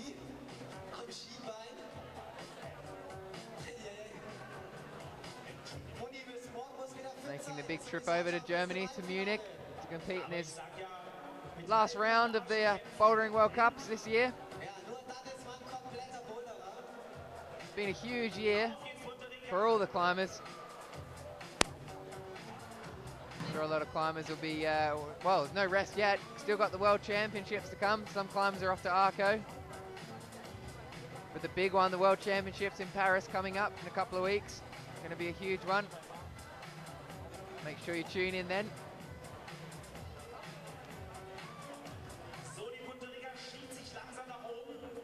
Punta Rica making good progress here. 1 minute, still plenty of time.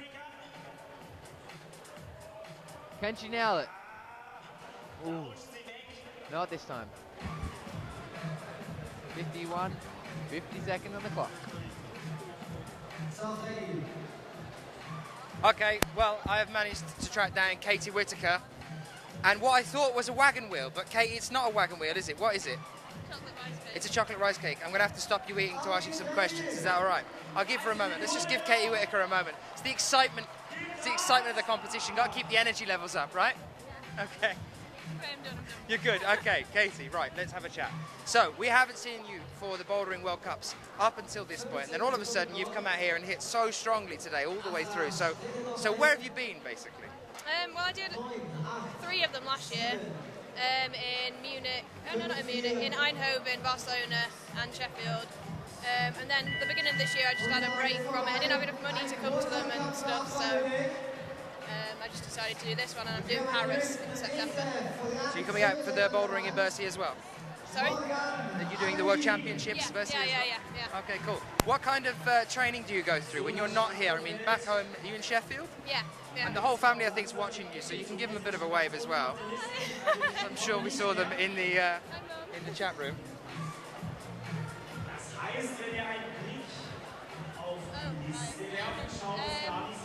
Training.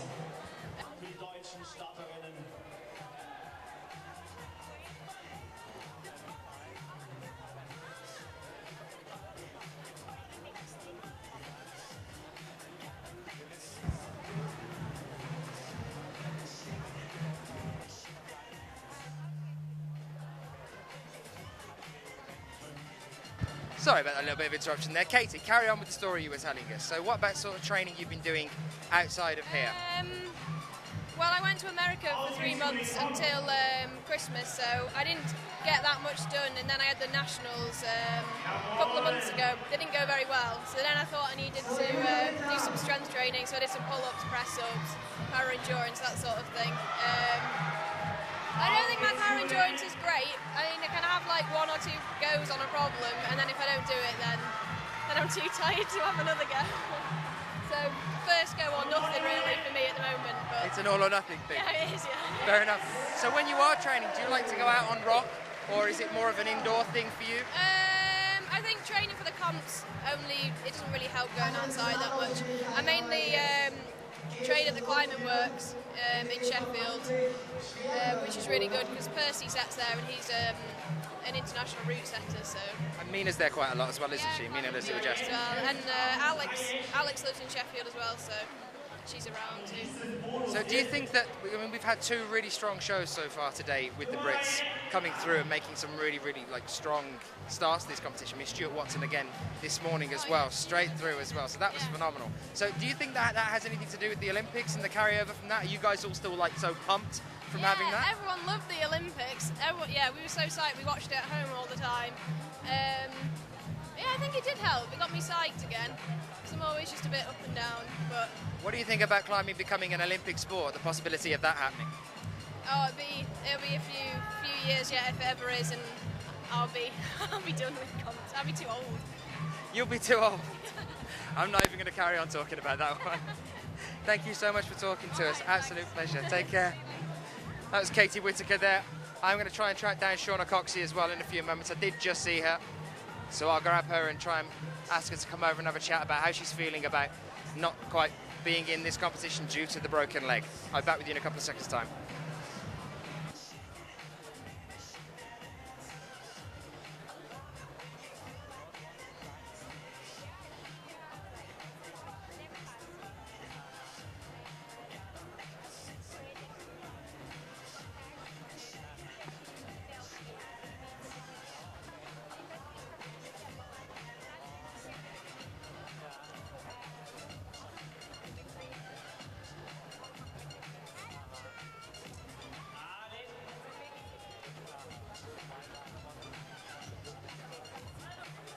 Still got some climbers on the walls.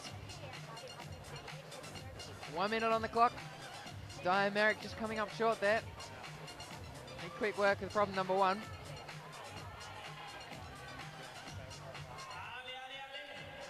We've got Morgan from France struggling away on problem number 1.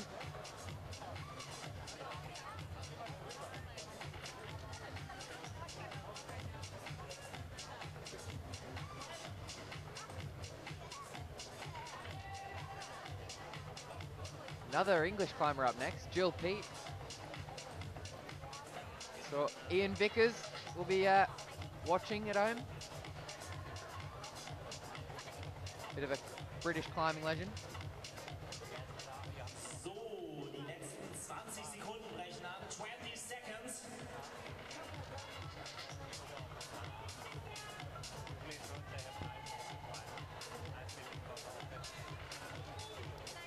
Seconds. 10 seconds left.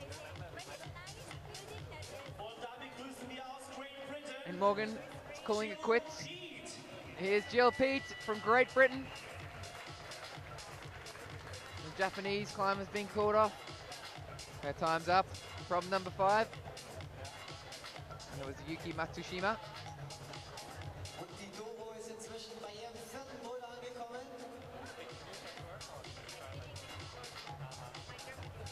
Jill just checking out the first holds, checking out how she's going to tackle this problem. The rain has started here in Munich.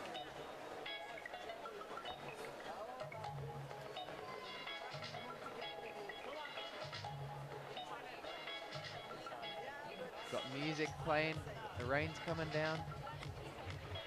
We're all under this massive glass roof here in the Olympic Stadium. So we're all dry and happy watching this awesome event here. The qualification for the women's. We've had the men's already this morning. At the tail end now of our women's category. Jill Peat, the massive reach. Can she get 2 hands on it? There we have it. Nice flash there from Jill.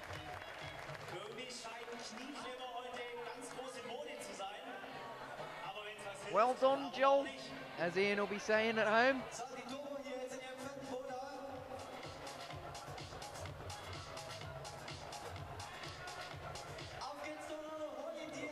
Four climbers to go now after Jill.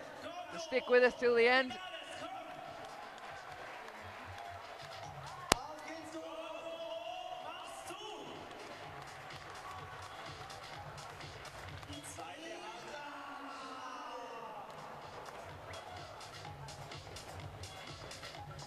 So viel Zeit.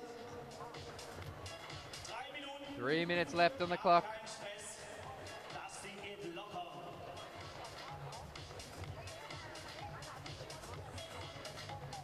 This waft's back buzzing around us again. Dan's back with me now after chasing down some of our athletes to bring you some fantastic interviews. Hi guys. Right, I have got Shauna coming across in a moment. She got a little bit excited due to the fact that Jill is on the wall and so's Diane. So she's going to have a couple of moments, gather herself together, and she's promised me she's going to pop over for an interview in a while. So we should have a bit of a chat momentarily with Shauna Coxey about how she's feeling about things. And I'm also trying to track down Julianne Verme, but she's kind of gone incognito. I was just chatting to Jonas Baumann and he's saying, got to get the cover girl of the event. But she's still a little bit tentative at the moment though, Chris. We don't know exactly whether she's definitely going to be in the semis. Oh, it's kind of like, don't know whether she wants to talk or not. So Right. we'll see how we get on. Try and bring her over in a few moments' time. We'll catch her tomorrow either way, I'm sure. So just under 2 minutes left on the clock, and we're really getting towards the latter end of our climbers here today for the women's qualifications. How is everybody in the chat? I've been away for a while, so I don't know what you've all been chatting about. Isn't Chris great?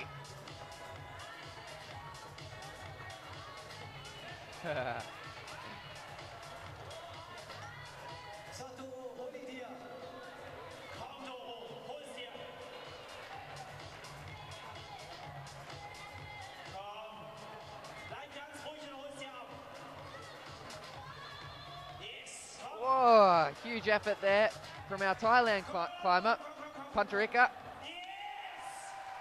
Oh, and that top out there. Who is that? Our German climber? Who was that?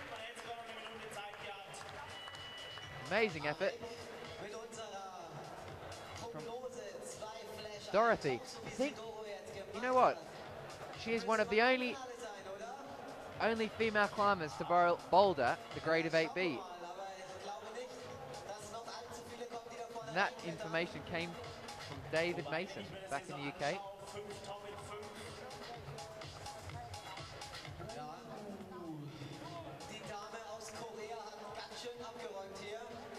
We've got Jill Pete up next. All the 30 minutes till Jill's on. So, die letzten 20 Sekunden.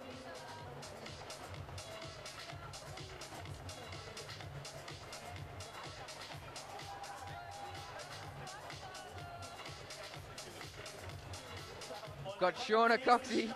Dan's grabbed her. We're going to have a chat with her for you. Well, Dan's going to have a chat with her. Diane Merrick out. Rub number 3.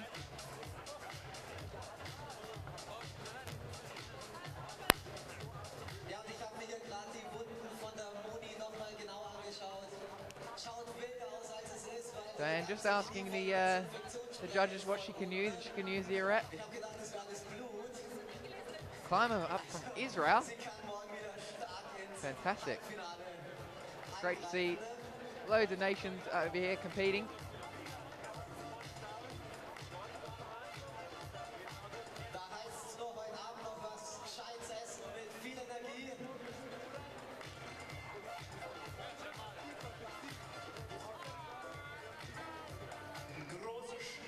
Diane Merrick going for the direct method. Is it going to pay off for her? Going to cross now to Shauna Coxey. Dan's going to do an interview for us. And here she is with Dan now. Thanks very much, Chris. I'm loving that little cut across thing. I feel like I'm in a news studio. I'm here with Shauna Coxey. As promised, you're a lady of your word. You've come across. Can we get a pan down? All the way across. Shauna Coxey, such a star. I've dragged her all the way over here. In the background, you can just see Diane Merrick up there. Shauna, how have you been finding the Brits today? The Brits have been absolutely amazing. It's so good to see them doing so well, and yeah, I'm really excited about watching them tomorrow. I'm sure I saw you here early this morning. Did you see Stuart Watson earlier today as well? Yeah, I've been here all day. Including me. Yeah. Right, tell us about this. How did it happen? Magic Woods, right? Yeah, I did it just jumping off a boulder. Nothing unusual happened. I wasn't so tired. And yeah, I just kind of landed absolutely normally and heard the break, which wasn't very nice. So yeah, I don't know if there was anything that I could have done to avoid it. So. What's the technical term for it? What are they saying actually happened? Where have you broke what? I've broken like my fibula towards the bottom. Yeah, I guess I don't really know what the technical term is, but Fibula broken towards the bottom. That's fine. I'm fine with that. Right. So that's obviously done this and meant that we're not seeing you here, and yet you're still second on the leaderboard, with the possibility of still staying second or third. So how are you feeling about that?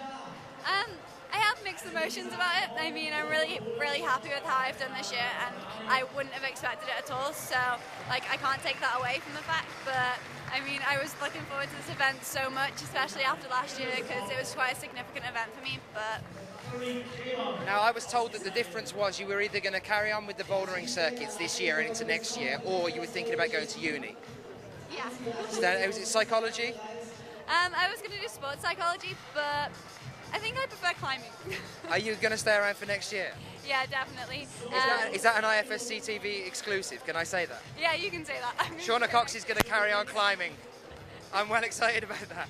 Right, so I hate to ask this question because I know that this is the one that you're going to hate me asking, but the World Championships, I know you were so psyched for that. After the year you've had, phenomenal year you've had. Yep. How are you feeling about the World Championships? I'm really good that I can't be there, but I guess there's nothing I can do about this, and I just have to look at all the positives from this year, and I wouldn't have expected to do this well, so yeah. Do we know who from the British team's coming across for the championships? I think pretty much everyone you see here, apart from Mina, who unfortunately can't make it, which is a real shame too, because she's doing amazing at the moment, but yeah, it'll be good to see the Brits do well again, hopefully.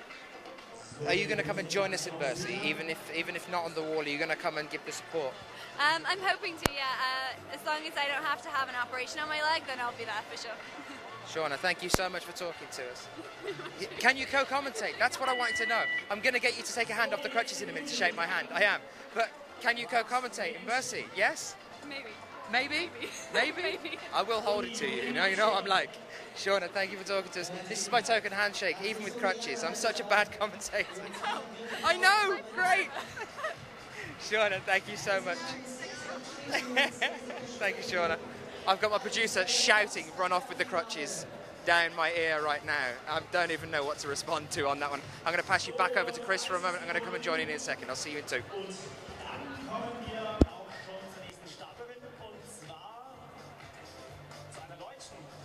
Back to the climbing there. Fantastic interview there, Shauna Coxey. Hopefully we'll see her back to action soon. So our top out there from our Israeli climber, Valerie. Fantastic to see. She's back into ISO, getting ready for her problem number 2. Got Jill Peet now out on problem number 2.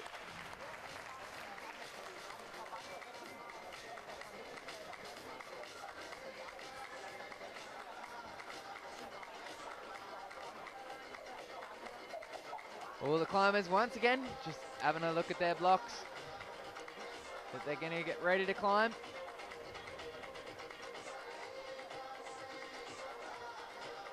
Crowd starting to thin a little bit now as we're winding down the afternoon. Got our last few climbers to come. It suddenly got dark, didn't it? 3 climbers. It's getting dark. They've lit up the walls though. Those walls are looking good. Look fantastic in the finals at night time. So you can see why Julianne Worm might be feeling a little bit on edge right now, because she's currently sitting in 16th with 3 tops in 4 attempts and 5 bonuses in 6. So she might be a bit on edge right now, maybe. I think she might be safe there. I would think so. How many more play. have we got left to come out? Is it 4 we've got left to come out, or are we down onto less than that now?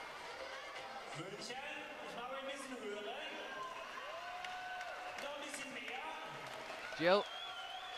No mucking about. Got another German climber up.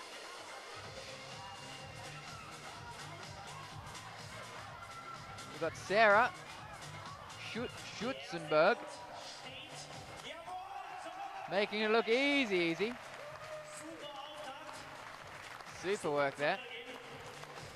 Super, I should say.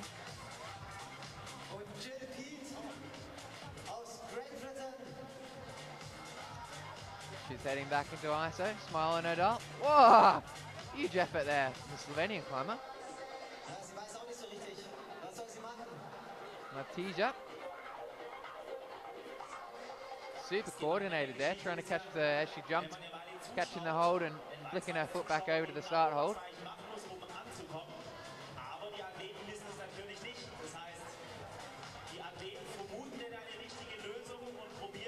Jill Pete still wrestling with that problem number 2.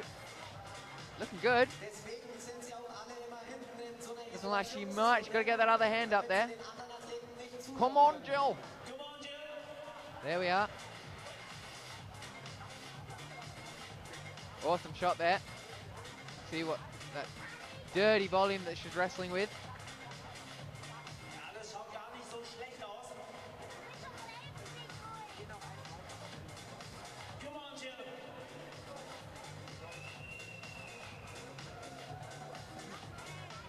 Jill, come on.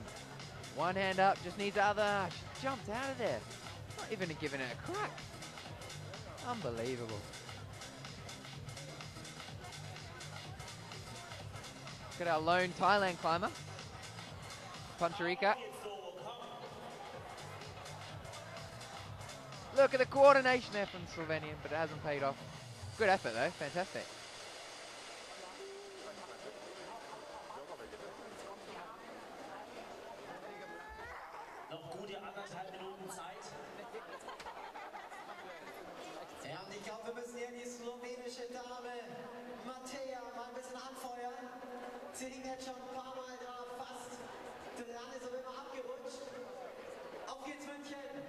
All our climbers still got plenty of time on the clock.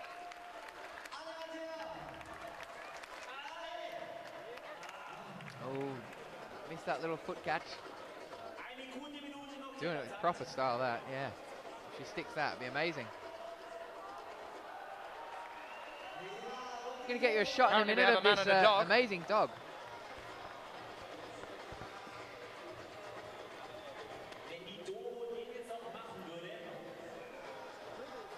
Still with Thailand here. 50 seconds left on the clock now. Right in the last set of our climbers at the moment. Just 3, I think, left to come out.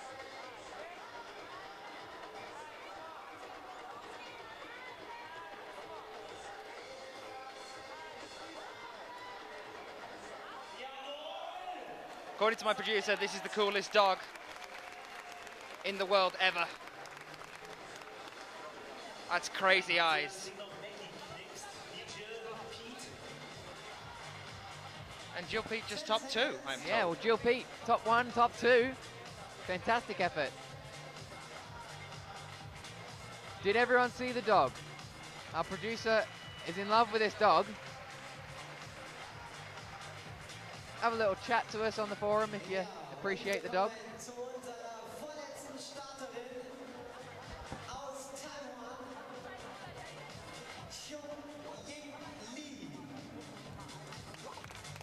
So here with Hyung-Ying Lee coming out now onto A1. She is our penultimate climber, just Thomasina Pigeon to come out after her.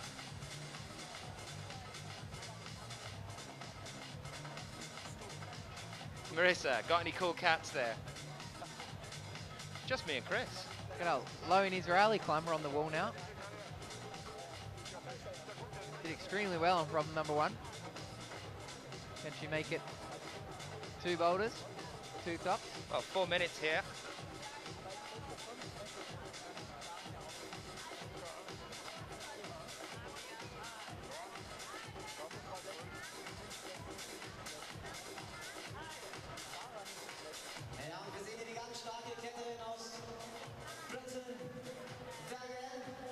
Kyle, does the producer climb? He seems focused on crutches and dogs. Our producer does climb on crutches away from dogs. That's what it looks like to see our producer climb. It looks like a man on crutches trying to climb away from a dog. Diane Merrick wrestling out of this corner. Oh, unlucky there.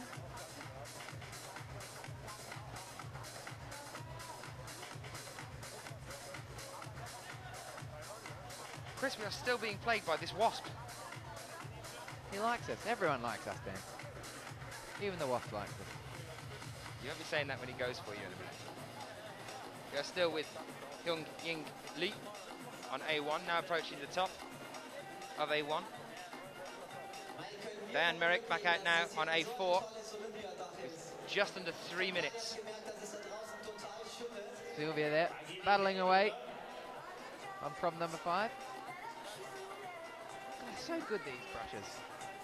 Come on in. That one's even got a sponsor patch logo on his leg, representing. Do they sponsor brushes now? Sponsors patch.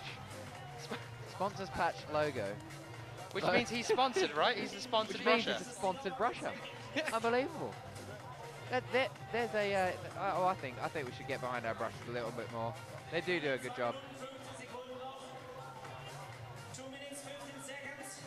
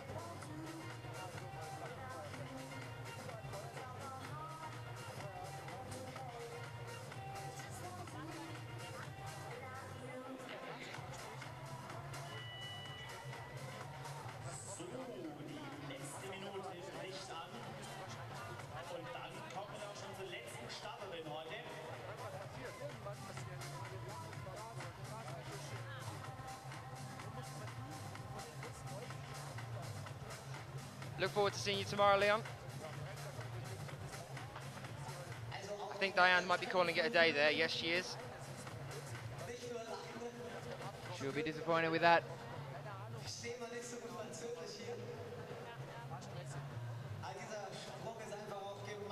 A lone climber from Israel. Just coming up short there, problem number 2. Got a very excited brusher over on A4 right now.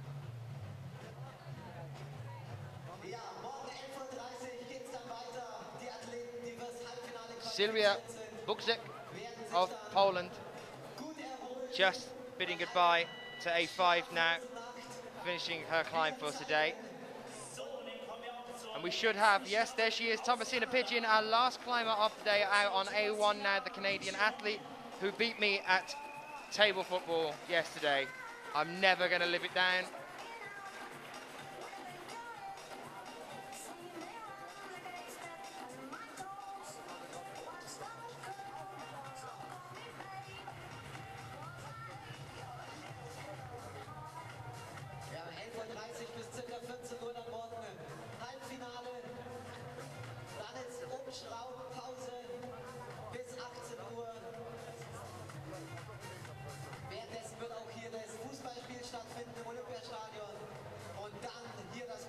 There's Thomasina Pigeon just lining up the first hold there for her first attempt on her first problem for her qualifying round.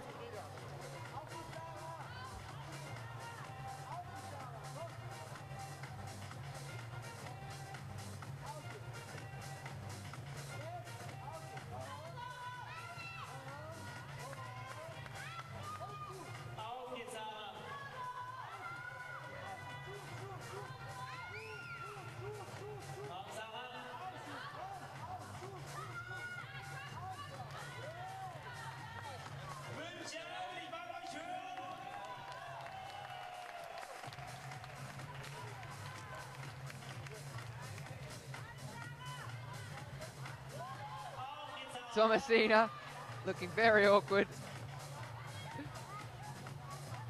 Can she do it? We've seen a few climbers come unstuck here before. Not over. Staring at that last hole. All she's got to do is stand up, get both hands on it. Yeah, and she stuck it. Amazing effort. She'll be happy with that. Great start there. Let's see her carrying on through. She tried lead as well just recently over in Briançon. She came out there and had a go with that one as well. Seeing more and more athletes make the crossover from bouldering to lead, or vice versa. You know, like Jakob Schubert coming from lead going into bouldering. Two disciplines. You know, bouldering was kicked off as a training exercise for lead competition climbing anyway, so they kind of tend to go hand in hand, don't they, Chris? Yeah, I think it's a massive benefit to be a lead climber in the bouldering comps. Massive effort. You're going to get really pumped in these comps. You've got 5 boulder problems in the qualification round, 4 in the semis, 4 in the final. You've got to have some endurance for that, some stamina to keep on going through each round and be fresh. So I think being a route climber is a massive benefit.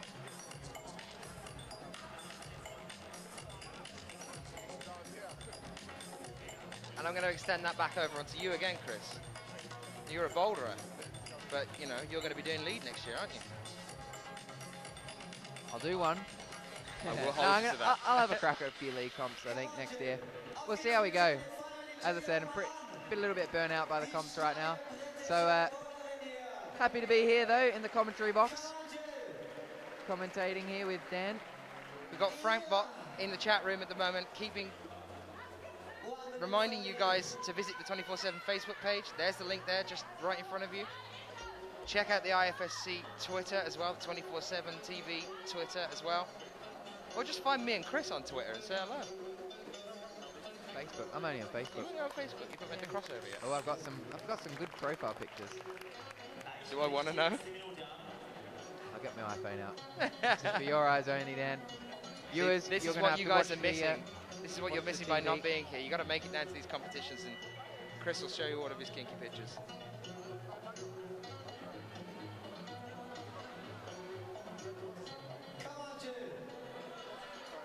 Alex Puccio is still sitting in 8th place.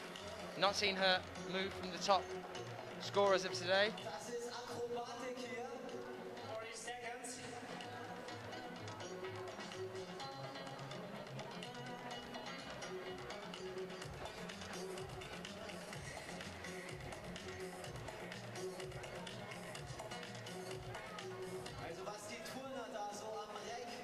Hey Mitch, you really don't want to know what kind of pictures Chris has here. I've had the full exposure. I think I might need to go and lie down for a while. Go onto my Facebook page. I'll befriend you. I'll be your friend, Hamish.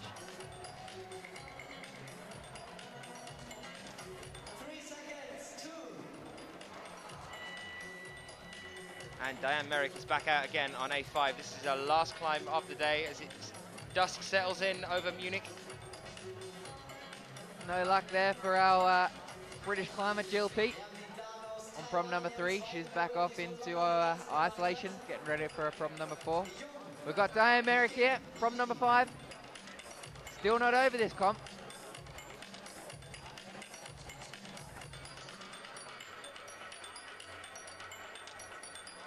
Still a rather large crowd here, though, for qualifications. I mean, this is usually the sort of crowd that we see at qualifications throughout the day. I would estimate we've had 2,000 to 3,000 here during the day today. Maybe even a few more, because there are stands behind us as well that have been full. My producer's just said it's the beauty of having the rain settling in over the city tonight. They're all trapped here. They're all trapped under the roof. That is also the beauty of having the roof here at all. I mean, over in Vale, we had a thunderstorm settle in on the second day, the finals day, the semi-finals and the finals. And it was just torrential rain, just suddenly out of nowhere. And we weren't even sure whether that competition was going to continue. So the fact that we've got this huge stadium roof above us. I was saying earlier, I like the fact, I'm going to keep telling you about it. Each one of the glass panels, you can just see them in the background there on the far right, have to be replaced every 3 years at a cost of €5 million. And those guys over here in Munich have been maintaining this stadium since 1972, and here are some of the people taking in the sights of that glass roof, making their way along this gangway that spans the outside of the stadium, leading right to the middle point where there is a zip line cutting across the stadium. If you are ever in Munich, get yourself over and come and have a look at this place. It is quite a sight. And of course you get to zip line across the stadium, which I think is amazing.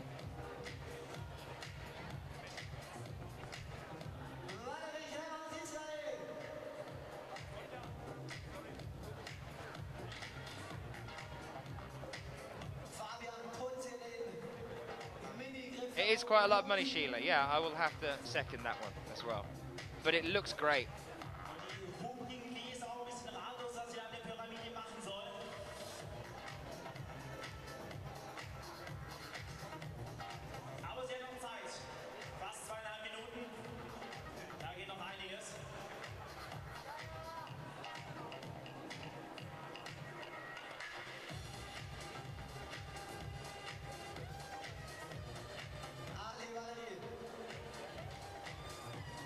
Valerie Pete over on A3. 2 minutes left on the clock. She's back on the ground at the moment. She's about to make another attempt, I think. Over on A2 there, that's Kyung Ying Lee. There's Diane Merrick, and next to her there's Valerie as well, making... Oh, sorry, that's not Valerie. It's Morgan Aveline.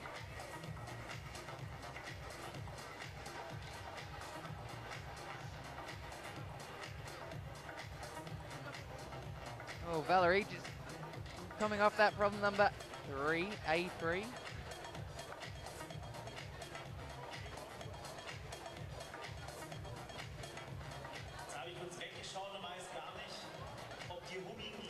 My producer, I think, is enamored with Chris Webb-Parsons on the commentary. I think my future job prospects could be looking quite slim at the moment.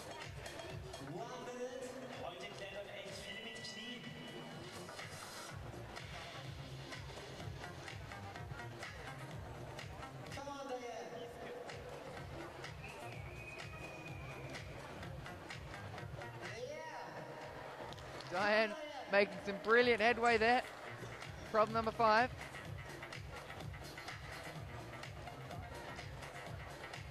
She can get this next hold. She could be in with a fighting chance for the top on this boulder. Out of there. She's so strong, Diane. Don't know why she's not making it through the semis. Only 20 seconds left on the clock as well. I don't know whether she's going to make another attempt at this. No, she is. She's really going to have to move if she's going to. 8, 7, 6. Come on, Diane. 3, 2, 1. So, München. Jetzt nochmal alle Kräfte mobilisieren und die Sarah hochholen.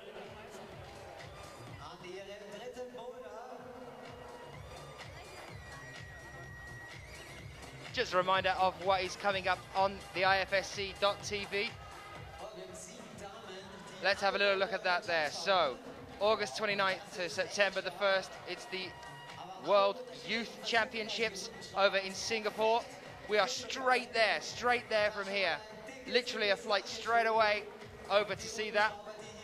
I'll be there at the start of next week. 1st and 2nd of September as well, the Speed World Cup and Rockmaster finals in Arco. So that's going on at the same time. We'll be covering that as well in Arco. 12th to the 16th of September, the World Championships in Paris, the one that we've all been waiting for. Let's see how excited you guys are about that in the chat room as well. And the 21st to the 22nd of September, it's a Lead World Cup again in Purs. So we do hope that you can come and join us for all of those events. That just shows you how busy we get here as we move into our climbing season every year.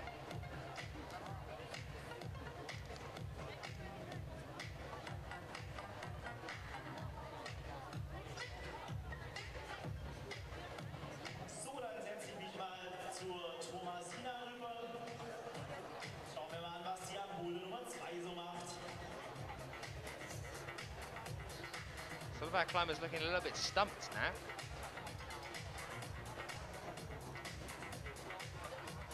Jill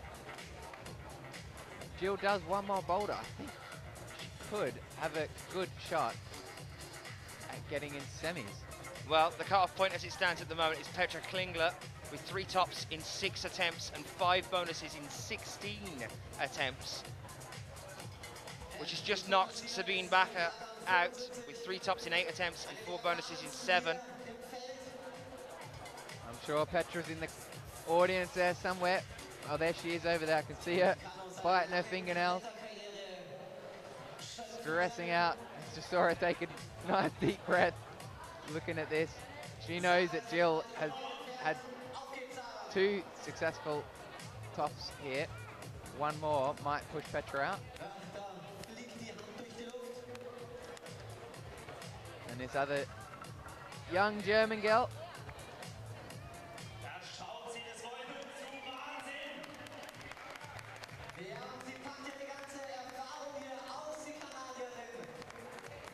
Sarah, the other young German girl, Sarah Schutzenberg, could also push her out. Very good point from Thomasina Marissa there, looking really good on problem number 2 here. She really is looking strong, Thomasina. Had a chat to her in Briançon about how she was competing in the lead there, and she did not seem happy about it at all. She was not happy with her performance there. I just saw Petra look at her fellow teammate there and a sigh of relief as Thomasina fell off. Thomasina Pigeon. Could be some pigeon spikes up there, Dan, keeping her off of that finishing hold. You've got puns as well. All the puns. Loving it.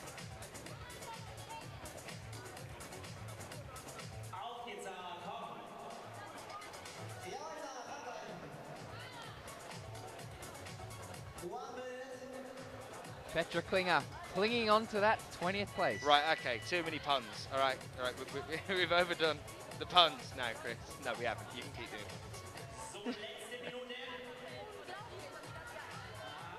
Well, Thomasina Pigeon has fluffed her feathers, and she's now making another attempt at flying to the top of A2 here.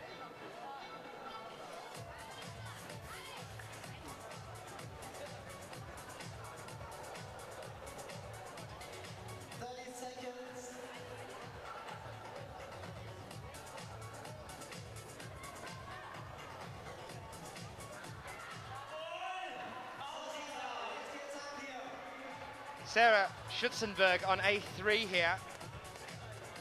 Not going for a dyno. No, went She's to done a static lean out. approach, but she's out of there. Hasn't worked out for her.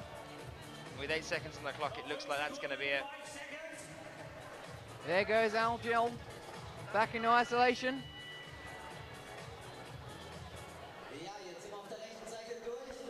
Is that Thomasina back into isolation? Thomasina. Back in the pitching cage? Back in the coop. Back in the coop.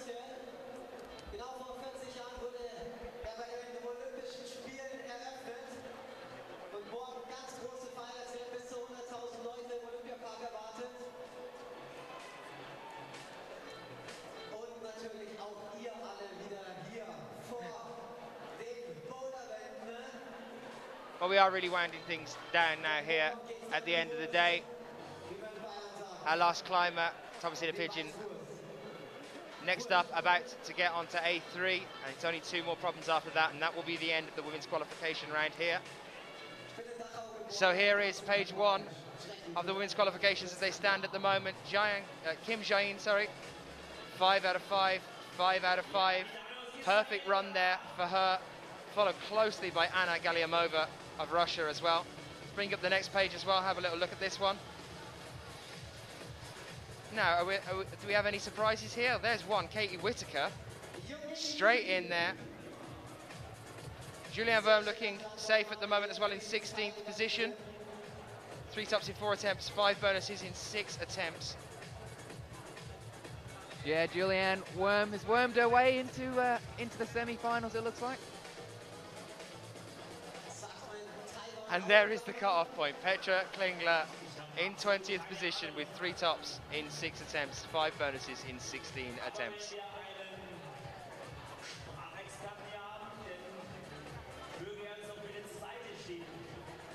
You're the pun master. Chris. Absolutely. Absolutely.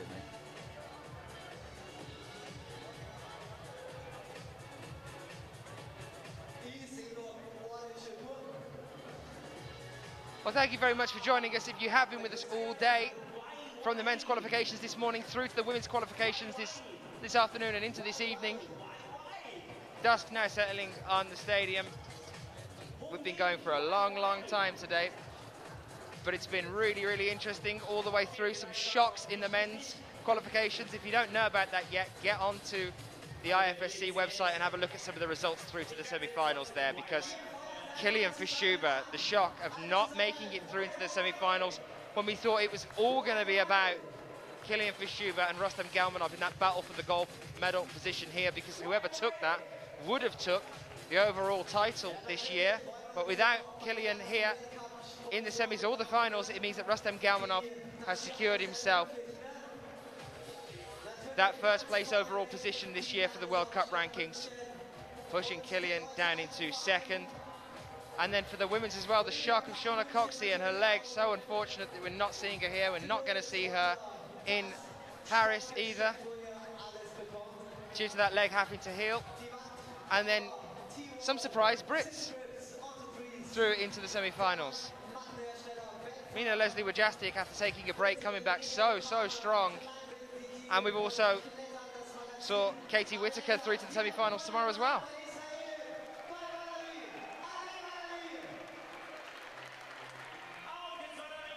Here with Valerie, the lone climber from Israel.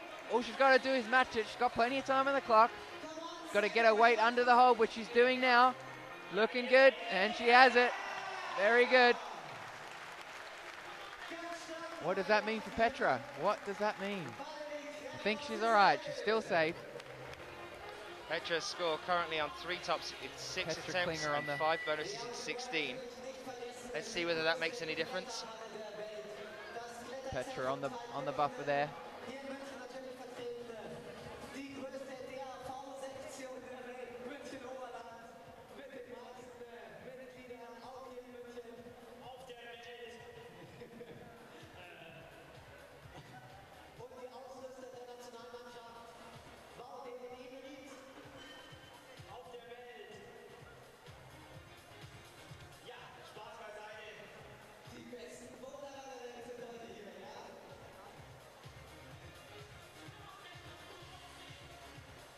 Seconds left on the clock here. Young Ling. Young Ying desperately trying to make it to that bonus point on A3.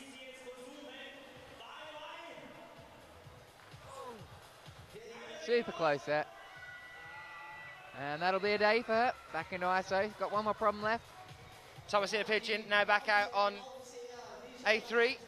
See if she can fly her way up this one. We have to stop, Chris. We have to stop before it's too late.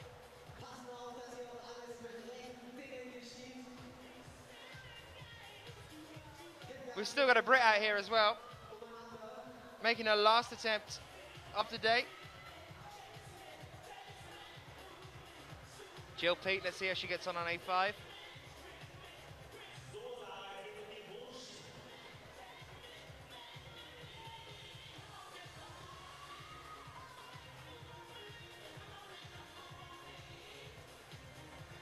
Thomasina just coming up short on problem number 3.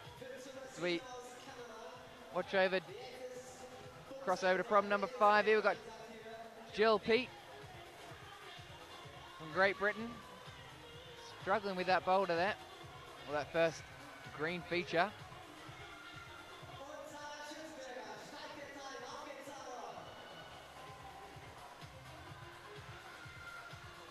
Jill Peat still competing. Oh yeah, I went there again. Over on A5.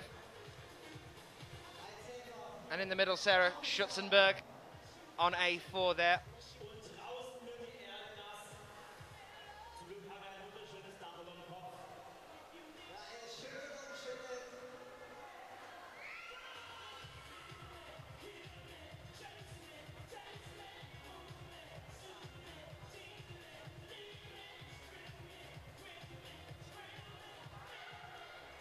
See the lights shining on the walls right now. As the darkness comes over Munich, hammering down with rain here on this glass roof above us. Tomasina just coming up short on that jump.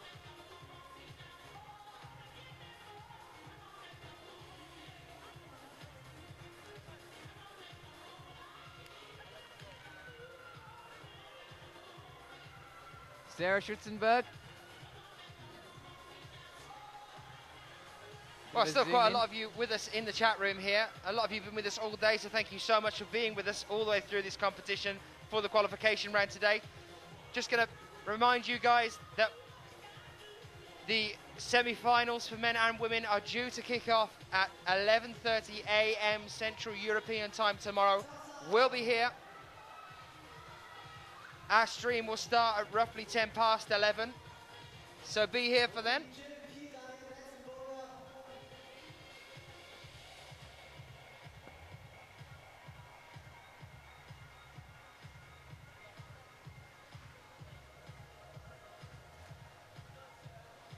And of course, as I was saying just a moment ago, the shocks that we've had all the way through the qualification rounds today. Kilian Fischuber not making it. Some surprise entries. Stuart Watson doing so well as well in the men's competition. Sean McCall's in there as well. And also Adam Watson as well. They're not related, but they are both in the semi-finals. It was Adam Watson with that last reach out to the bonus on B5 earlier, the one that stumped everybody, and that was what knocked Kilian Fischuber out of that top 20 that we are about to see in our semi-finals tomorrow. In the women's, we've had shocks here as well. A crazy turnaround. Some athletes we were sure would make it through. I'm surprised that Sabine Bakker isn't higher up. Quite a few athletes are quite low down as well, like Akio Noguchi's quite far down on the list. Thought she'd be a lot higher going through into semi-finals tomorrow. So do come and join us tomorrow. We'll be live from about 10 past 11. Come and join us at 11:30, 11:30 a.m. Central European time.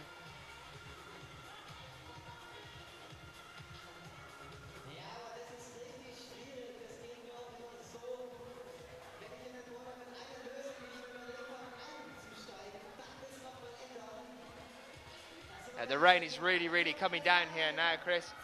I think we're going to get a little bit wet, possibly.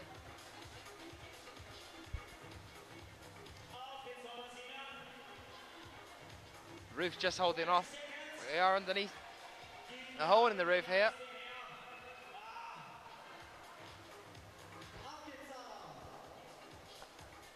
Just a few more climbers to go. 10 seconds on the clock before we're having a rotation here again.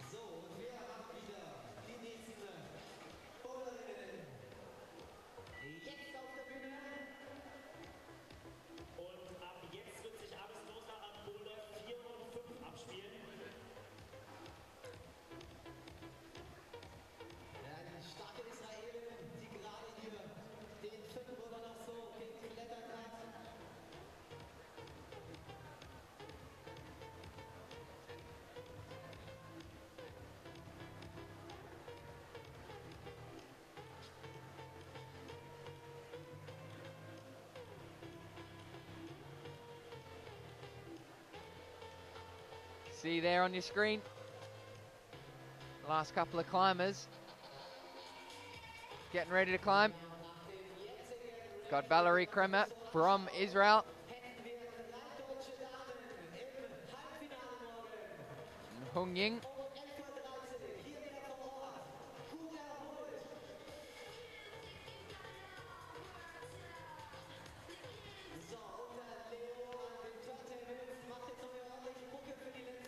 The lone climbers on the wall right now. Climbing very well though.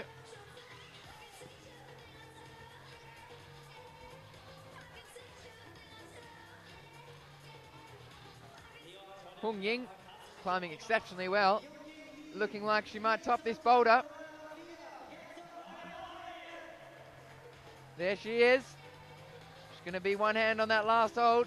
Got to match it though, it's not an easy task. Seen a lot of girls fall off matching. There you see, she just have a feel of it. She can feel that it's a pretty poor hold. Horrible position to be in. You know that The finish is so close. One hand on it. Can she get the other hand up there? Can she do it? Come on. She's done it. Very nice. Fantastic effort.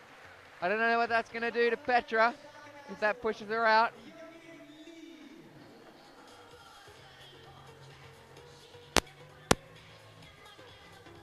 Be interesting to see. All eyes on the Israeli climber, Valerie, right now.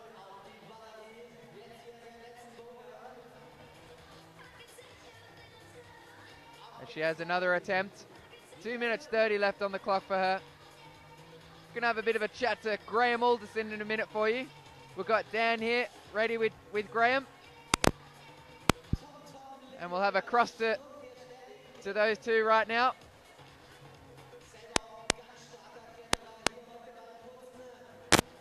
Well, I am here with Graham Alderson, who is our IFSC technical here. How are you finding the competition going, Graham? I think it's really well done. The DAV, the local organisers, have done a really good job.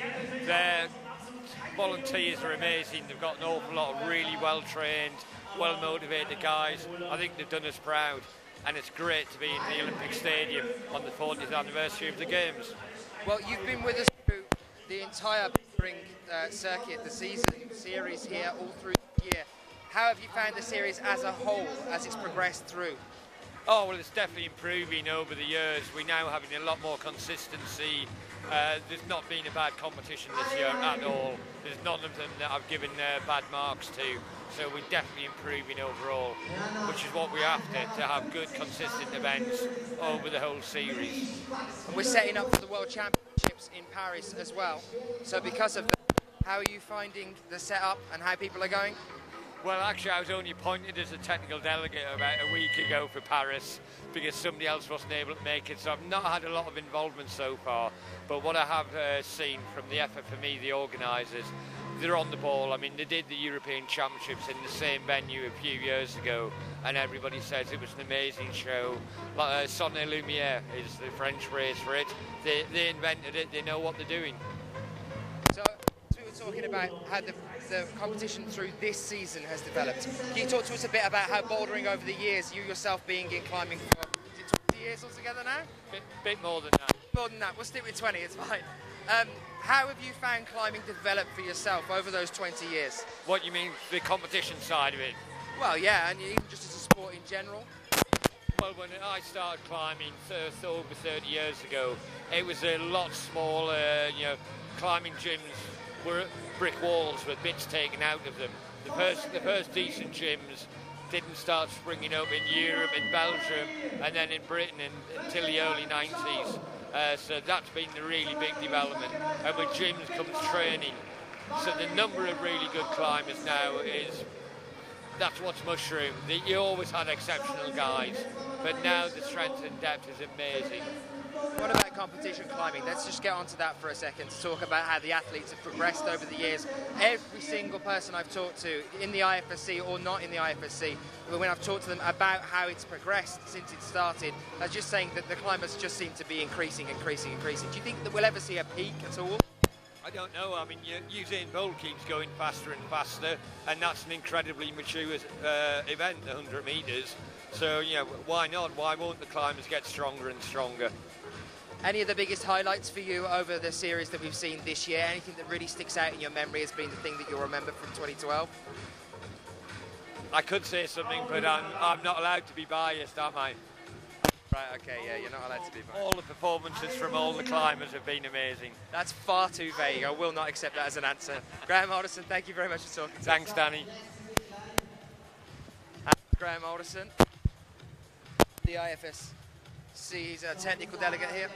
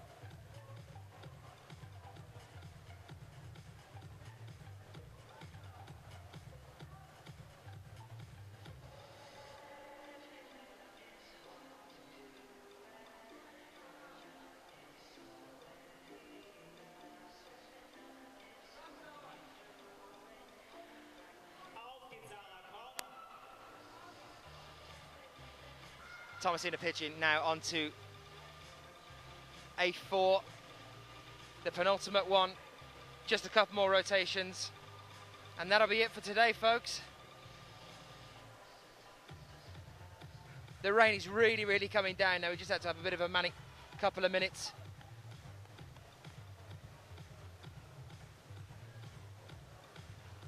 Running around making sure that all the equipment's fine, but it is. And as I said earlier, it has been warned that we could have a storm tomorrow. And while the roof is working wonders for the wall, let's hope that some of the crowd don't get wet, because we're expecting a really, really huge crowd here tomorrow for the semi-finals and for the finals. So do make sure that you guys join us for that as well. We'll be live from about 10 past 11 a.m. Central European time. So hopefully a couple of you guys can join us for that as well. I understand that today is a long, long day. It's the qualifications. But it's always great to see some random surprises through to the semi-finals.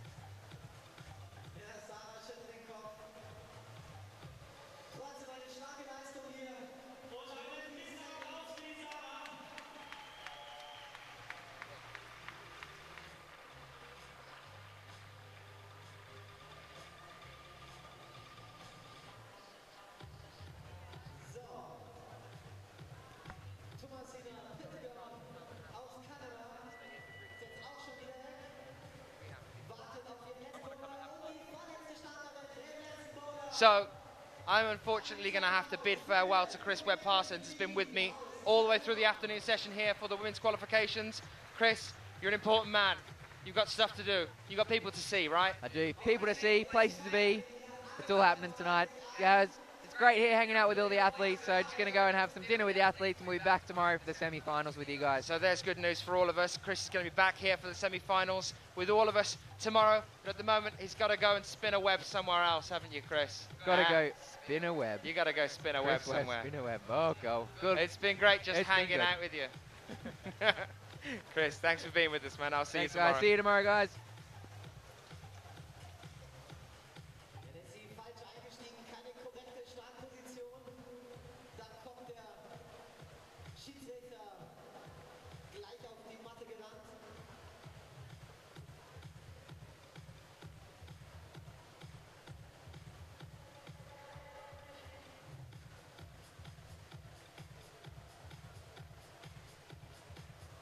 Last couple of climbers now.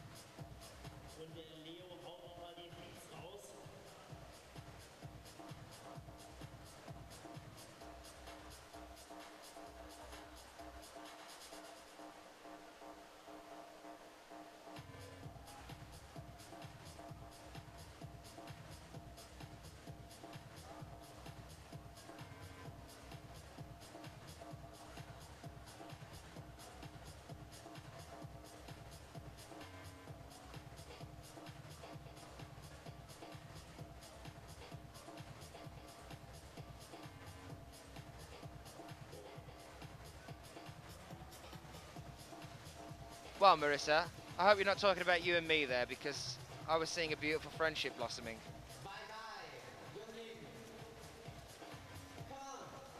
We're not finished, right?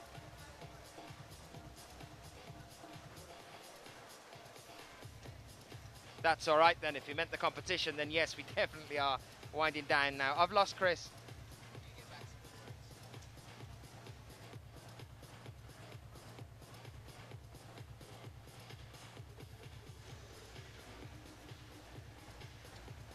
Deltons, a beautiful friendship. That's what's going on between Marissa and I. She's been with us all day today, chatting to us in the chat room. Hopefully she'll be with us all through tomorrow, like a lot of you guys will be as well. Last couple of climbers now, 1 minute 45 left on the clock. And then I think it would just be Thomasina Pigeon to have an attempt here on A5, and then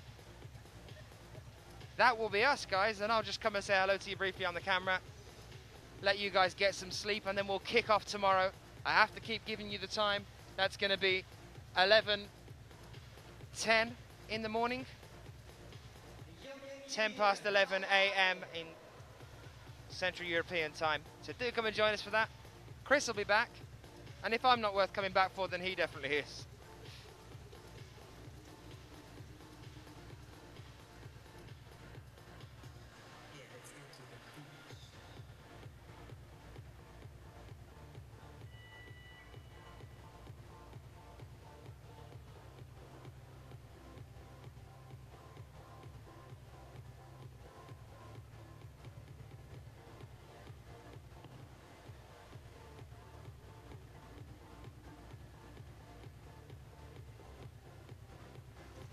Just to remind you guys, yeah, there will be replays of the semis. If you can't catch the semi,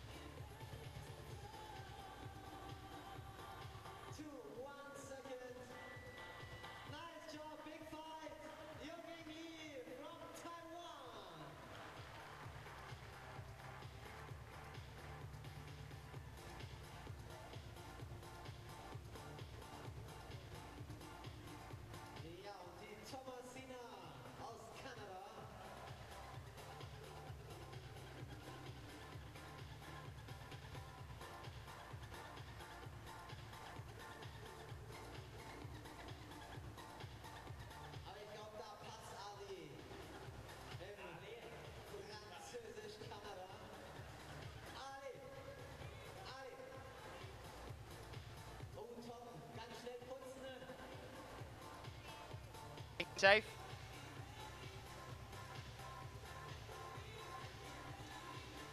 But this is it, guys. 4 minutes on the clock. Thomasina pitching on A5.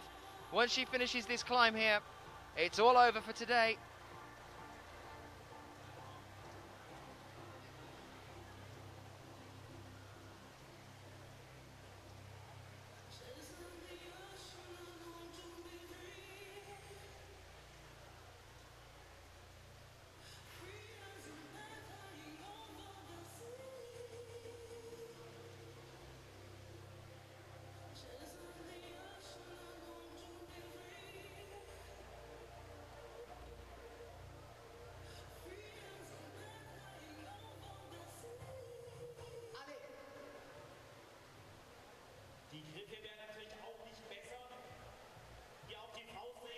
I'm going to just have to reiterate this for you guys in the chat. Deltons, no, there is not a replay of the semi-finals for this event up right now, because that hasn't happened yet. The IFSC are good, but we're not that good. Time travel, we're not quite at that level yet. We're working on it. We're working on the time travel aspects of things. Give us time. But the semis will have been put up probably the day after, or even by the night time. We are extremely quick.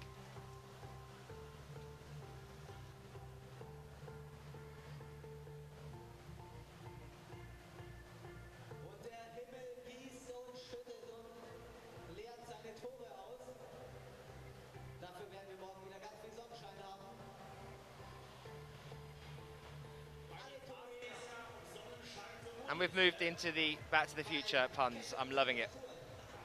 Thomasina pitching, trying to get up to 88 here.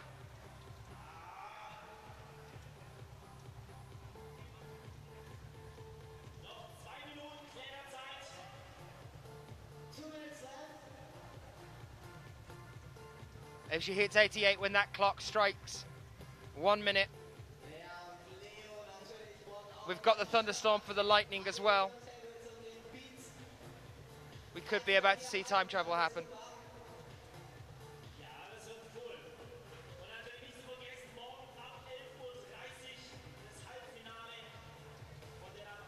Producer is telling me though that unfortunately our flux capacitor has been damaged by the rain at the moment, so we're going to get that worked out for the next couple of events.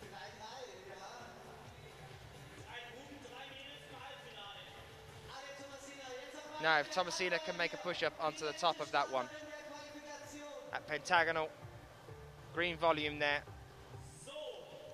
that piggyback hold, which is the start hold just underneath it. Now, if she can mantle that, we've seen fairly plain sailing from that point to the final hold on A5 so far.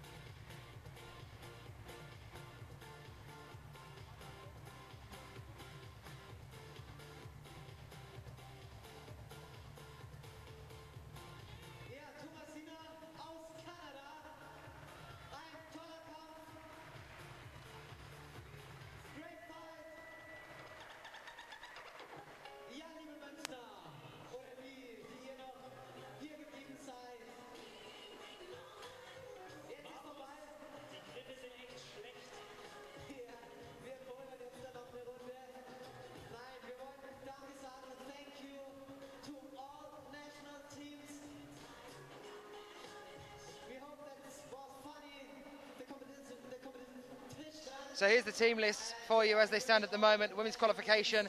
This is our cut-off point with the final results pouring in now. Let's see. Let's see who is in that 20th position, the all-important 20th place. Thank you very much for being with us throughout today. Tatiana Shemelkina on 18th there. Going to pull up this all-important 20th position. I think it's still Petra Klingler. Can have a brief look now.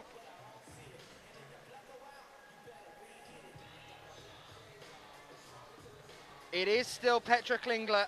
3 tops in 6 attempts, 5 bonuses in 16 attempts. Well, that's it, guys. We're about to wrap up here. Well, thank you very much for joining us. If you've been with us all day, congratulations on getting through all the men's qualifications and the women's qualifications. I don't know whether you just saw that, but that was lightning flashes all around the stadium here, showing up on the cameras because of the rain that's pouring in. So I'm doing a bit of a wrap-up here for you guys. Don't forget to come and join us at 11 a.m. tomorrow morning. That's Central European time. I'll be back with Chris Webb-Parsons all through the day tomorrow. You get the privilege of being with Chris Webb-Parsons all through the day tomorrow as well. So come and join us at 11 a.m. Central European time. Thanks for being with us on IFSC.tv. I've been Daniel Finn. I'll see you tomorrow.